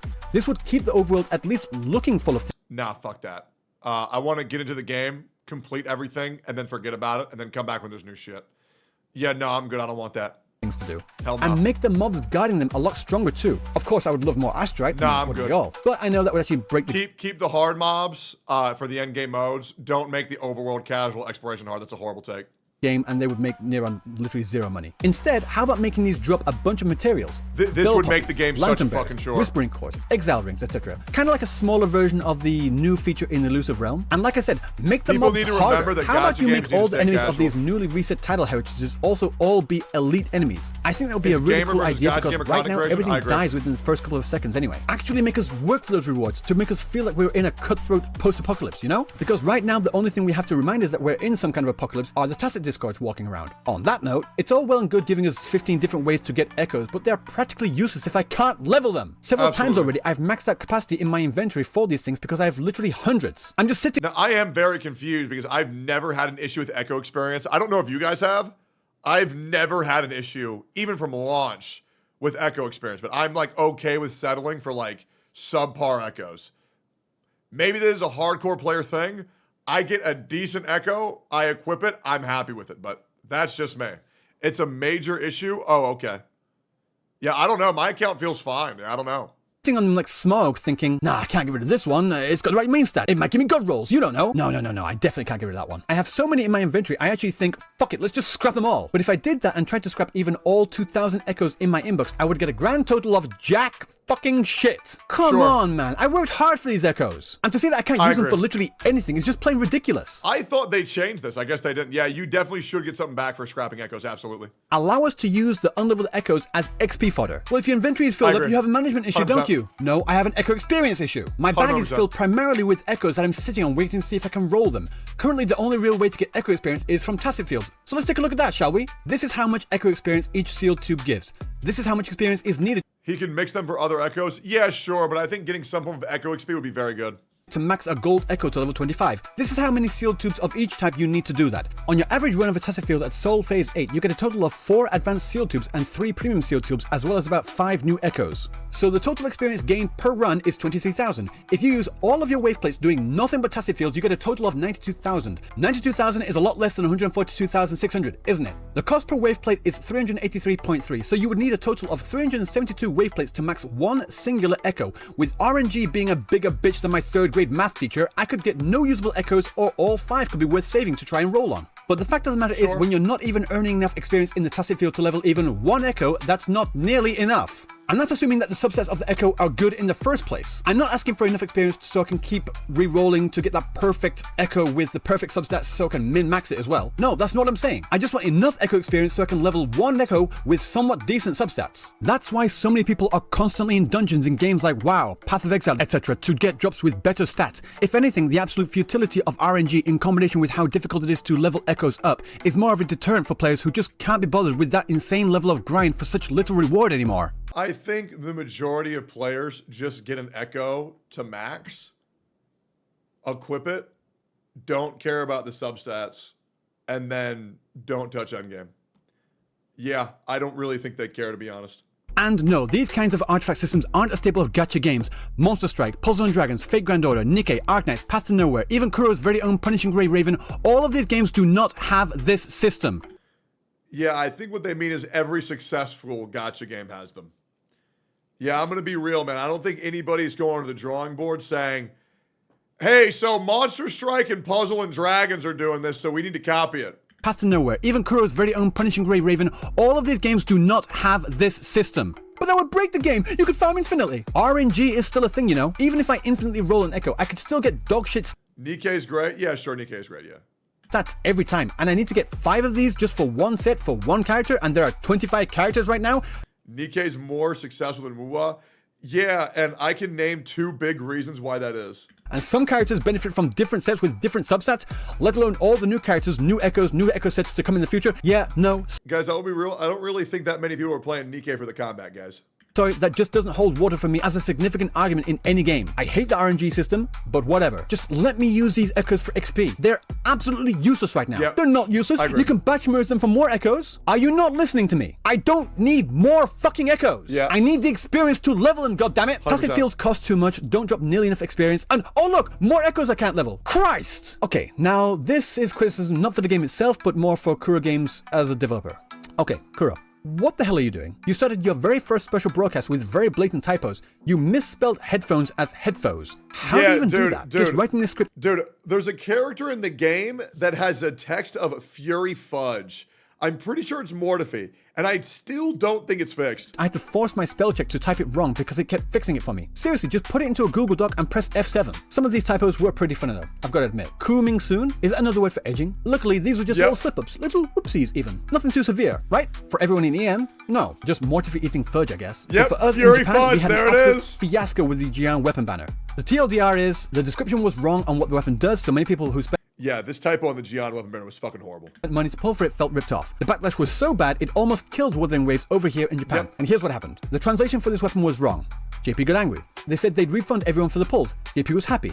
They leaked the email addresses of everyone who applied for the refund. JP got angry again. They then gave 10,000 yen as compensation. JP was happy. They then didn't refund the pulls and said, go talk to your credit card company. JP got angry. Again, all in the space of just a few days. From the outside, I felt like I was watching Sideshow Bob step on the rakes.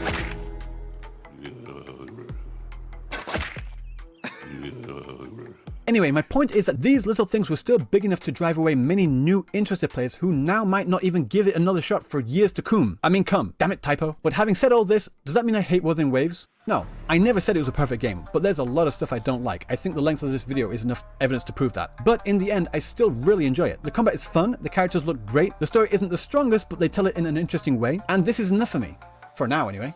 Yeah, it's good. I really see this more as a gacha issue in general. None of these are really exclusive to Wuthering Waves. But yeah, I mean, he makes some fair points. This was actually a lot less scathing of a video than I thought. People were saying like he went like scorched earth on this shit. It was a pretty tame video, I'm not gonna lie.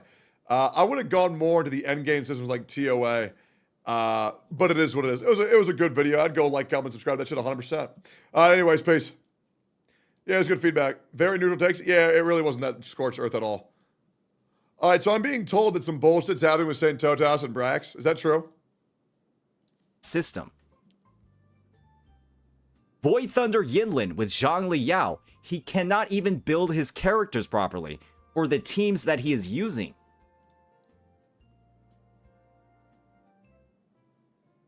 I don't know if the other one did it, but one of these creators would go on stream and they would watch people's videos and they would dissect every single person's video and try to make things wrong. They would. I didn't try to make anything wrong. Everything in the video, or everything in the parts that I critiqued, was wrong. I didn't try to make anything wrong. It was just wrong. And so why are we bringing in like the Genshin story where it's like people are like manipulating their audiences and stuff to like try to paint others in a bad light? How is he still fighting, man? It was just wrong. Everything in the video was just wrong. No Mono Glacial support when Baija is in the game with her S6. It's just wrong and shows a lack of research. And that lack of research is being used to make claims about the game and critique it. When the claims that are being made is just not true. Objectively not true. Calling that out is fine. Would like pull out sheets and like do math and like change the math in a way that makes their point look correct. And they would do this shit all day, every stream, just to cultivate this following of people that treated them like gods. Like they genuinely could never be wrong. They know everything. They're fucking omnipotent, right? Were they like super big? Oh yeah, sorry. Man, Brax is heated about this shit. I was one of the people whose videos they watched, and what bothered me about it is like they're a bigger creator than me on Twitch.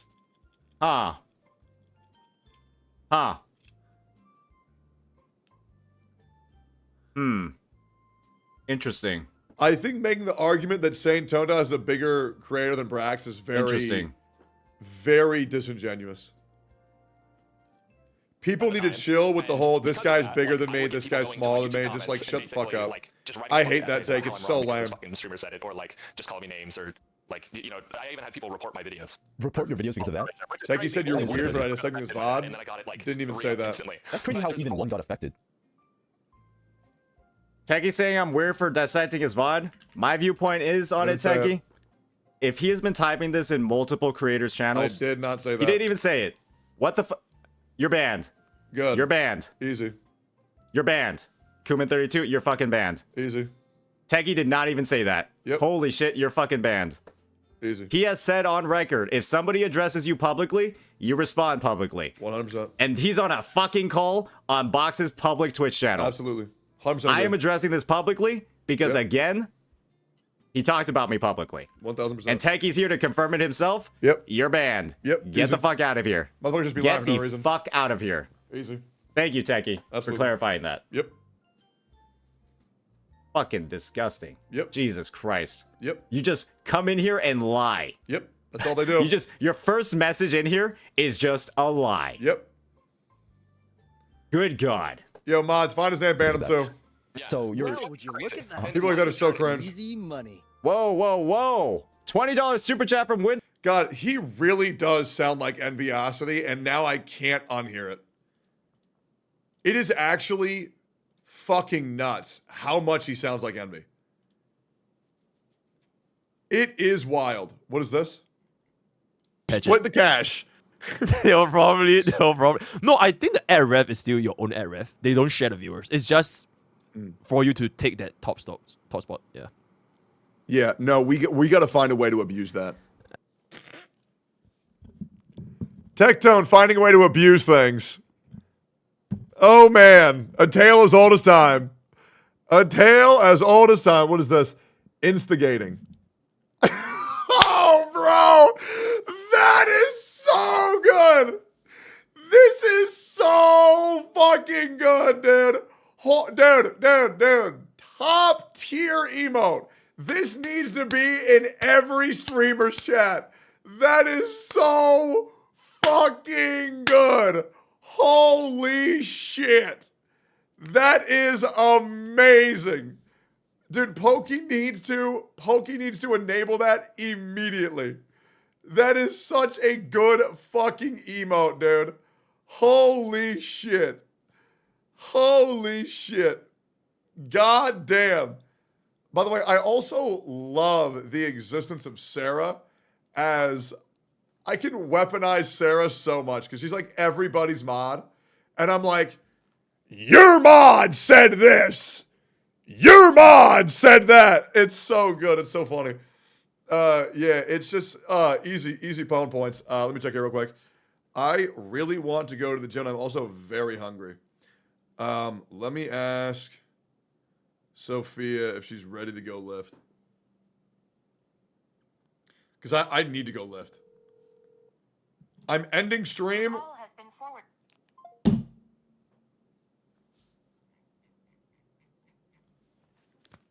Let me go see if they're ready to lift. Because I need to get a lift in.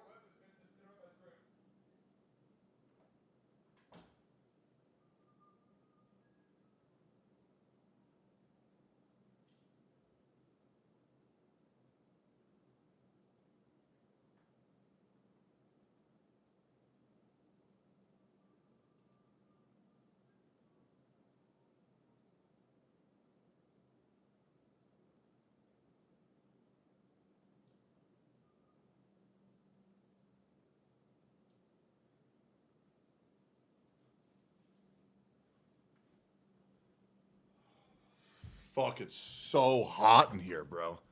Holy shit. It is like unbelievably fucking hot. Can we react to the new episode of The Amazing Circus? Well, first, before we do that, Advent PokeChat. Yeah! Make sure to show that off whenever he goes live next. All right, let's see real quick. I got no idea what this is, but apparently EO made a nude hue skate. Apparently EO made a scathing fucking tweet. Let's go over this shit real quick. What is this? This got 113,000 views. What the fuck? Jesus. All right, let's see this. Had a banger convo with some amazing creators about the current roster of gacha games, but primarily Wuthering Waves potential.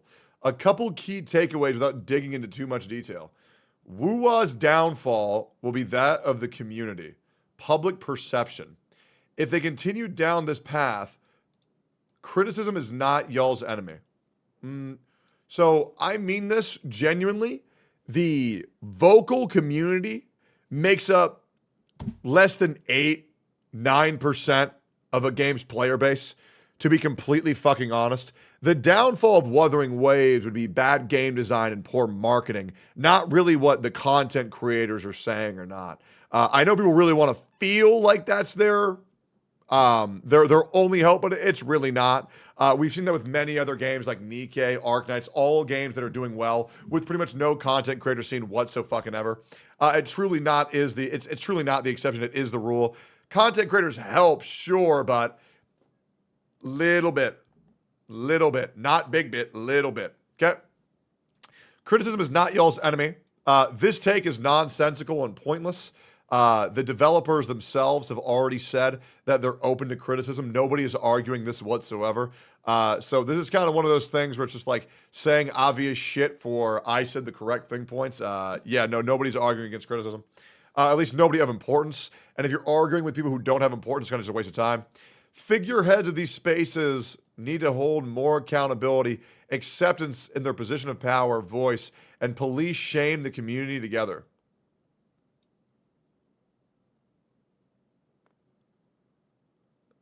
What the fuck's that even mean? This point I don't even understand.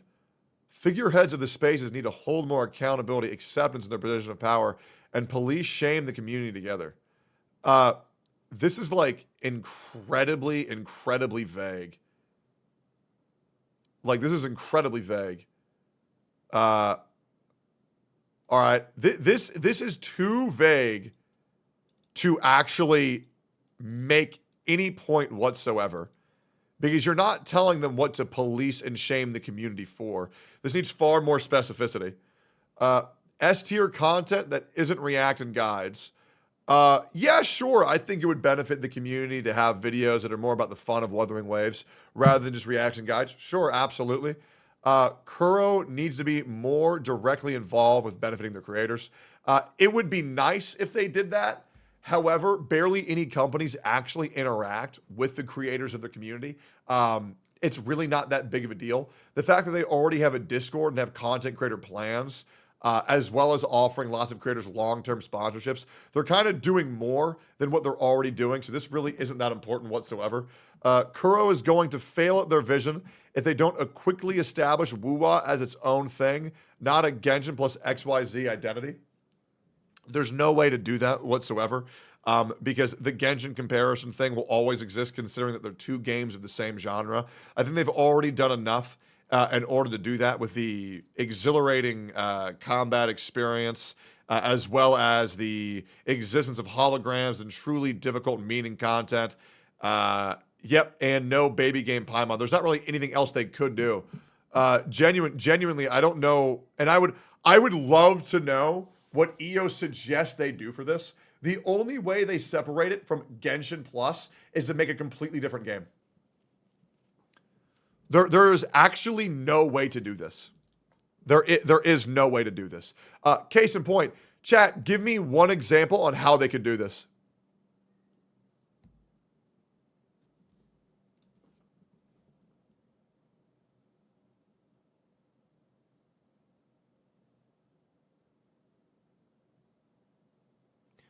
Are you noticing how every single comment that was just said was nonsensical, or I don't know?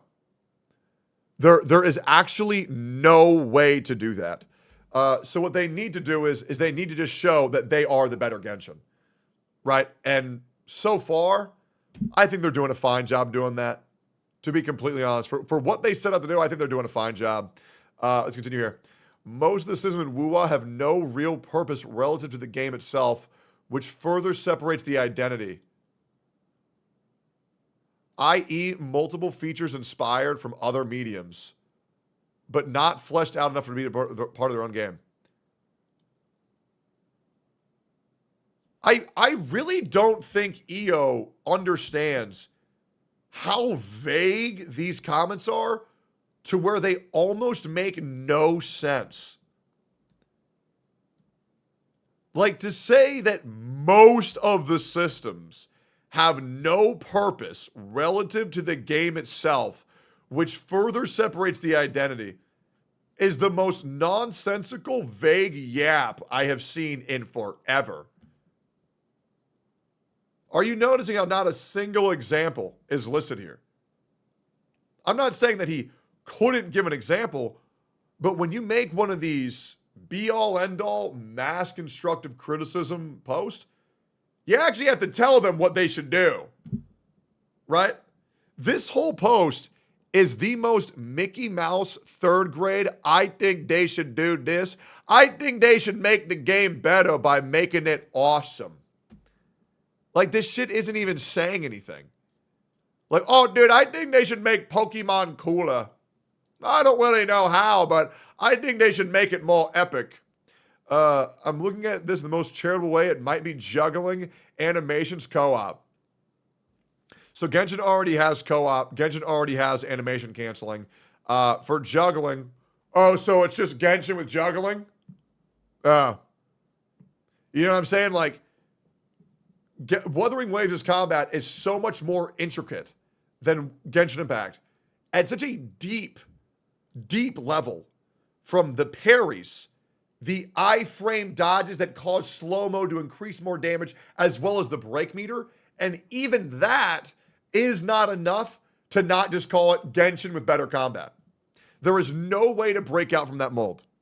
There's no way, right? Immerse the players in the actual game, not the concept of better than Genshin.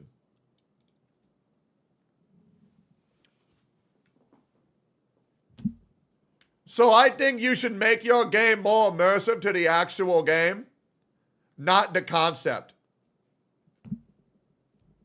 Bro, when you make posts like this, when you say a game needs to get, like, do you guys understand?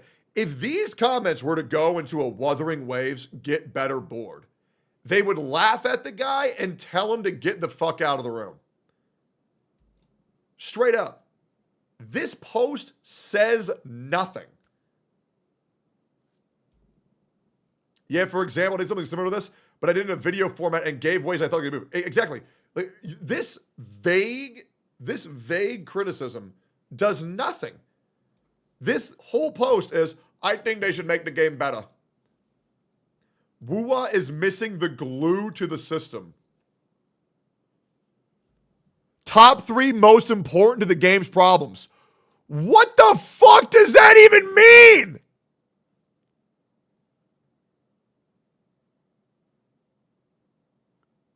Like, and you have to understand this. If EO sees this video and then elaborates on what he meant, it still doesn't negate the fact that this post does nothing. It literally does nothing. Wuwa needs more glue.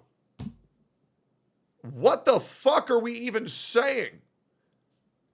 I don't even know why the fuck I was linked to this. Like, this dude is crashing out on Wuthering Waves, saying it needs all these things and then providing no alternative. And I'm sorry, if you say this thing needs to be better and you're not giving criticism on what exact thing you're talking about, you're just not helping. Like you're just not helping.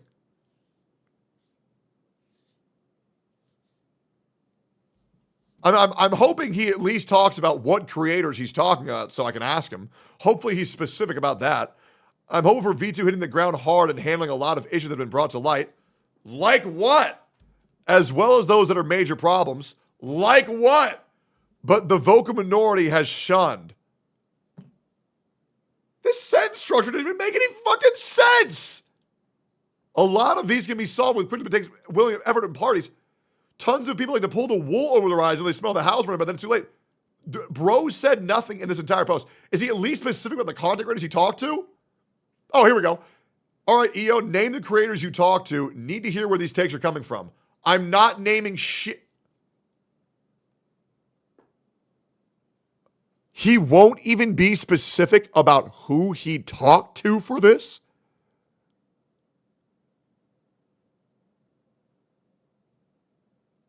What the fuck?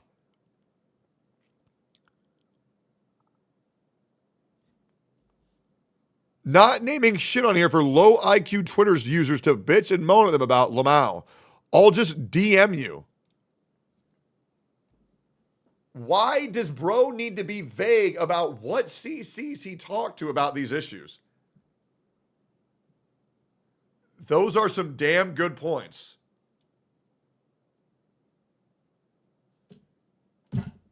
V, what point did he make in this whole post?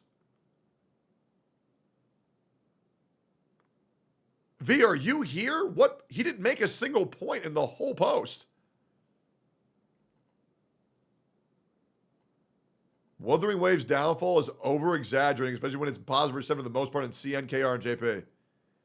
It's not an exaggeration. It's a this or that positive reception within the space. Outside the space, we're being labeled anything but positive. As I said, public perception. Proof? The game is making tens of millions of dollars globally.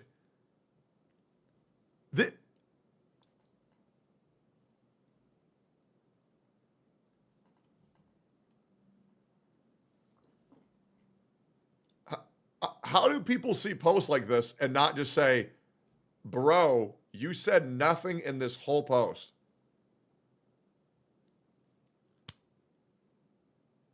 Time to quote tweet it.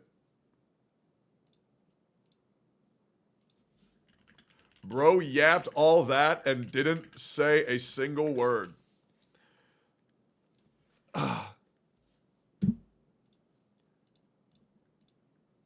Like, that's just insane to me. Like, I really hope that people understand that, like, when you say game needs to be better, and I mean, I'm going to go through this whole post again.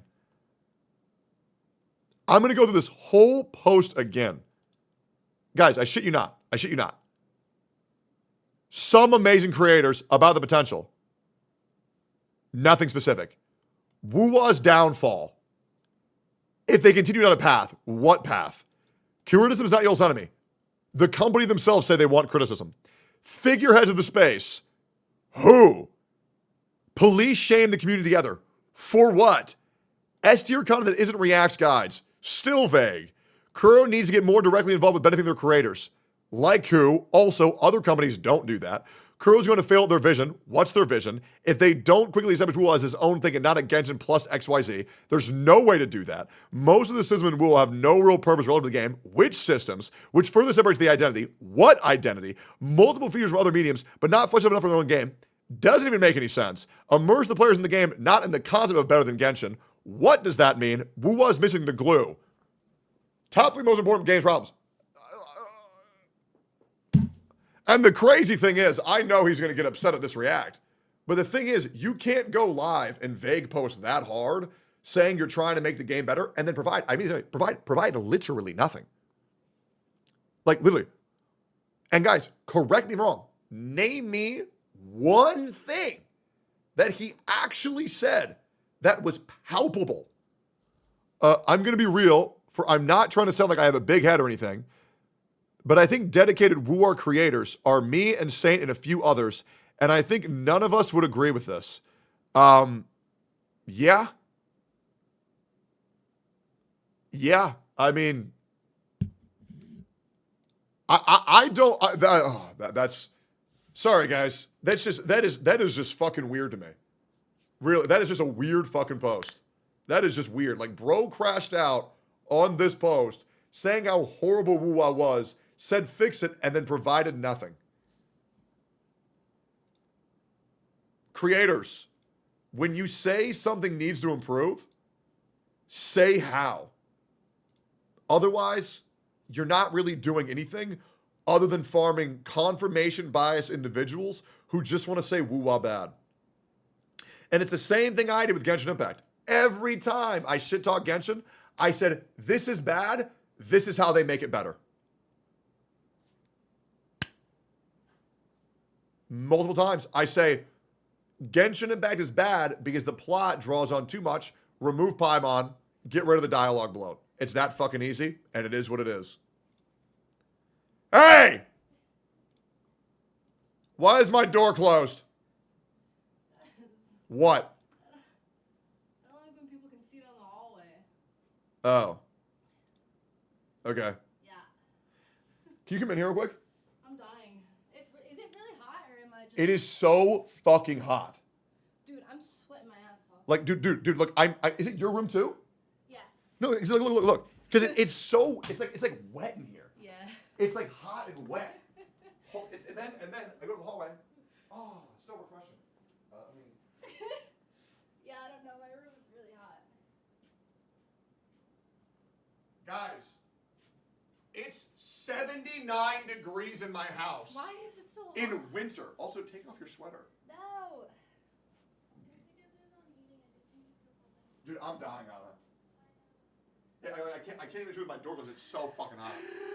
Oh my god. I have a vent right above my head too. Like, why is it hot? Wait, it's closed. Hold up. Can you get on this? Get on this and open the vent. Can you hold it? Yeah, I'm gonna hold it. Wait, move it sideways. No. Oh, okay, wait. Yeah, it's braced. Oh my god. Okay. You're good. You're good. You're good. You're good. You're good. You're good. You're good. You're good. It's so shaky. You're good. Hold on. You're good. You're good. You can't see this, but she just plunged in my head. She slapped my bald head so hard right now. That was insane. Okay. All right, thanks. Yeah. My phone. Yo, is my Young LA shit here or no? I don't know. I can check. I need to shower. Yeah, because I was going to youngla.com using codes to pay for 15% off. Wow. And I'm really excited for my purchases. Yeah, can you check real quick? Right now? Yeah. Oh god. Okay, hold on. Do you want soda? I want soda. Yeah, soda and a water too. Okay. And a snack. Yeah. There's a black man at her doorstep and he just dropped off a package. Alright, cool. Brax fighting Saintontas. Is he? Brax. Alright, let's see here. Is he actually fighting Saintontas? Hey, I don't like this. And maybe the devs are not really privy to it because they are just like, they don't play the game as much as we do, right? So like they're just not as in touch with it. But we can say, hey, I don't like this and like not know what to do about it, right? Like that's fair. I can notice that there's a problem even if I don't know what the solution is. I thought it would kind of die down, but like it's kind of like still ongoing at the moment, right? I think there's even like a well, I mean, I've been invited to like a debate thing where it's like Hoyo shows vs Kurrobots, and it's kind of fun now, but it seems kind of like it kind of sounds like a toxic fucking argue fest now. Because when I was like you guys just need to fucking box or something. No, when I was invited to this, like this was, I think the only thing that was happening was Saintontas mocked Mr Pokey. That's all I knew about him. I was like, okay, this is nothing. But now the game show got like delayed, by the way. It's like that was like a week ago, and now everything kind of blew up, and now I feel like that's not going to be a very friendly. We all should just get in the boxing ring. I mean, Smack's gonna win. Smack's gonna demolish us all, but it'll be fun. I think both sides. First off, I think people are going to I'd body smack. Oh, you little silly rover. Second You're off, my little do pod. you want Oh, to you call? little silly rover. You're my little. Oh, you little silly rover. What the fuck is You're my happening? little pog. Oh, you little silly rover. What is going on? You're my little pog. Oh, you little silly rover. Oh, good God. Yo. What the fuck is happening, man? Yo, hold up. First off, I'd body smack. Second off, do you want to call? Dude, I'm down to call. Saint's fucking stolen, so. Alright, cool. I'll call him right now. Braxophone. Alright, cool. Yo, you hear me? Yeah, I can hear you great, man. What's going on? Hold on. And also, I'm gonna knock on your chat on Twitch. That way we can abuse the viewer count bug right now, which is insane. Not sure. Okay, I thought they patched it. Nope, they didn't fix it. Okay, so we're gonna get you up to 6,000 viewers right now, man. All right, fuck yeah. Yeah, free content. Well, I love clout chasing my friends. Oh, absolutely. Well, here's the thing. I chased you, right? So it's fine. Oh yeah. Fair enough. All right, I called you on Twitch. Okay. Yeah. All right, sick. So what did you think of EO's tweet, by the way? So actually, I was one of the people he was talking to, and I'm not gonna lie, man. We talked about a lot of shit. He had some good takes. He didn't say fucking any of them in this. Well, and why didn't he say that he talked to you? He doesn't want to. He doesn't want to rope people in. He doesn't want people to like get shit on because they were like talking with EO about shit. That's insane. Like I genuinely believe that. I think he's worried that like if he ropes me and like some of the other people in there, I'm not gonna say it because he didn't want to say it. Sure. But if he doesn't rope those people in, then they'll be like safe. I think that also just go to the notifications on Twitch and just press accept knock. Yeah, I think that if a chatter or your community is going to guilt you for who you do and who you don't talk to, I think I just wouldn't worry about that chatter's opinion, to be completely honest. Yeah, no, I think that's fair. Yeah. Yeah, so what's going on with you and Saintontas, man? Is there war? I don't think it's that big of a deal, but I think I've made him pretty upset. Okay. By the way, that knock worked. Yeah, That's my first time. that knock worked great. Yeah, absolutely. Yeah. All right, sick. So I don't think it's that big of a deal, but I can understand why he's upset about it. Basically, like, he watched my buddy Vars' video. Do you know Vars? No, I've never heard of him before in my entire life. Okay, so Vars just makes discussion content on different games. He'll be like, what happened to the best 5-star? You know, shit like that. Sure. It'll just be like a 8 to 12 minute video just talking about that shit. And he makes discussion videos. He also gets paid to make guides by like Genshin or not Genshin. Ooh, he in the bag? And, okay. All right. He's getting a bag. And he's also getting paid by Wuwa to make guides, right? Hell yeah, brother. Okay. And essentially the part that I have beef with and what I'm frustrated about is that I've seen nothing but just tons of people getting shit on by this guy. And Vars is one of them. And Vars is one of my buddies. Okay. And it's like, it's not PTSD, but I have fucking trauma with specific creators in the Genshin community. And some of them at the start of Genshin would like go live and they'd watch people's videos and they'd shit on them. And what they were trying to do was like build a reputation, become reputable, become the only people that you can trust for guides, builds, shit like that. So Zajeff. I wasn't gonna say it out loud, but that is who I'm talking about, right? Yeah. So the guy's a piece of shit. Mm-hmm. So he would do that, and I was one of the people he did that to. And it bothered the shit out of me. Because, like I'm just a fucking dude. I'm just chilling, making my own content. I'm not shit-talking anyone at that point. Yep. And this guy's going in on my videos. I'm getting spammed with comments about how I'm fucking stupid and I shouldn't be making guides and shit because I don't know what I'm fucking doing. So I DMs a Jeff, and I'm like, yo, I don't know you super well, but it kind of sucks, like, seeing you shit-talk me all the time online. Like, that feels bad. I think it's really weird behavior. And I'm going to go ahead and give you my side here already. For sure. I'm very biased towards your perspective. I think it's very important that content creators, when they're making guides, make their guides stand alone. Don't make your guides in opposition. I think it's very harmful for the space. Oh, 100%. Because like if you're going to every single video and every single video saying you can't fucking trust this guy, you can't trust other people. Yeah. Like it literally just creates a cult following. Yeah. And I hate that shit. And so that was happening in Genshin, and that's why Genshin has gotten as bad as it has for guides specifically, where you have like specific people that you can watch and trust and no one else can be trusted. Right. And for me, it doesn't really bother me as much anymore because I've done my own thing. So people don't go to me because I have the most technically correct shit. They go to me because it's entertaining to watch. Yeah. Which is fine. Yeah, I love your guides. I've already gone on record saying you're my favorite guide maker. I actually said that. I said that like 2 hours ago to Mr. Pokey. Holy shit, bro's glazing. Yeah, no, people were shitting on your guides actually, which I was not too many. A couple were. I think your guides are great, personally. I think the best well-crafted and the best edited. And they're also like, you make them funny without it being cringe, which I really enjoy. I appreciate that, man. Yeah, I mean, and I'm gonna be honest, like, I don't think I have the most accurate shit either, but that's all I want to do is make entertaining videos. Yeah. Right. 100%. So, it depends. It depends on like what. So, you say you don't have the most accurate shit.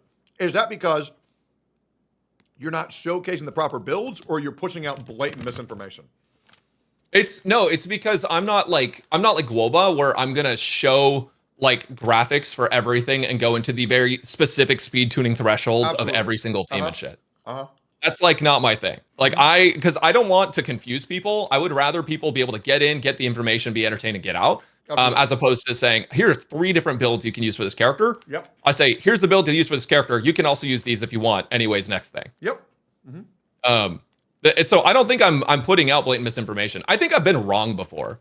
But I think usually when I'm wrong, it's within like a reasonable amount. Like there's times where it's like somebody will find something that's like 1% better than what I'm talking about, and then they'll be like, "Oh, you were wrong." But like it's 1%, man. I don't really care. You're still beating the game, right? Yeah, absolutely. I think your guide's the most casual acceptable as far as entertainment, digestibility, as well as builds. And that's a very large demographic that people don't understand.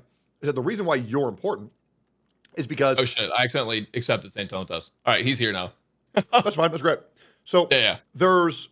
You need to understand... I'll add him to the call in just a second if you're cool with that. You can add him anytime. Okay. It's important to have guides for casual players because not everybody wants to sweat. People do just want to enjoy the game, get information that's easy to digest, and they're not there to study a guide and go over graphs and notepads. So I do think there is an importance for all of them. Now, are your guides going to be the most correct guides? No, I don't believe so.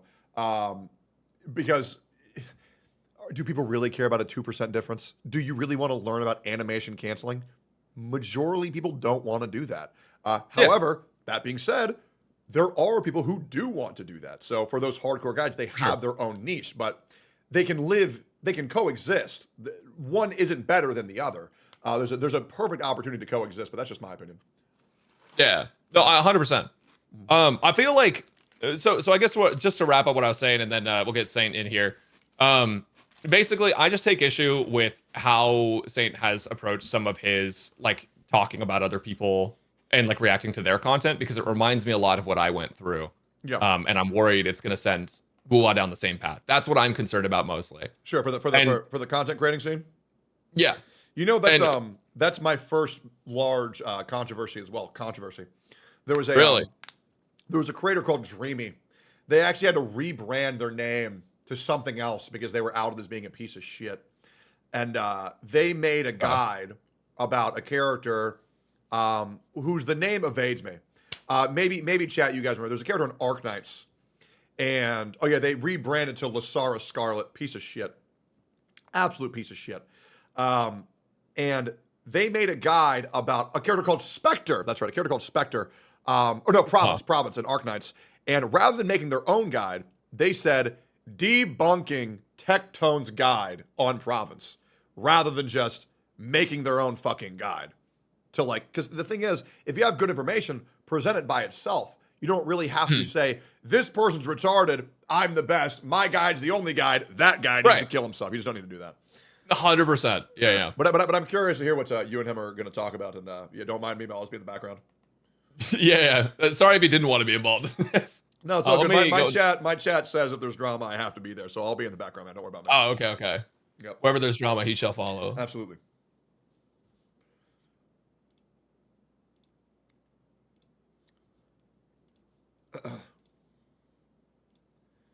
What's going on? Hello, what's up? Yo, Saintontas, I'm going to add you. Oh, wait, you're already here, added to the chat. Bro.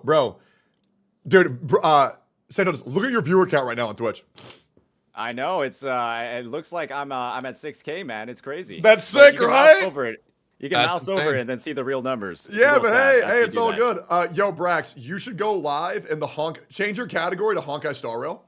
Because then you'll have 6.4 thousand viewers in the Honkai Star Rail category, which will drive so we're gonna inflate the numbers? Yeah, inflate them. Okay. Yeah, so I'll be in Just Chatting. Saintontas will have Wuthering Waves and Braxton have Honkai Star Rail, and we'll all just farm here. And don't worry about me, man. I'm just here to mediate. I'll be a fly on the wall. All right, man. Mm-hmm. Yeah. Okay, so what's up, man? I basically I had chatted with Box. You already saw the VOD. Yeah. And it was like 6 a.m. So I went to bed. I woke up, went and made some breakfast, was hanging out with someone. And then I get a clip sent to me, and it's of you watching my stuff. So I'd hop in your chat, and I was like, all right, let's just fucking hash this shit out. Mm-hmm. So I saw what you were saying about let me say this, and then you can tell me if you feel like it's wrong. So basically, you feel like I am doing the same shit that Atsu is doing by shit talking you in other people's streams, and that it's hypocritical of me to do that because I've been through that shit and I know what it feels like. Yeah, to a degree, right? And I think a lot of the messages that I pulled up in particular, where it's like, okay, he's getting dogpiled, rightfully so, by because he's making shit takes. He has like a big ego, that sort of thing. When we're going in without, you basically admitted on the call with Vox that you didn't even watch everything. That you summarized a lot of like the points, you took a 10-second clip, and then we're making conclusions off of that. So basically, all right, so I have one problem with this. It's not, I didn't watch all of the Gacha Smack Pokey stuff, which right? Because I thought I had a grasp on the Gacha Smack Pokey thing. I had no idea what it was actually about because I wasn't following that entire thing. But that wasn't my main issue with what was happening. That was just some extra shit that I had seen in passing, and I was like, oh, okay, that makes sense. Right. My main issue with you that I was having was when you were watching Var's stuff and tearing into him. Because I think that even though you obviously disagree with this take, that's fine. I think you can disagree with the video, and I think a shit ton of people disagree with the video, right? But my issue was with how you were going about disagreeing with it, because you listened to my whole story about back in Genshin, what had happened, right? Yeah. I was basically the victim of that, of people going after like my content, and basically saying I was spreading misinformation and shit. And that for me has never been recoverable. What was that? It hit close to home for you. Yeah, no, it's never been recoverable for me. Because literally, there have been times I tried to be friends with Jeff, and that I found out. No, genuinely, I did. I tried. Yep. Because I was like, this guy is making guides. I'm making guides. Maybe we can work this shit out. I tried being friends with him, and I genuinely could not, because every single time I talked with him, I would remember that this guy was fucking tearing into me every single day for the first 3 or 4 months of Genshin. Same. Well, that's what it felt like. I don't know if that's actually accurate. Same. He did that to a lot of creators, including myself. Right. And so when I see this kind of happening to Vars, and when I see that you're reacting to a lot of people saying shit, again, I didn't have the full context of Pokey and Gacha Smack. And I admit to that. But I did 100% watch through Vars's video, and I watched through a bit of your stream. I'm not going to sit down and watch 5 hours of it. But you mentioned at one point that you want to hear people out before you give your takes on everything. But the entire Vars video, you were pausing every few seconds to talk about something that he said. And it felt ruthless to me. It didn't feel like constructive criticism. It felt like you were being a dick. And that's what I didn't like about it. So I think to give some of the extra context on the VOD, right, on the React, is there was a lot of chatters coming in, either Vars viewers on YouTube, a lot of different platforms, right? And they were basically telling me, oh, you need to watch this entire video. You need to watch all these different things before you're even able to comment on it at all. So a lot of that 5-hour VOD is me pulling up chatters, banning them, or banning them after having a conversation with them, just to get through the video without them interrupting how I'm reacting to it. And so that's where a lot of the 5 hours is coming in. And overall, when it comes to how I was reacting, how I was viewing the context of the situation, what I immediately recognized from the critiques that he was making was that a lot of it, he was just simply talking about things in the game that weren't there. That weren't there at all. Do you have an example of that, Saintontas? Yeah, I don't want to be the receipts guy, but can you give an example? So I'll just go ahead. Because I know you carry receipts. Yep, I'll pull it up, and I'll share my screen so the sound goes over to your guys' area. Yeah, easy. Appreciate it. Thank you. So let me just pull up the video. I've got so many different examples, right? I've got the notepad. Or did I save the notepad? I hope I saved that fucking notepad. I've got a notepad where I was literally on stream keeping track of every single point that he was making and how, based off of the mechanics in the game, the issues or critiques he was trying to make, they were literally just not there. If the notepad was on stream, you can pull up your VOD and just show that. That's a good fucking idea. Yeah, that's a really good idea. You type really fast, by the way. I heard you're Korean and that you're masters in League of Legends. Yeah, absolutely. That part of that is being able to flame your team extremely fast. Yeah. And when you have a high words per minute, right, you're able to get out all the trash talk as soon as possible. Yeah, absolutely. And and sometimes you have to talk shit in the middle of CSing, and that really tilts your opponent. Okay. Yeah, that's a good one. That's a good one to practice and try out. You guys should all try it out sometime. Yeah. I literally just tried League again for the first time in a year and a half last night. I'm sorry. I fucking hate that game, but it, I had fun. I hate that game. Yeah, though. I think it's better than you wasting your life on Final Fantasy 14. Okay, hold on. First off, I saw you in that fucking video. Yep. Go ahead. Talking shit. Absolutely. Listen, man, I feel like League is probably worse. Hell no. MMOs, you're locked in for 12 hours of the day. League of Legends, you can stop after 30 minutes. All right. Y'all got my screen pulled up? Yeah. Okay, so I'll say that this point over here, Vars builds Zhang Liao with lingering tunes. That is something that he actually has in the video. So that's something. Okay, yeah, that's something that I said he did in the video, but it was later clarified for me, and I backtracked in the VOD and made sure that in the published video I had, it wasn't actually in there. Okay. But that was something that I misunderstood from his video, kind of like just going through it over the 5 hours. But he actually is building that set on the character. So that's just like one thing that I wanted to point out that he doesn't explicitly say, but is in there. Basically, he has like a lot of arguments in this video, right, that I've just listed out. Things being like, oh, he literally states himself that Sanhua relies on another character to work. He says her only purpose is to buff Camellia. That's literally what he says in his video. And then he immediately follows up with how he says Wuthering Waves is lesser compared to other games in comparison, because other games have teams where characters have a sum bigger than their parts. And if you immediately say that Sanhua requires another character to work, that implies that in Wuwa teams, you have interactions that make the characters bigger than the sum of their parts. And to make that comparison that Wuwa doesn't have this, when quite literally he just said it did, and 30 seconds later he says it doesn't have that dynamic, I'm just like, what is he trying to do with this information right now? Why is he representing stuff in such a way that's directly contradictory within just 30 seconds of each other? Then he says, in Wuwa, most characters are just individual kits that happen to work together. They don't have synergistic playstyles. When he just talked about how other characters require synergy, require like different mechanics, or they have different mechanics that work together with each other.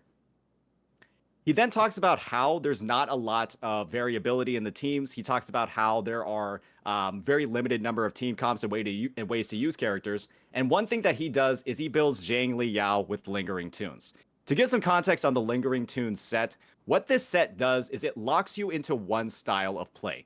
All you can play with lingering tunes is hyper carry.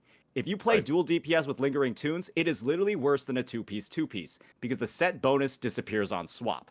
Zhang Liao is one of the best dual DPS characters in the game, and for him to say that there's no incentive to horizontally invest and go for a wide variety of characters, and then proceed to lock himself into hyper carry compositions, that to me is a self-inflicted issue. This is him not understanding the game's mechanics at all and making claims that there are issues that, again, are self-inflicted that he's experiencing because he doesn't actually know the game or the Sonata sets. Okay. And so that's just like all of the things that I was able to pull in like a 2-minute span of time. Okay. So do you think that... Okay, first off, what level does Sanhua have her outro skill? Level 1. So like, would you not say that there's no reason to level Sanhua? Like, okay, you can, you should, right? But Sanhua works the same, regardless of whether or not you are horizontally investing and leveling her and your main carry. No, I'm all about that. I always talk about how you can have a naked Sanhua on level 0 Moonlit Clouds and Overture, and you're fine. You don't really need to do much else with the character. Right. Literally no items at all, and you're good to go. I have said that multiple times on many streams. Right. So I'm gonna say, I guess, what my takeaway from the video was, as someone that knows Vars, because I do think he actually, in this video, I think he did a very bad job of expressing his point. I think he spoke in a lot of absolutes that made, I mean, honestly, that's why he came to a lot of these conclusions, because he spoke in a lot of absolutes that I think were not actually absolutes. But I think that Vars is someone who likes to make these discussion-based videos, which I'll talk about the guide stuff in a second too.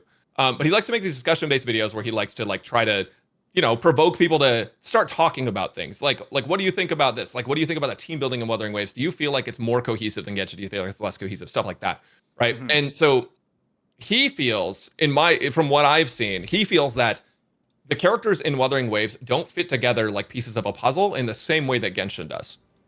Right, and I think that even you can agree that like the elemental reaction system carries Genshin's combat, right? Have you played? Absolutely. Yeah. There is no real depth at all to Genshin's combat without the system, because you don't have things like Concerto, you don't have things like parries or perfect dodges that interact with other mechanics. 100%. Yeah. I think that like Wuthering Waves combat is absolutely has a higher skill ceiling, is way more complex in the actual execution. However, I feel like what he was saying is that like, you can pull a bunch of 5 stars, you can pull a bunch of 4 stars, but it doesn't feel like any of those characters were specifically made for each other, except for some of the newer ones. Do you think that's a good thing or a bad thing? That's completely subjective. Yeah, because Exactly, me personally, I think it's good that characters aren't specifically meant to work with a specific character, because then you can pull one character and have a standalone unit. But that's just my take. Absolutely. I don't know why it's being presented as a negative. Yeah, and so when the video is titled "The Problems with Wuthering Waves is Team Building," and we're making claims that there are problems with this dynamic that we're listing out, when quite literally it frees up compositions, right? Yinlin is the premier Zhang Liao buffer, but she has viability in other teams. Versus in Genshin Impact, you would have the premier Zhao buffer, right? The premier Wanderer buffer, Arizon. You're not going to use her in any fucking team that doesn't do anemo damage. Never. There is absolutely no reason you would ever do that. And so the value of your characters inherently in Wuthering Waves is just so much higher based off of that. You can use them in a lot more team comps. But then we're going ahead and saying, oh, because we don't have these super detailed or like super specific concentrated synergies, that's a problem. And we're just like, what? Why? Where's the problem? Why are we viewing this as a negative when you can just play characters in more teams, have more variety, and just like get a better experience out of pulling a limited character? You can just use them in more areas. Sure, you know what? I 100% see that, and I agree with that, because Wuwa has that's like what Wuwa's identity has become. But I still think that Wuwa does have a bit of an identity crisis. Right, I still think they need to form out what Wuwa is trying to be a little bit more. Because right now, it feels like this weird mishmash middle ground, where like you do have characters that work very well together, and team building is important, but it doesn't feel as like important enough to where you have to do it in a very specific way. I think they have to spend more time like figuring out what do they want this game to do. Do they want it to be like more solo character focused, and do they want it to be a team-based game? Because that's where Genshin, which is what Bars was saying, would be a more cohesive team building system. Do you think Genshin has an unfair buff of its team building system because more characters exist comparatively to Wuwa? Oh, for sure. Yeah. Okay. It's about 5 times the roster size. Okay. 5 or 6 times the roster size. 100%. And the thing is, right, I think you mentioned something about not having like a vision, not having like I think that's a really negative spin to put on the entire dynamic. Right? Okay. Like, oh, these devs aren't really sure what they're doing. They're not really like they don't really have a vision, right? It's kind of insulting to them. Is it not? I don't feel like to it's like take this freedom and this variability and how they can actually slot teams, characters are be able to use in multiple comps, but then we're framing that as they don't have a vision. They're not really sure what they're doing. So the reason that I say that is more than just what the game is, it's what the game was when it was in development. So I don't know if you played any of like the really early betas of the game, but this game, when it was created, and like I'm gonna preface this as well. I talk with Kuro's staff a lot. Like I know Kuro's staff. They're very kind. I'm working with them. They're great, and I'm working with them to make a bunch of videos, right? But I can confidently say that when this game was being made, this was meant to be their Genshin Impact, right? Whether or not it was in development when Genshin was out or not is kind of irrelevant, because they saw what Genshin was doing and they wanted to do that, but for Kuro games. And later they decided to take their own directions on it. But the reason that I bring that up and that I say they don't have their identity fully fleshed out yet is because a lot of the systems in this game feel, in my opinion, like I love Wuthering Waves, but they feel half-baked, right? And I feel like the team system, in my opinion, is unfinished for them. They haven't decided what they want to do with it. What systems do you think aren't finished, or is it just the team building? Because I saw that post. You sound like you spoke to EO. It sounds like you're echoing some of his points, but I am wondering, like, what systems do you specifically have a problem with for Wuthering Waves? Yeah. So I think the ecosystem is really cool, but I think they should have done more with it. For example, the fact that shinies are static spawns is stupid. Absolutely. 100% agree with you. 1,000,000%. Yeah, not RNG. They're like, yeah, they're scripted basically. Yeah, that made it so much less magical. The shiny system was a fucking joke. 100%. I think also on top of that, like they had some really cool opportunities to do stuff with randomizing spawns a little bit. Not like entirely random, right? But like, you know, in Pokemon, you walk into the grass, there's like 5 things that can spawn there. Yeah. What would make this game a lot more interesting is if you're trying to find things, they spawn on in a certain area, right? But they're not always in the same area. Roaming echoes could be really cool. Yeah, I think that's a very fair take. That I honestly, I don't feel like a lot of people are gonna disagree with that take. It's a good one. Outside of echoes, I feel like the story, they weren't sure what they wanted it to be. I don't think that was because of Genshin necessarily. I think that was just like they didn't really know what they wanted it to do. They needed to Cindy Mar has a great video kind of like detailing how the game went through massive rewrites on the way to version 1.0. He mentioned something about how Renacita, right, what's going to be in 2.0, was actually supposed to be in release. Really? The release of the game. And because of the rewrites, like the Black Shores was in CBT1. Wait, does he have proof of that or no? He says that in his video, and so I assume that he has like the sources and stuff in the video itself. Okay. But yeah, that's stuff that's mentioned in the video of his. Okay. And so he says things about the Black Shores was in CBT1. Renacita was basically supposed to be in the launch of the game. Interesting. Because I played CBT1 and I did not see the Black Shores, but maybe I just didn't get farther. There was like a teaser for it apparently in Interesting. the game. Interesting. Okay. Or Well, that's what was in his video. That's what was in his video. yeah. If anybody has a link to that, chat, if anything backing that up, I'd love to see that. So It's one like the other best thing. devs in gacha gaming history. That's what his video is. One other thing is so a lot of people are gonna shit on me for this. Obviously, PGR has their own sort of like tower climbing thing where it's like the endgame challenge mode, right? Yep. But TOA is basically the same thing as Spiral Abyss. But like the thing that I have a problem with is there's not a reason for it to exist. Because Wuthering Waves has this really cool combat system with perfect dodges, parries, and perfect dodges, giving concerto, shit like that, right? Like all of that is super cool. I think that's fucking awesome, and they should capitalize on that, but they haven't. They've been trying to capitalize a little bit more on like, can you clear tower by combining these characters that have an outro skill that works with each other, but the outro skill doesn't feel like it's integral to it either, right? So it feels like they're 1 foot in, 1 foot out. But I feel like what they should be doing is, if they had an idea for what they want to do with the game, which it seems like they did with the combat, they would focus more on the actual boss fights, like the hologram boss fights, making like a rotational one of those instead of TOA, or in addition to TOA, as like another game mode where you have to solo it, right? Or where you can't heal through all the damage. What were you gonna Something say, that's Saintontas? actual mechanical skill I track. was gonna say that whole take on outro skills is, I think it's demonstrably false, just by the fact that there are multiple viable teams to clear the TOA where the outro skills just don't even interact with each other at all. Dual DPS teams are the biggest example, where they just don't have outro skills that buff each other, and they're quite literally the best teams in the game. That have the best Right, just clear because time. the damage dealers do so much damage Yeah, on their own. yeah, and so to hear that, like, oh, the TOA is just like a matching simulator, or like, not like a matching simulator, but like a matching thing where you match up outro skills, it's just literally wrong. Like, you have a lot of variability, different ways to approach the content, and clear the game mode. Right, well, yeah, that's what I thought I said that.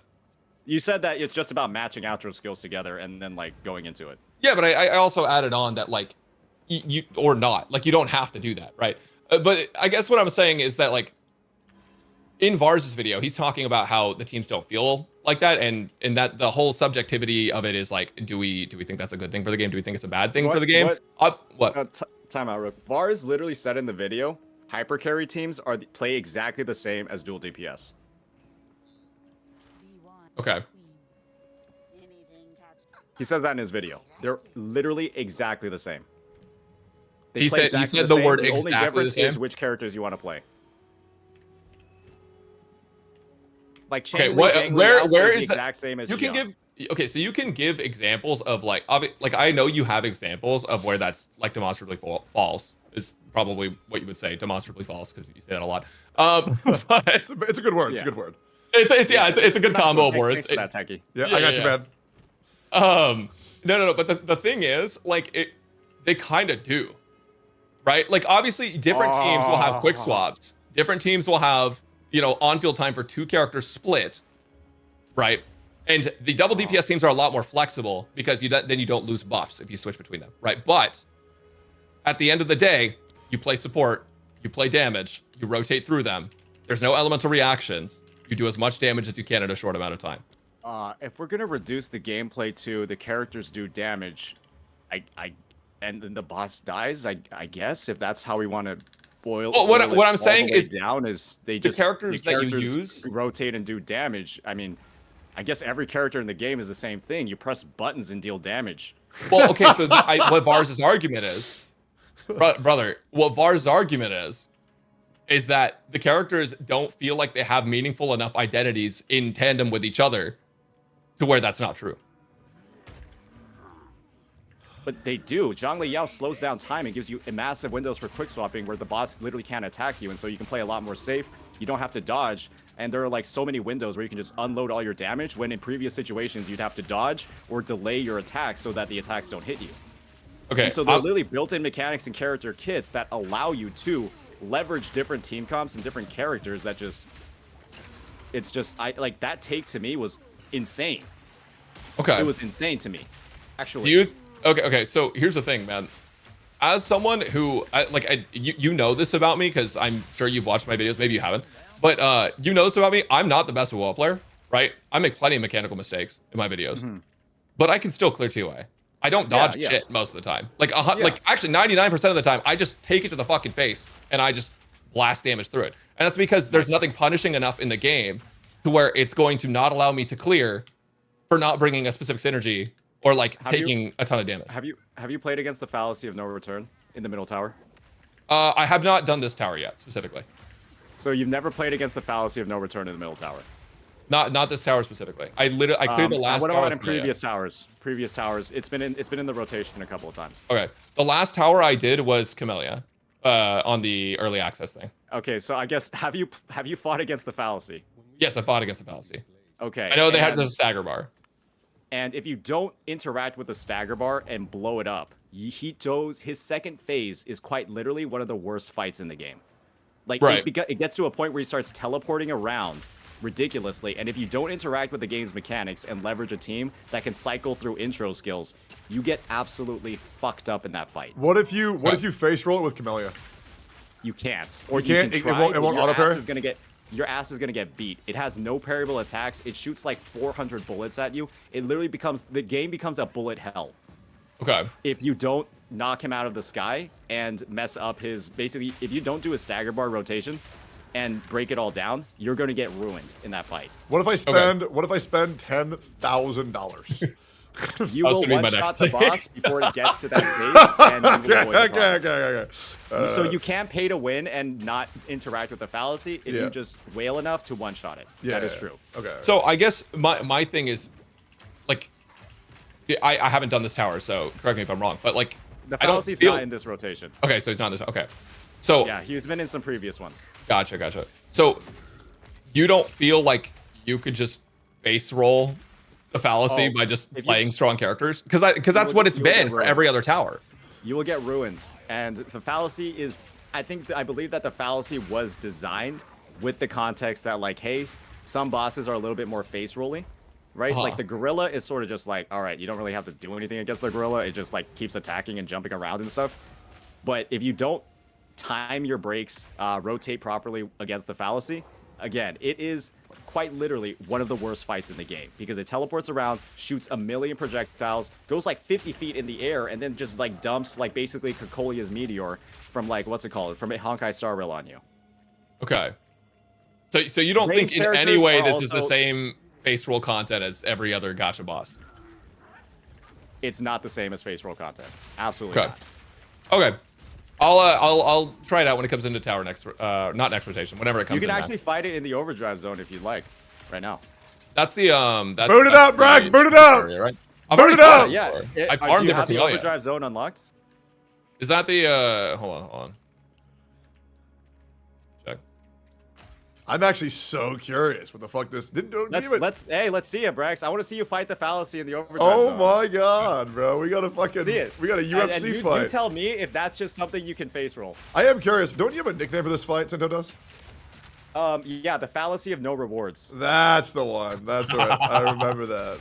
That's the insane, fallacy man. of no rewards. That's insane. I actually am curious. Honestly, I might not even have overdrive zone unlocked. So let me check. Because I play this game more on the early access servers on my own account. Okay, that's fair. So they have everything unlocked. I hate replaying the game multiple times. You unlock the overdrive zone after 30 out of 30 clearing the hazard tower a single time. Okay, I probably have it then. Okay, easy. Check. Let me load it up. Oh god, we're going! Hell yeah, dude! I'm stoked. No. I mean, listen, man. I don't think I'm good at this game, right? I could get fucked, but I also know that like most gacha games and their content is just fucking piss easy once you're fully built, which I'm not, by the way. It's not. The fallacy is not. You're gonna eat those words, buddy. I guarantee. Oh, here we go. When you fight the overdrive zone fallacy, you're gonna eat those fucking words. I saw a very mixed reception to this take, so I actually am very curious. I also think it is very good because Brax is forwardly casual with it, so this will kind of give people a good experience. I would probably say you're better than the average casual. I would say, Brax, you're pretty damn good at video games. But I am curious to see how you'll fare against this. Let me know when you have it up, and I'm gonna screen share your stream. Overdrive zone. So we have to clear hazard. Clear all 3 towers in hazard zone. I haven't done it. Was overdrive zone added later? It was added in patch 1.3. Okay, yeah, that's why I don't have it. Oh damn, bro. Yeah. Fuck.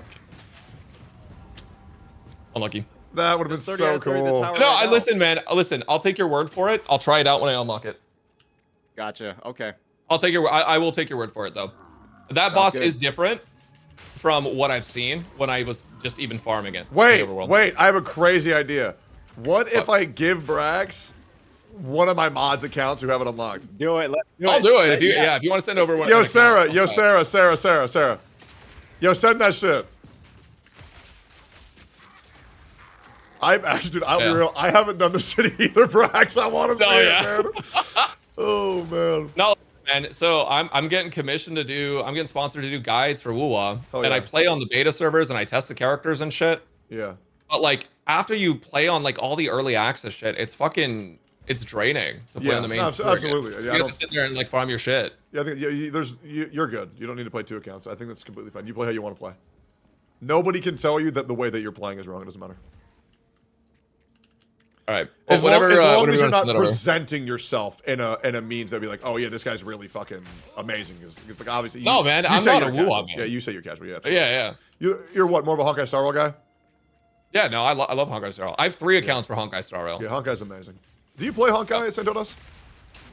I quit after Firefly release because there was like one event where I think it was in Pentagon. You had to like jump to like 4 different parts of the map, and then you had like a 30-minute dialogue to start the event. And I was just like, I fucking hate this game.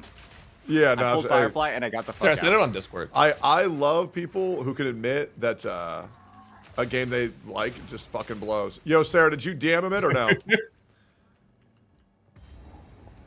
Hold on, let's see.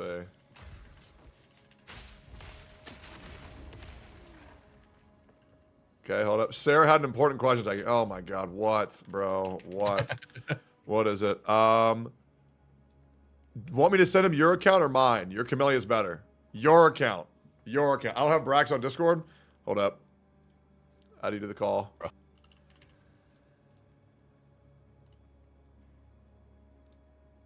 Yo. Alright, cool. Yo, hello. Cool. Yeah, Hey, give him your Hello, info. Sarah. Welcome. Don't say it out loud. Yeah, say it out loud. Say it out loud, Sarah.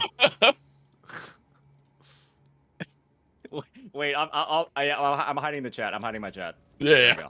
Good, Don't show that shit. Don't wait, no. Don't worry. I'll just be in. I ruined Sarah right now. Bye. Have fun with your conversation. Okay, cool. Bye, Sarah. Thank you. Hearts in the chat for Sarah, guys. Hearts in the chat for Sarah. All right, let's give it a shot. Let's see. Yeah. Hey, once Brax is logged in, Sarah, delete that shit because I feel like it's gonna accidentally pop up. I just have Discord open so people can see the light ups. Oh my god, bro, this game just bitched my ass. Holy god. Yo, have you ever played Path XL too? No, I haven't. I just got that. Dude, enjoy. I've had some people suggesting it. I heard it's good. A lot of people like it. Good, don't touch it, man. It's fucking amazing. Yeah, y'all both need to get in on this shit, bro. I'm gonna keep it a buck. Get some variety going, maybe. Yeah, absolutely. Or, I mean, honestly, I play it offline. It's just nice. Like, if you want, like, a hard game that challenges you, it's so fucking good. Yeah, because it's just, like, something you can just sort of, like, passively grind, always feel like you're making progress, right? Yeah. Yeah, that's always, it's always nice to be able to burn time on that, regardless. And gacha games don't really let you, you got echo farming, but that's Dude, really Fob calling you out right now, man. Fob's calling me out? Not you, no, Techie. Me? Oh, okay, What'd he say? okay, good. I remember the last time Fob called me out. Yeah, no, he's calling you out. He said, get to level 80. Catch up. To level 80? Hey, my bad, bro. I'm having sex every day and I go to the gym, bro. Not everybody can just sit there and have their girlfriend carry all their financial situation, brother. That's crazy. That's a critical blow. Okay. I don't know the there's a Sanhua attack that like instantly blows everything up. Yeah, you intro in on her, and then you E, and then immediately liberation. And then you cancel the E animation, and then while you're coming back from your liberation, you hold down your attack button to prep the negative edge. You exploded. negative edge. Shut Okay. the fuck up. That is not real. Tell me tell me you're kidding. I am literally, it's literally how you do it. You negative edge. Oh my God. During the liberation animation, you release. Yo was right. Oh my God. I've never played this fucking was over mid again. animation. You do the swap back with Oh Storekeeper my God. to Tell him to activate stop the talking, fallacy, Brax. and then go back to Sanwa. Okay. And then outro skill to Camellia. Okay, that's. I'm not that's even cool. joking. That's literally the proper terminology to explain that interaction. I believe you. I'm just horrifically upset by it.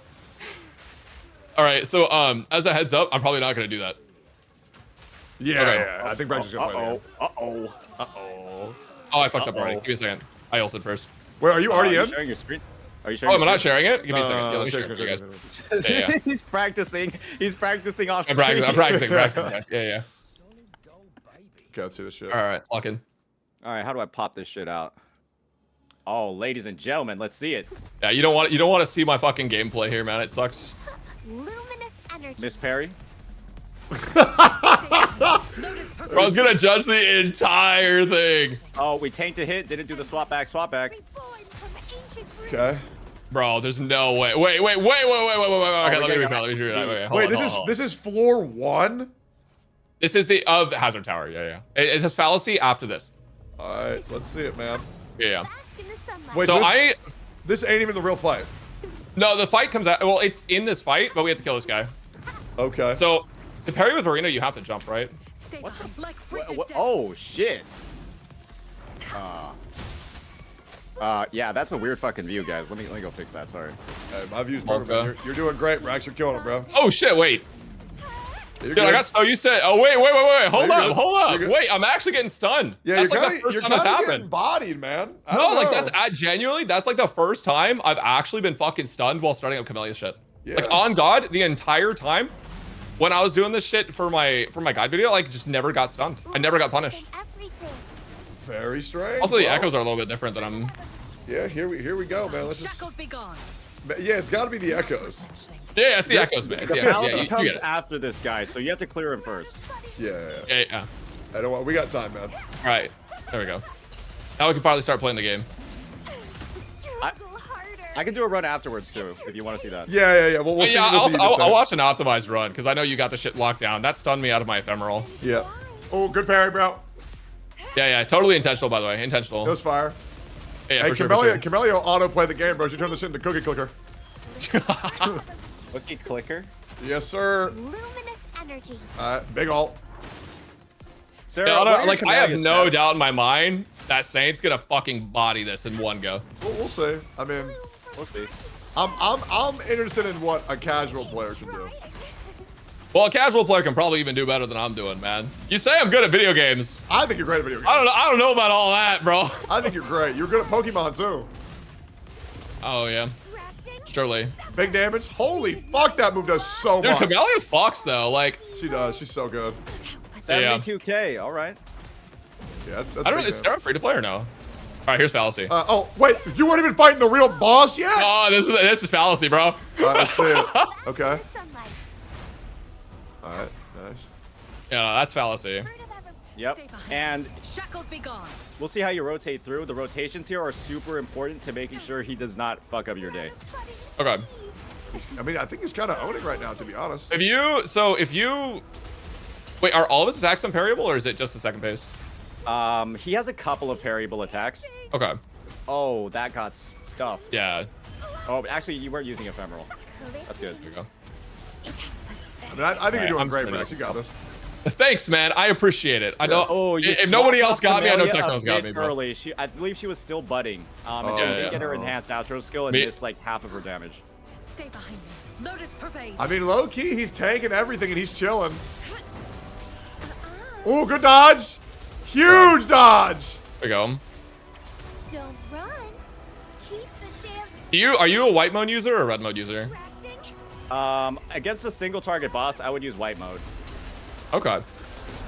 And now he's about to go sicko mode. So okay. This is kind of let's where see the sicko mode. Super important. Yeah. Oh, I can't even hit him.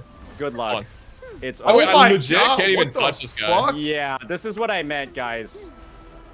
Stay behind me. Yeah, and your intro skill just doesn't land because he's. Oh my God! There's a follow-up. Fucking dead. Holy brother!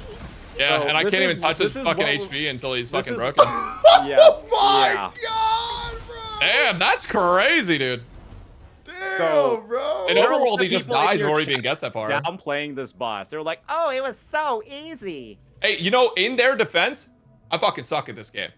Right? I learned what I got to make my video, and that's it. It's out. But I do think it is important because I do think that's how a lot of people play the game. I think that casual players should play the game. And nobody gives a fuck if a hardcore player can beat it easily. It's not about them. It's about the majority demographic, which is the casual players who will be the ones looking up guides because usually people who look up guides are worse. So, yeah. Yeah, and you know, you're giving me a lot of benefit of the doubt here, but I genuinely think like most people are gonna play better than that. If you're in the hazard zone for tower, you're probably used to playing this game a lot more than I am. Yeah, Right. if you have the overdrive zone unlocked, you've already kind of beaten the hazard zone already. And so, Right. yeah, maybe it's like, you know, a bit more like a specialized thing for that. I'll just go ahead and share my screen, I guess, now. Oh, yeah, you're going? I want to see you fight this thing actually. All right. Is there like a character? Should I use Camellia as well? Use the should I same do? team. Whatever you want. Use the same team. Oh, same team? Okay, yeah. Use the same team? Let me know when you got it booted up so I can tab back in. I'm Can I grinding. use Shorekeeper instead? Because I like her better. Sure. Do Yeah, I go have to use for it. Marina? Okay. Yeah, fuck Verena, bro. I hate that fucking cabbage head looking bitch. Yeah, we'd rather look at Shorekeeper instead. Would you acknowledge that Verena looks terrible as a character, or do you like their design?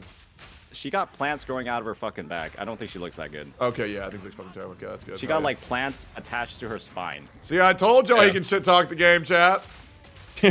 Y'all fucking sell this motherfucker short every goddamn stream, man. Y'all are too pokey pilled right now.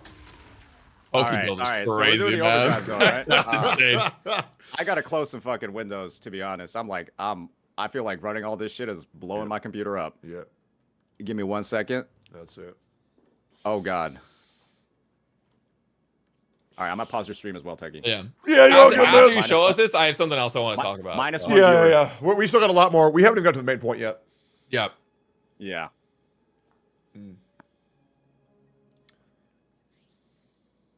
All right. Don't look at that. I still have 8 days left. You're all good, man. I've also cleared these. I've just been I didn't testing- have hazard unlocked. fucking though. I don't just think been it was- testing out all the different things. Okay. I've been testing Legit out- I've been testing out fraud. different team If comps in the Wuwa game was mode. your favorite game, you would have beat all the content already, man. Fuck this guy, man. It is beaten. I've just reset them so I can use the characters. in Shill different spots. Tontus, man. Shill Tontus. Holy so- man. Should I use Naked Sanhua? I think I will. I will Sure. use Naked Sanhua. Oh, he's flexing now. Okay. Everything should be good to go. Let's do it. Here we go. Let's see what this Echo Picker can do. Yeah. That's a crazy term. I Okay. don't have as many echoes as Genazad, so Ooh. he's the true echo pick. That's it. Oh, wait a second. Let me turn on my volume. One loss. He fucked up once, guys. Let's remember that. Whoa. There was nothing wrong with that. I was just like, sometimes I like the sound cues for the concerto. Sure, man. That's fine. There we go. That's it. I won't lie. I'm barely paying attention to that. I just wait for the fucking noise. Okay. All right, chat. Let him cook. I see you. Okay, let him cook. I kind of used the fallacy a little bit early there. Stay behind me. Yeah, I would uninstall. Oh, he's doing the tech? Not worth mentioning. Let's see the swap back swap. I'm not gonna lie, bro. You're kind of getting your shit kicked in, low key. Struggle harder. I missed the swap back because I used the fallacy a little early. Oh. You guys see that negative edge? That was big. I can't wait Oh, to see Saint shit. get absolutely shit on by the next fight. Oh, I'm so excited. I'm okay, Loki. He got. I think this guy's gonna roll it, man. He's got the adrenaline pumping. What in. the fuck was that? He's locked in. Wait, have you never done that with Shorekeeper? What was that?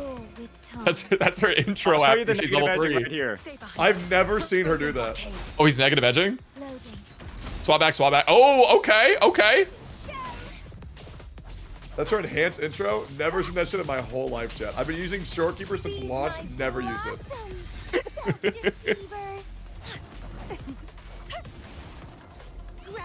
Bro just unlocked the DLC in front of my eyes. Let's see it, man.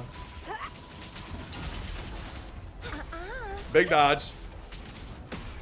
Yep. Bro's not. How is he doing that? Oh, he got that S6, man. That's what that is. That's Yeah, S6. that's nasty. Yeah. Stay behind me. Okay, he's bodying it. Yeah, Loki should have. Okay, that's good. A change of perception. Naked Sandwall, that's big. 2 220 damage, enormous.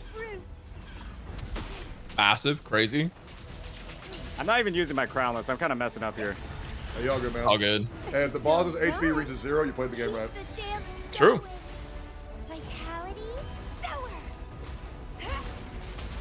Okay. Oh, he's going sicko mode. He is doing There it, goes. yeah.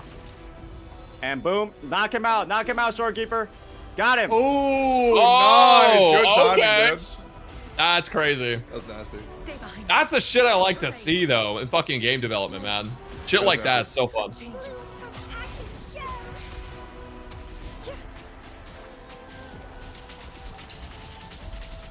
Yeah, yield, swap back, man. Nasty. It's crazy. Yep.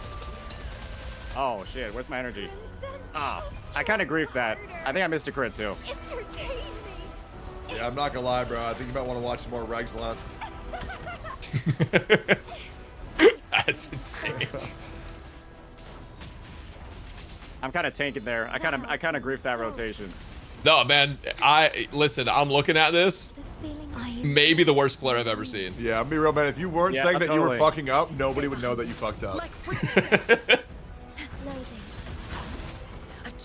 Sarah might know.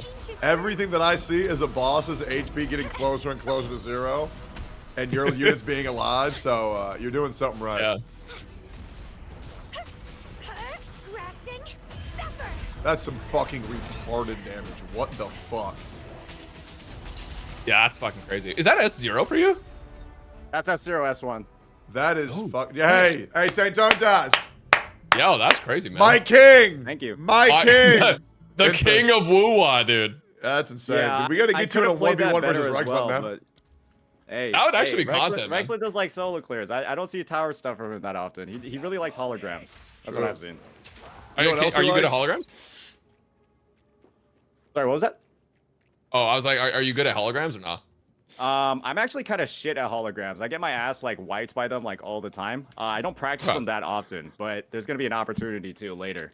Do you like hologram more or less than TOA? Do you like TOA more? I actually like TOA more just because it's like, you know, that was like a really fun, hard fight, right? And it's just like now I can try it with different characters and different team comps and just experiment and kind of see like what's going on, right?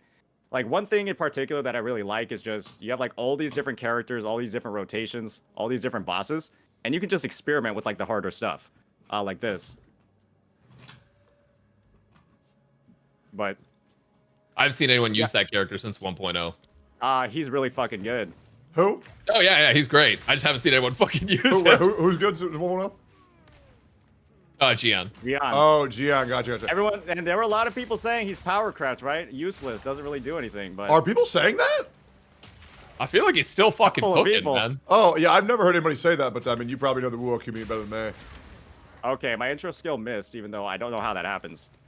Here, regardless of all this, clearly we can tell that you know, there are some boss fights that not every casual can face roll. I believe there was another topic that we wanted to move on to. I believe, right, Brax? Yep. Yeah. Cool. No, I mean that was good to see. No, I actually appreciate that. Let me stop sharing. So I have a quick question for you. So after seeing how I play, would you say that I should quit the game? Sorry, what was that? So after seeing how I play, would you say that I should quit the game? No, I think what a good thing is just like, hey, having the context that somebody is, you know, either like it's just a matter of like not necessarily quitting the game, but it's just like if you have, I guess, more skill in the game when it comes to things like tier lists, you know, like advanced character guides, that sort of thing, how to like optimize certain characters and get them working in like optimal rotations. I think that having that sort of like track record of success and that track record of accomplishment is something that makes those guides a lot more valuable, especially something like a tier list in particular, right? Because when you're able to identify where characters are strong, who's strong in certain types of content, that allows you to make like a better judgment on things like that. So to give full context for chat, if I can interject here real quick. So I'm assuming what happened was, because I don't know the whole situation, is that Vars made a video that you deemed to be slight misinformation, Saintontas, and you said that he should quit the game? Not even slight. Okay, so what happened? Extremely misinformative. Okay, so what happened? One of the big things that he does, I'll just show you guys in the video. It's a little bit spicy. Sure. He does this really insane thing that anybody that has played Anybody that has played Shorekeeper knows that this is something that happens in about 1% of gameplay. So Okay. I'll just pull up the exact clip itself. Sure. Sure. And we'll do like a bit of a react. Where's Vars 2? Oh boy. Yeah, let me know when to tune in. Bro, this guy's gonna make me quit, and I'm gonna move to Monster Hunter. Oh, bro. Hey, I'll meet you there, man. All right, dude, I got my video written. It's gonna be up in like a Hey, week. don't do that, man. Don't do that. Wait, man. wait, did you play? Yeah, I played the beta. Wait, Like, it was Wilds or the mobile game? Wilds. Oh, okay. I thought you were saying the mobile game for a second. Yeah, Wilds. I can't fucking wait. When is that coming out? That's soon, no? That's in end of February, man. Ooh, brother Yeah. man, brother man, brother man. That's gonna be Yes, fucking sir. insane. All right, I've got the exact clip over here, and what I want you guys to tell me is, shit. Okay. I like the game's.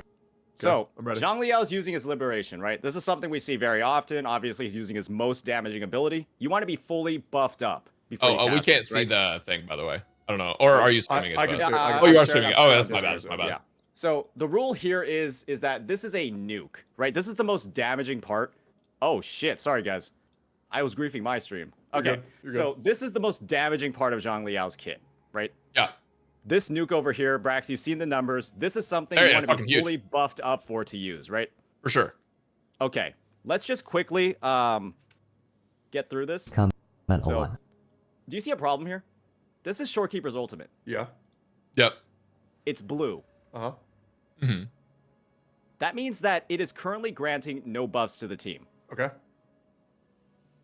That's not So he's good. not within boss, but he's using his big hitter move. Yeah, this means that not even Shorekeeper has used her intro skill, and Yinlin has not either. It is Right. blue. Because it's supposed to be gold, And this is in yes? the tower. It's supposed to be gold when you use that ability. Okay. I just And so think they let's just see. Okay, so that did 78k damage. That's pretty bad for the ability. That's arguably like one of the lowest numbers you're ever going to see in the game. And Dude, so it's when we too much continue on- going, right, you're going to notice here that the concerto on all of his teammates is full. Yeah. So real quick, you're And so- going into this clip assuming chat understands the context. They don't Yeah. understand Yeah, sorry. what he's trying to prove here. So explain to chat what he's trying to prove and how he fucked up. Yeah, so the problem here is that this is a rotation. This is like a B-roll. This is a clip from his tower footage that he's putting into the video as he's critiquing the combat and combat design and team building. Mm-hmm. Okay. And this is pretty much empirical, demonstrably proven that he does not know how to play Shorekeeper at Okay. all. Because what you would do with Shorekeeper is activate this blue thing, use her intro skill, which is like almost ready, swap to Yinlin, make it purple, swapping to Yinlin with the intro skill, with her intro skill would make this purple, and then you would swap from Yinlin to Zhang Liao to make it gold, and then use their liberation. And the gold, I believe, increases their damage via crit damage. Yeah, 12.5% crit rate and 25% critical damage. That's big damage, yeah. It's a huge buff. And so he just used the biggest nuke in his kit without even trying to buff. You're also going to notice that he doesn't have Yinlin's Ultra buff either. That gives a massive damage amp, which will basically almost, not like double, but get really close to doubling the actual damage. Yeah, of that increases Liberation. lightning damage, right? Yeah, Okay. lightning damage and liberation damage. And so Right. when you're unbuffed with Yinlin and you use your Zhang Liao stuff, you're doing no damage. So this is just like interesting to see as B-roll. It's kind of like this, to me, says that you actually have no idea how to play the game. And So- no idea how Shorekeeper works. So then your issue was he's making a video saying Wuthering Weave's team building is bad, yet he's using when a team he that he doesn't know how to play the. he does not know how to play the game. Okay, yeah. So my And he my made question. he made a guide on Shorekeeper as well. Right, but is this video where he's doing it incorrectly, the guide to Shorekeeper? No, this, I mean, Because okay, it's so just here, me, it's just how can you make a guide and then do this afterwards? so I mean, you just saw me play, right? So, But it's like, can't we just get B-roll that shows that we know how to play the game? So here's the thing, like I think that is beneficial, right? Like if you put in B-roll that like proves that you know how to play the game, that's great and all. But I think a lot of people in the recording B-roll, especially for like sponsored videos, right? Because I'm pretty sure this is a sponsored video. That you kind of just go and like you mindlessly play the game. I don't know if you do that ever, but for me, like when I'm getting footage in Star Rail or Genshin, I'm not always worried about if it's the most optimal unless it's a guide video, right? Because in the guide video, I want to make sure I'm not showing a bunch of fuck ups. I get the difference between unoptimal. This is like, this is just not playing the game. Like this is if an It's not playing the optimal team right. rotation is at like 90%. This is at like a 5%. So this is where, like somebody playing that just Kazuha got with the Geo controls to the characters. game is just pressing random buttons. Okay. Right, but that's what this looks like. I guess the reason I feel like I just feel like that doesn't matter because this isn't like obviously this is his opinion on the game, but I don't think the background footage that he's using proves or disproves like his opinion of the game, right? He can still feel how he does about the game and its design choices without necessarily having to understand every single thing about the game. Yeah, I think the B-roll would be important. Like, I think the B-roll would be important if it was like, this is the B-roll I'm showing of the thing that I'm talking about in the game, but it's not really indicative of anything he's talking about. It's just like to pass the time. I think it's fine. And you've seen him play correctly, right? Like in the guide videos, he at least makes the effort to do the rotation right. And this isn't a guide video, but like you can tell he does put in the effort where it's there. And I know he does because he talks to the same guy I do about like just optimizing the characters and testing them out. So there's another clip that I wanted to show, and it's in multiple places. It's not just Okay. at the end. Sure. Okay. He goes in. Dodge and do. Yinlin's about to use her intro skill, right? Sure. Or Yinlin should be. Actually, I don't think this is the right clip. Let me quickly see. Yeah, he doesn't. He doesn't do the rotation here. So is there any misinformation that he puts out in the video? Yes. Or, okay. Massive amounts. Yeah, that's It's everywhere. okay. So arguing over B-roll is kind of like nonsensical. Let's talk about what he said in the game. That's like wrong. Yeah. Okay, let's go to this part over here. That being said, hey So- Vars, if you're watching this, use more accurate B-roll, dumbass. Okay. Like, I'm just saying that like Yeah. using B-roll, that's just us like not rotating through anything properly, and then talking about like what's right or what's wrong with the game's design. To me, is just like, I mean, why just damage your credibility like that? You you're don't trying to make need a legitimate critique. You don't need to be good at the game to have an opinion on the game, though. I know, yeah, but I this is agree. not being good at the I game. agree. This is not knowing how to play the game. That's Okay, what's but like, dude, indicated if in I the footage. okay, you said I was straw manning when I said this last time, but like, if I have a problem with a 50-50 system and I can recognize that objectively it's a shit system, like I don't have to understand everything about the game to know that's a shit system. I don't even have to understand everything about gacha. I can just say I don't really like this. I think it's shit, and that's okay. This is right? a video on team building though, and playing in a team and the synergies between characters. And so this is him not knowing how to play the team. And he's talking about team building and how the teams and how the characters interact with each other. But do you think his take would change if he was playing it correctly? I think that his take would have more validity and be easier to recognize as potentially true and leave more room for discussion if he showed that he actually was able to play the game and rotate through the team. So what is the take? Because if the team is about team building and he doesn't know how to play a team, then yeah, it does lose some credibility. Absolutely. So what is it that we're arguing here? I'm trying to find specific takes over here. Sure. Let's just go into the hyper carry. Let's Take just go your into the time. hyper carry. Yeah, we're in no rush. Yeah, let's get into that. Thank you, Techie. Absolutely. Opposite problem is Genshin. The immense breadth of Holy shit, possible. Genshin The jokes scary. mechanics and foundation are there. It just needs to expand the menu. There's something about hyper. Yeah, okay, here it is. This is the most diabolical part of the clip for me, at least. Right now, there's no difference between hypercarry and swap cancel teams. It's Right. This you brought this up earlier. This bothers me a lot. Right now, there's no difference between hyper carry and swap cancel teams. Okay, you said dual carry and hyper carry, which I feel like dual carry doesn't imply quick swap. It does. I don't believe it does. I've never seen a dual DPS team where you don't quick swap the characters. That's fair. Yeah, wait, no, I actually agree. Is there any example of a dual DPS that doesn't use quick swap? It 100% does. Wasn't there a whole thing with like 100%. maybe I'm just fucking full of shit, but wasn't there a whole thing with like Havoc Rover on field and Cheng-Li on field?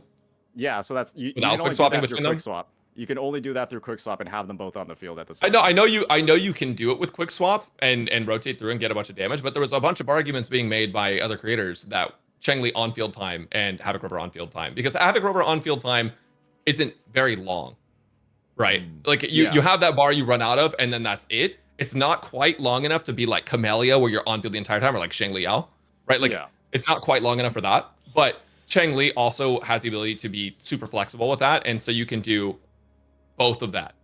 Does that make sense? Both of them. And that's what I saw people arguing. I think it might have been I win to lose, but I could just be full of shit. I think you still need a quick swap in that team to play it properly, though.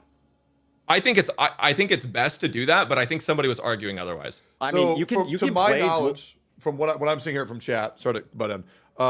So there's pretty much 99% of dual DPS teams are quick swap. There is one exception, but I wouldn't say the exception's the rule. So I do think that it's fair to say that dual DPS does imply quick swapping. Okay, that's fair. Yeah, keep going, Saintontas. Yeah, so there are a couple of more just like really so right, this is a thing, right? There are a lot more takes like this, and when you see that in combination with all the other factors that we were just talking about, it gets this video gets really stinky really fast. Okay. Here's another one. This is another one that's an absolute banger, and it's kind of like the whole dual DPS thing. Okay. He says that Zhang Liao and Shorekeeper are some of the most generic characters in the game. Okay, they're that's completely generic, and they're not like unique in any way. He's just another generic attacker. Oh, she's another generic healer. Why did he say I mean, that? she does. Wait, Shorekeeper is literally Verena Plus. No, she's not. She's like Verena Pro Max. No, she's not. No, because Verena, you can get the whole kit done in about 2 seconds, whereas yeah, I mean, yeah, there's obviously that difference, but I'm talking about the buffs. No, they're completely different. Yeah, because isn't Verena like attack percent and then Shorekeeper's crit rate? Yeah, Shorekeeper's crit, and she takes much longer to ramp up. Right, yeah, of course, but that doesn't make them completely different characters. They serve the same completely purpose. different characters with much different attacks and like synergies. All right, we're just not going to agree on that point. Well, no, I would actually like to hone in this. I'm actually very curious. How are they similar? I feel like because that to say is, couldn't you make that argument for any other character in any other gacha game? Because like I feel like they're pretty damn. No, that's why like Gallagher is Linkshot. Linkshot obviously is very different from Gallagher, right? She does a fuck ton of damage and she can even outpace Firefly in endgame content. Yeah, so I agree that Gallagher E6 is Linkshot. Like Linkshot but is but Gallagher E6 is Linkshot. When you reduce it down to fire support that heals, that is in break teams. Yeah. Right? And I feel like it's fair to say like Shorekeeper is your dedicated buffer and healer in your team of characters that you are going to be using in TOA that's going to be buffing, giving you a shit ton of buffs and like gigantamaxing your characters. You know what I mean? Like she gives in my opinion, she gives bigger and better buffs.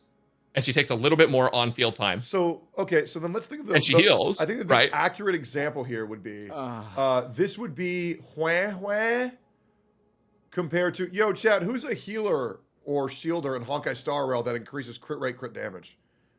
I'm trying to think here. Fushuan E1. Fushuan E1. Yeah, so I don't think Fushuan and Hua are really similar whatsoever because one you use for dot teams and one you use for more, crit rate, crit damage. You just don't use her anymore because she sucks. Yeah, I feel like Shorekeeper and Verena. It's not event read, man. Yeah, no, I feel like Verena and Shorekeeper are very, very, very different. Like, yeah, Shorekeeper. I could write out a list about how different they are. Yeah, I mean you can make a compare and contrast list. Like, obviously, you can go down the list. You could say crit rate, crit damage, and then you can talk about rate of buffs. You can talk about the amount of healing. You can talk about the field time. You can talk about all that shit. But to me, I still view them from a similar lens because I'm not viewing them for very specific teams. I'm viewing them as like you can use them in place of each other and be okay. It may not be the most optimal thing for every single team, but if I'm playing a team with Verena and then I get Shorekeeper and I know how to play Shorekeeper and I put her in that team, it's probably still going to clear. It is, but the point is that there are specialized team comps that Shorekeeper performs a lot better in and is like the biz pick for hypercarry teams. And then we have the Verena, especially when she's S2, she is the GOAT in dual DPS because especially with Chang Li, S2 Verena and Chang Li is one of the best sort of dynamics in the game because Verena just shits out intro skills for free and charges up Chang Li's Forte circuit like faster than anything else in the game. Okay, but at S0 performs so much better with her. But at S0, even at S0, she's better than Shorekeeper for Chang Li. 1,000%. Yeah, of course. I guess what I'm saying is like I think this is literally just a difference of opinion. I know.